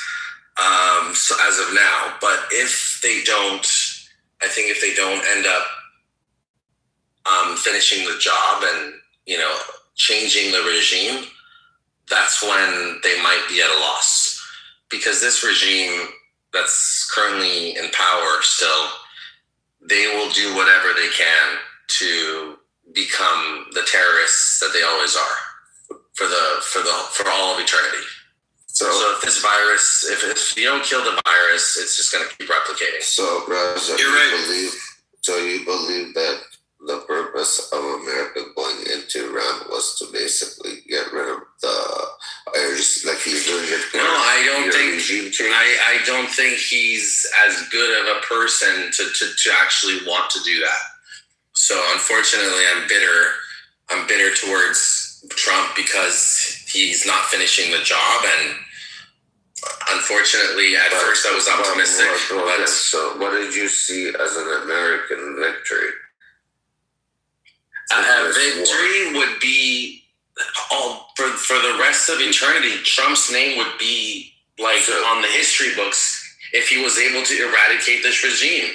So Okay, that's but why I it looks understand. What was the purpose of Iran striking Iran? America striking Iran. What was the purpose to America? Well, that's why I said they're still winning. As of now, they're still winning. What do you think is the purpose was for America to strike Iran? Like, did Donald Trump have a plan to free Iran, or he did it like strategically in steps that had a ripple effect? No, I think certainly Netanyahu was the bigger factor to making this happen, and I think it was just a perfect timing with the protests going on, and I think Netanyahu wants regime change, but unfortunately, Trump, I'm not sure what's going on over there. Well, again, even Netanyahu. So again, this is really interesting. You believe that America and Israel are there for the Iranian people? No. Because Americans believe that Americans are there for Israel's interest. Well, realistically, everybody's piggybacking off of each other because everybody has an interest in that region. The Americans have an interest of bringing back the petrodollar. The Israelis have an opportunity right now that while America is doing their operations, they can do it together because they don't want terrorism no more sponsored in that region or abroad. And they're doing it for the safety of Israel. So all I'm seeing is one country's kind of piggybacking off another country, kind of everybody's doing it what's in their interest. But the Iranian people have the opportunity to take their own country back. So when you say they're not doing enough, what do you mean by they're not doing enough? So when I ask, why do you think America is there for? To free the Iranian people or for other interests? Well, obviously it's for other interests. Like, they don't give a fuck about freeing the Iranian people. So, in America's eyes, is America winning or losing this fight in Iran right now, in your opinion? Dude, they've demolished 90% of Iran's fucking capability militarily. Like, how is that? It's obvious who's winning. It's just, in the long run, I said, this is not a win because, again, the virus will grow and grow and grow over time if they're not finishing it. But right now, they're winning. Okay, that makes sense. I can start again. It can regrow its tentacles. Actually, Tia said something I wanted to ask her. You were talking about the scientists. Do you think that most of the scientists have been murdered by now or gone? Or do you think that there's still a decent amount still there working on? I think they might have been libs and traitors. But Tia mentioned it. Do you think that most of them got wiped out? Majority, I think, during the 12-day war and then in the recent one, majority have been wiped out, but they have created a tier. You know the reason they haven't collapsed? Because before this happened, they started organizing themselves. If the supreme leader dies, they had the second, the third layer, and Americans killed the second, and then the third comes. That's why they have not fallen the way everybody thought they would. It applies with the science, the things. They have layers and layers. But obviously, as you go down, the expertise are lower, and the time that they will achieve what they want would be longer, in my view. I think there are still third layers there. Like I say, the education in Iran is very good, and there are a lot of scientists still that would be able to push this forward if the government stay at this.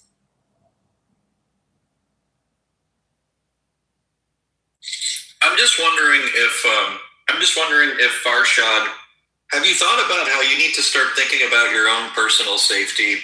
Because, you know, the Iranian people, 90%, 95% are against the regime. You and your family and your friends and anybody else who supported the regime, you're not going to be safe for very long. You should really think about defecting. You should think about switching sides. You should think about maybe making amends. So I would answer your question. First of all, what I said, I am still repeating, but whatever goes on in Iran between Iranian people and the Iran government is something that is interior issue, and it does not support. No, I'm just asking. Aren't you concerned for your safety? But I'm not in Can I support just of say Iran. that for I'm a even. minute? It's not between the government of Iran and its people when the government is the killer. Can you say that first? Think about it. If it was a fair government, if there was a fair judiciary. While I was in Iran, I was sometimes in prison even, and under pressure by the Iranian government. I was demonished from the university, even not being Okay, so allowed to touch how could you say this? the How university. could you But say I'm this? talking. If you don't mute yourself, please mute yourself, okay? No, But what I'm saying is that in this room, you do not speak like that. Iran does not support military action against Iran. So that's what I said. Farshad, we have a rule. Women have more rights here. They're like the IRGC here. They rule. So you're gonna listen. You're gonna go back and forth with her. If he had a judiciary system, then you could say that if he had representation, if people had lawyers to represent them, then you could possibly say what you're saying. But when there isn't such a thing, even if people want to have lawyers, and you say you have been in prison, so you know this, you can't even choose your own lawyer. No, There's that's a not list true. of That's lawyers. absolutely not true. You No, are all my brother is a against- lawyer. You are all My brother is against a lawyer. Iran, not Iranian regime. You are talking against. Yeah, less information. I'm not talking about That's quite wrong information. That's misinformation. Less This is not wrong information. information. Tia, It's less not wrong information. information. Hey, Tia, listen to me. Less information. Okay? That's absolutely misinformation. It's not My brother misinformation. is a lawyer. Tia, be careful with sharing anything about you or your family because this guy he's not a good guy, okay? And there's other people Yeah, listening. you're right. Less information. And I have a lot of friends who are in judiciary and who are lawyers trying to help people. There is a list. When you are a political prisoner, there's a list of lawyers that you can choose from, which have been vetted by justice. It's not a propaganda or anything, it's just reality of life inside Iran. And if you say everything is so fair,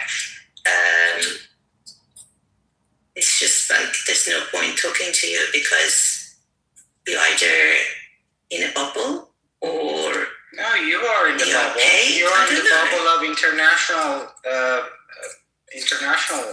Persia International. You are in the bubble of. maybe you will not Why be don't you recognized. turn on the internet? Why You are don't in you that tell them bubble. to I'm not in turn that on bubble. the internet in Iran so 90 million people can come online instead of you white SIM card bitches, and they will tell you to shut the fuck up, Fasha, just like I will. It's in Tehran University in Amirabad. Gabriel, When they throw people from the second floor. I don't know what you're talking about. I don't know what's your agenda. I don't know. I don't want to label you. I don't know who you are.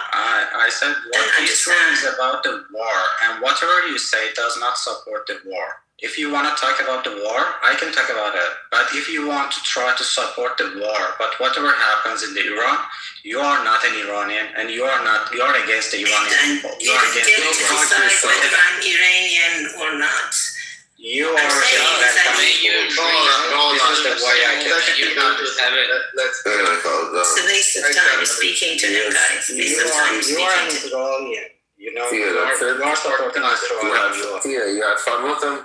Farshad, should we let somebody else? Comfortable truth. I think You know what he's saying? He's saying you're supporting Israel, and that's why you're a traitor, and you deserve to be executed. That is actually what he's saying. These animals. Listen, Farshad. Wait, did he just threaten someone in the room? Did he just threaten someone right now? Yes, he actually did. Yeah, he actually did. Gabriel, hold on. 1 second. Walk us go. We'll get back. Rafi, if he threatens someone, we need to move him out or kick him out. I'm sorry. Move him down for now. penetrate him. IRGC style. Move him to the audience. We'll bring him back. Let him think about it. I still have opinions. I just recorded him. Did you guys have something to say about the topic itself? And just to let you guys know, apparently, if we kick him, we resolve the issue. If you report him and you let him stay in the room, they actually get it faster. Clubhouse. FYI, that's how it works. Farshad needs to understand that the only people's opinions in the world that actually matter, this is going to be an uncomfortable truth, it's Americans. Wait, even the libtards. So I went and came back and Fasho, you guys are still dealing with this guy? No, Yeah, the guy's immoral. I don't know what he's doing. I wanted Walkus to go. Walkus has been trying to talk to for a minute and then silencing. Walkus, go. I'm tired of this guy. He is the supporter of a barbaric regime, a regime that has set fire to the whole world, and you're allowing him to speak, and he's just beating about the bush. He's not answering your question, so there is no point of playing with him. Amen. You know what? He's no longer here. He's no longer here. So say whatever you think. As soon as possible, and he may go to heaven the way he believes it. Well, so forget him for a second. So what's your opinion as far as what you want to say to get your point out? I know you've been wanting to talk and all this stuff. So talk and say what's on your mind. Yeah, Father, that time when Taco was associating religion to this whole mess, to this whole chaos, I just wanted to respond to him that the two sects, the two school of thought, the Shia and the Sunni, they are arch rivals. For centuries, when Sunni kill a Shia, they believe they are going to heaven. And the vice versa. So there are massive differences within these two sects. So how on earth could he come up and say that, okay, it's all because of Islam and this and that? I just wanted to come up with that point that you need to understand the religious, political, geographical, and all those perspectives. That's the reason Saudi and UAE are the biggest enemies of Iran, and that's the reason why Iran is the biggest enemy to UAE and Saudi Arabia, because it is because of this sectarian conflict. Or because Shia has threatened Sunnis for over, 50 years now. One of the reasons. I just want to go back to the topic. No, I'm not saying that. I'm talking about the mindset. Taco was criticizing Islam as a whole. I'm not the supporter of any one particular sect or religion. But he's right though. When Islam, there is a gap between the Islamic Brotherhood, the Shia Sunnis. When you have a prophet, Muhammad. He basically had with Aisha. I mean, we all know the age. And when you have certain individuals promoting Islam but acting as a pedophiles, Khamenei as example, or many Islamic mullahs claiming that child marriage is okay, even in Afghanistan, as we live 26, how can you still believe Islam is the right answer to civilization? I mean, you have to be out of your mind to accept that. When did I say Islam is the right option? I mean, not you. I'm not attacking you. I'm attacking the whole concept. The religion from the states. America is the right option. America, right option. No Islam. No Islam. Ragir. The religion from the base is wrong. Hold on. Arash, 1 second. Reggie, welcome. Is America winning or losing the war right now in Iran? Yeah, I just want to go back to that exactly. Well done. 1 second. Yeah, because I didn't hear the answer. Okay. Reggie, go. Reggie and Mike. What are you mumbling? What? You're such a fucking Reg.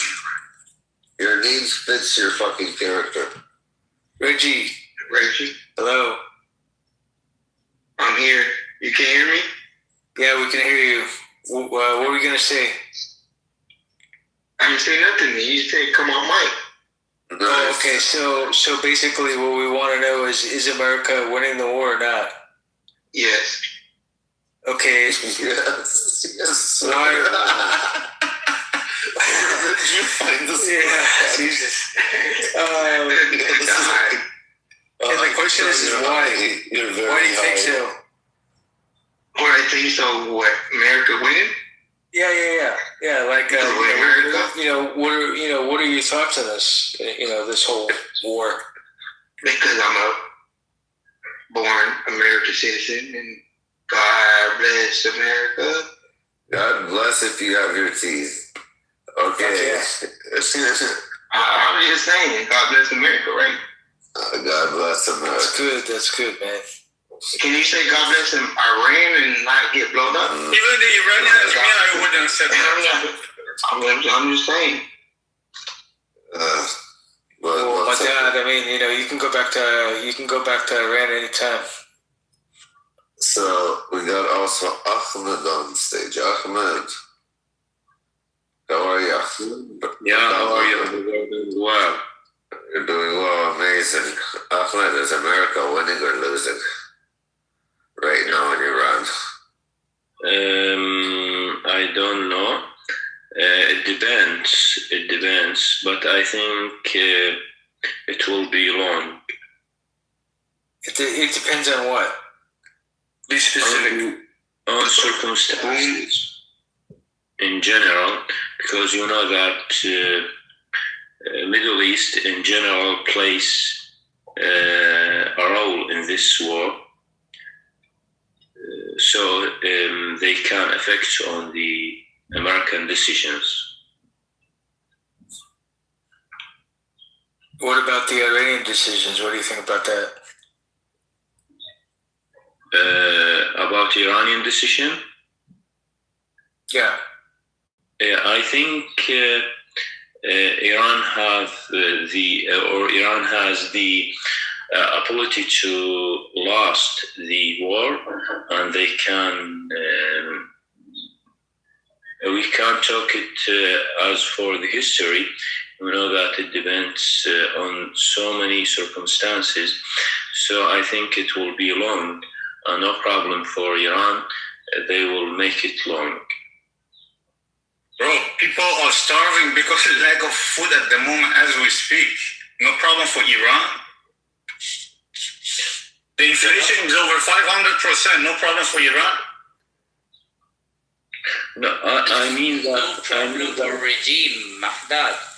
Yeah, for that, even the regime. Yeah. Even if you look at. Even from the regime perspective, when there is internally conflict between the regime itself as it is today, the system has fallen.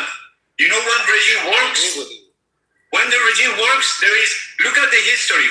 Why did every power empire fall? Because there is a internally conflict. That's when the system falls. Like any corporation in the world has done the same thing. So I call it. See, I don't understand how on earth can you guys claim that America is a clear winner. I don't think so, because America. How do you ask for Trump's help? Let me complete. But how do you ask for Trump's help? You can rebuttal. You can rebuttal. I'll land my plan and then rebuttal. The Americans failed miserably to liberate the 19 million Iranians. Hey, fuck America, nigga. Fuck Israel, nigga. Fuck For the hell is happening? One of the fake accounts. Continue. Okay. Mahadat, okay, listen. America failed to liberate the 90 million Iranian people who were being oppressed for the past 47 years. Was that their goal? Regime. Let me tell you, let me explain first. America failed miserably to extract the enriched uranium. They simply said it is under the rubble, extract it for yourself. So you thought that America in 6 weeks, you thought America in 6 weeks will save the Iranian people and get rid of uranium? Natasha, let people speak, and when they're done, then speak. Your timing is off. Thank you. Okay. Just let me complete. America could not take full control of the Strait of Hormuz. Blockade is not the solution. They have to take full control of the Strait of Hormuz if they really claim themselves to be winners. Again, America could not implement massive or enough economic damage to the China. I mean, if the whole what can you do without America, though? No, I'm just talking about the sole purpose of this whole war. When the war was imposed on Iran, so what goals? What goals America has achieved so far? Well, but the thing is, the roadmap can be achieved. I mean, it's not even systematically possible to achieve that in 6 weeks. No, Mahdad. No, let me finish that. You cannot call them as winners. Would you like me to then call them winners? Would you like me to give feedback, or you want? Otherwise, I shut up and continue listening. If you want feedback to what you just mentioned, then I will do that. Otherwise, I be quiet and listen. Go ahead, Nadal. Please keep in mind that what the Iranians themselves need to do too. Right? Okay, go ahead. Fucking dropped them. Bring up who? Right. Yeah, they were talking off mic. Trigger fingers, yeah. Try to less you just yell at them. They don't listen, then drop them. Don't right away just drop it. Sure. So, Martha, go ahead. Please keep in mind that Chantal Marhale has to be the so please think before you speak. Thank you. I just want to finish. I think what you have to realize is 6 weeks, you cannot achieve, like, save 90 million people and also, let's say, take out the uranium and make sure that there is new system implemented. Be realistic. I mean, you saw the Iraq war, how long it took, and many other wars. So you have to see the roadmap from roadmap perspective. And a lot of things can happen, right? They have to pivot, adjust. I agree with you that maybe they haven't achieved yet. And to be honest, the Iranian regime is is very strong and they are very smart. So that being said, I think we'll take time. And going back to the topic, I think when there is an internally clash in the regime itself, regardless how much USA is going to attack, it is already done. And the people itself is not behind the regime anymore, at least 90% of it. And believe me, the 10% that it is at the moment when it comes to money and bringing food to the table, it was great. I'm done. Nanda, I just want to explain that massive damage has been done to Iran and the Iranian regime. It is not synonymous to a complete victory. That's what I'm trying to explain. Do not call it a victory. They're not winners here. No. Maximum damage is not synonymous to victory. Well, and the war is not over yet. Correct. Yeah. That a new the war is not over yet. So, but that's what I'm trying to say. The roadmap has now. But for now, they are. And we are all aware of that. That is not. Hey, can I speak something about that? If you guys don't mind. Go ahead. I think the Iranian people that are bad from the Shah are terrible human beings. Well, thank you for your input, but in the time of the Shah, there were no 42,000 people killed by terror. Are you weirdo? You fucking disgusting human being.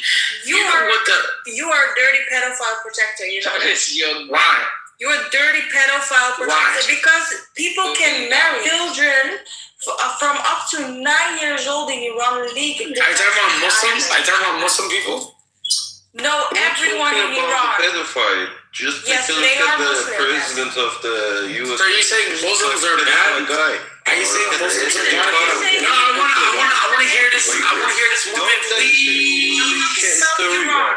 I'm talking about Iran. Are you saying pedophilia is okay? Are you saying that Muslims are bad? I did not say that. You already did. I mean, you think pedophilia crossed the line. You already disrespected the Muslims that you say here. Is that disrespecting the Muslims? Yeah, you are. Is that disrespecting the Muslims? You're disrespecting them. So you agree? These groups, so they agree. Actually supporting they agree that you can. They agree that you can marry a 9-year-old and rape a 9-year-old. What they say. Yeah, a 9-year-old who? Prophet Muhammad sallallahu alaihi wasallam. Are those people in Iran Prophet Muhammad your prophet? Are those people your prophet? Is your prophet the same prophet as me? No. No, they have another one, right? What is it? Who's the other prophet? Mother Ali. First of all, let me explain something, okay? I guess these people doesn't have that much boundaries to talk and don't have enough. Yeah, I feel like you guys are not listening. You're just a bad, basic guy here. Just like leave it. I'm listening, bro. I'm listening to you guys. No, you're going down. You're a pedophile supporter, piece of shit. I'm not going to talk to you. Okay. Do what you want to do. I'm not going to talk about Prophet Muhammad sallallahu alaihi wasallam. Don't talk about Prophet Muhammad sallallahu alaihi wasallam. What are we going to talk about? Disgusting piece of shit. He's the most perfect man. He's in hell anyway, continue. Hey. Stop being great. 9-year-olds. 9-year-olds, and he's on here saying, "Are you disrespecting us? You're disrespecting." You know, I actually heard. Respect. Sam, you know what I heard? One of the hadiths says that Muhammad said. You're literally raping children, and you're over here telling me what the fuck? One of the hadiths. Crazy, yeah, go ahead. They quote Muhammad, and Muhammad said, "If there's no grass on the field, you play in the mud." Yeah, that's. What the hell is that supposed to mean? Which means it doesn't matter the age of the woman or the girl, as long as it's the camel. I want to finish. Okay, we're not going to be talking about that right now. Let's get into sectarian war here. We're talking about the American and Iranian war. Not about sectarian war between Shia and Sunni. Anybody has anything to say to it? I'm gonna shut it down. Actually, it's funny because sorry, Rafi. If you look at in Middle East, Saudis or a lot of let's say Kuwaitis, Qataris, they don't even support Islam as Shia do, and the Shia claim that Muhammad was wrong. Is very strange at the moment. What's going on? At the same time, then there are people claiming, they are our brothers, but then again, they have conflict with them. It's strange. This is one of the reasons I think America will win, because even the Islamic Brotherhood apparently didn't work.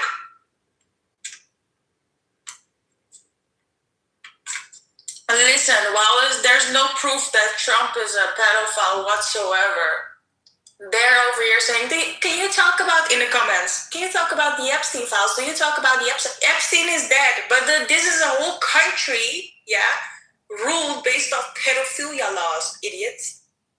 Shut the fuck up, okay? You can't distract people from what's actually happening with your stupid Epstein file. Epstein's dead. He was a piece of shit, also a piece of shit pedophile, just like yourself. The pedophile is also dead. Oh my God. Yeah, you need to update yourself.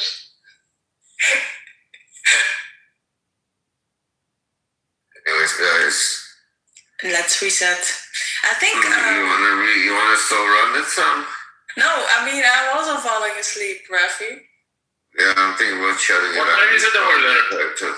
I'm also tired. What time is it over there? We're early in the AM. Oh, or let's say late in the AMs.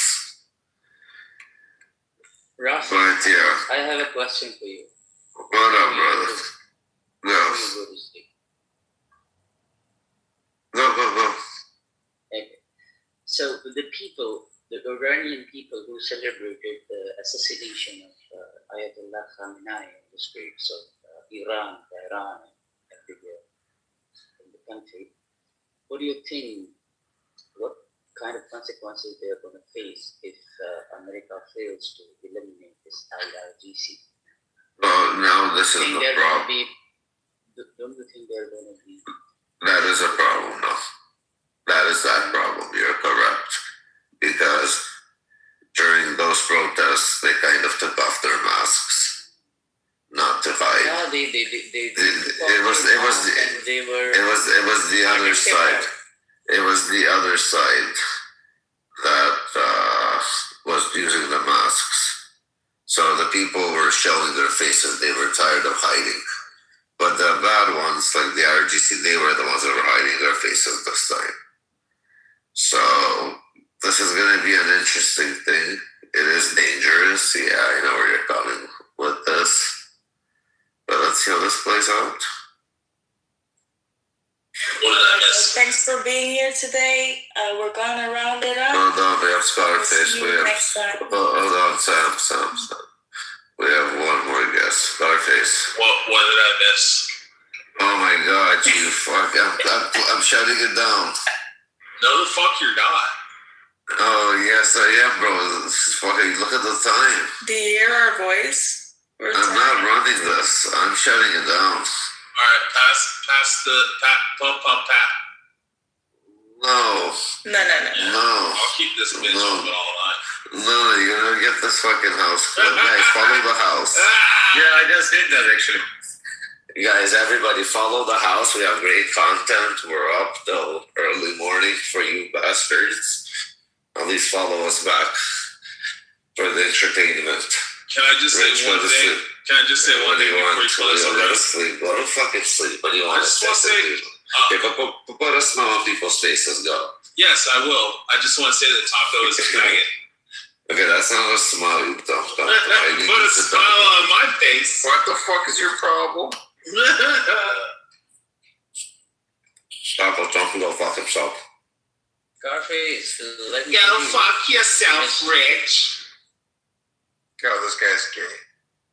Taco's gay. Take care, guys. Next time. Good night, guys. Thank you, guys. Good night. I'm shouting at you. Can you do me a favor before you close the room? Kick Sarah. What do you want? Kick Sarah the other. Yeah, kick her ass out. Why? Yeah. Never. Why? No, she kicked me the other day. Yeah. No, we're not not gonna nice, keep her serendipity. Not nice. No, we're gonna keep her. It's fine. Did you sell the Corvette? Rocky? No. No.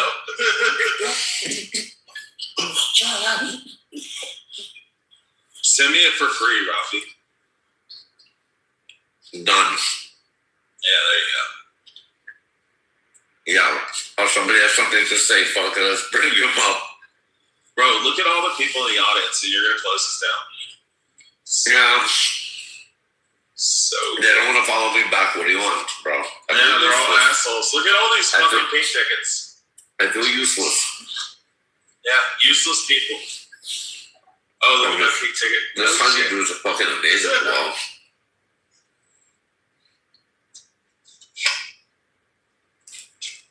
Okay, fuck it. What did I just bring up? Just invite everybody. Who's Philip? All you do is go through and click on each person and invite them. Philip.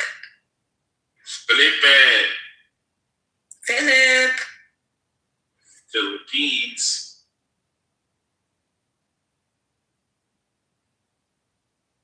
All right, Olivia Watson, we're gonna go if you're not gonna speak. I think the steroids hit the head. You can't press that button. Was he Dutch? Bro, go to sleep. Why are you up? Go to sleep. Exactly what I mean. Bro. $1,500 off 15 cash rides for friends of mine. I'm so happy right now. We had a George Strait concert. Rich, have fun with this. 80,000. Rich, ask what they think of the title. Oh, what's the title? America fight frontlines. The Iranians are cucks. All the men are a bunch of pussies. They're scared to fight for their country. Shut up and ask the question to Toons. Oh, what am I supposed to ask? The fucking title. Oh, Toon, read the title and tell us what you think. Banchod, Madarchod, Uli Oli. Toon, are you here? Toon, are you there? Tunti. I don't get it. They come on stages like to get like some people to follow them back or something. I don't like. What are they trying to do? He's Tamil Nadu, so they're like functionally retarded. He probably doesn't know how to work the phone.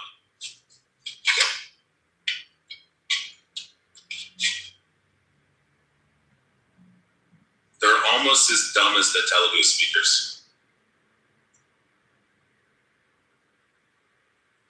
Fuck you, motherfucker. Yeah, why are you up at this time of hour? I just got done telling you. They had a George Strait concert in Lubbock, 80,000 people. I did 15 trips for $100 each, and I made $1,500. That went home. And I'm going to do the same thing tomorrow. So make $3,000 in 2 days. Yeah, like an Uber driver? Huh? No, so I did Uber 21 to 24 during COVID. Then I went back into the petroleum for a year. Then I got back out of the petroleum. I started a recruiting agency.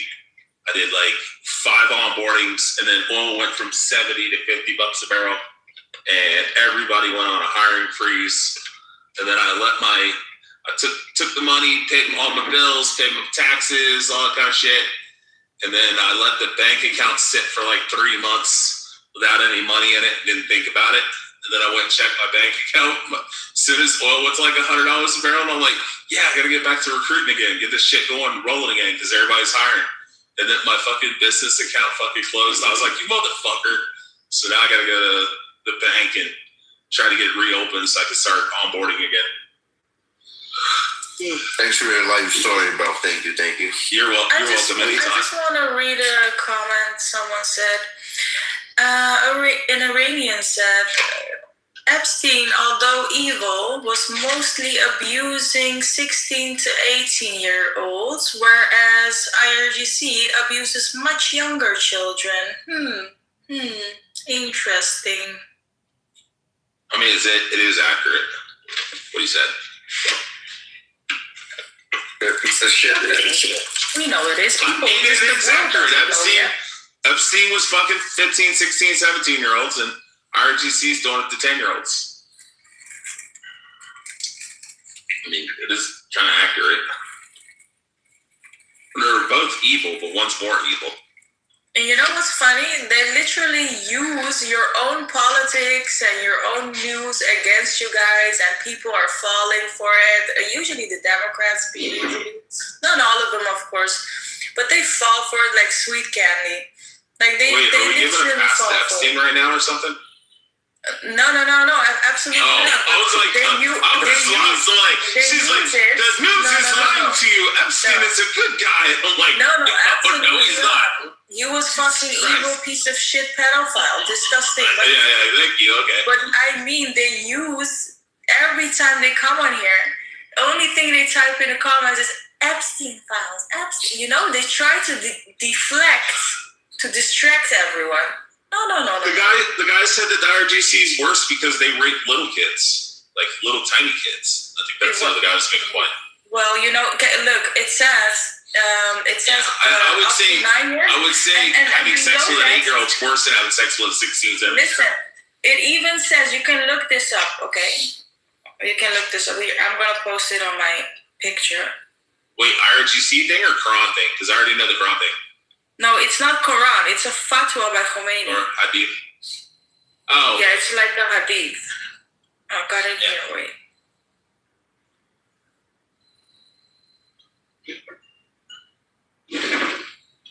Here, I'm gonna read it for you guys. Khomeini's Manual of Islamic Law.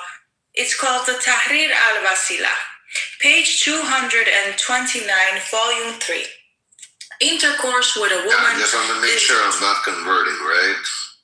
Is not allowed unless she attains the age of 9 years. Unless she attains the age of 9 years, regardless whether the marriage is permanent or temporary, because they even have temporary marriages. Yeah, There is, however, no objection in other sexual enjoyments like touching lasciviously, so between the legs, hugging and rubbing the thighs. Yeah, hugging and rubbing the thighs, even with a suckling infant. Go look it up. Here, it's on my. Yep. picture. I mean, that's in the hadith. So even in the Sunni hadith, it's there. Even mutta was acceptable under the Sunni Islam, even during the time of the Prophet. That may piss be upon him, but then it was abrogated away, and the Shias just kept it. Mutta Ali.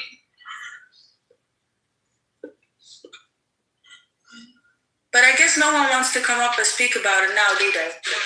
Yeah, Muhammad's a pedophile. May piss be upon him. He's burning in hell. Now they're okay.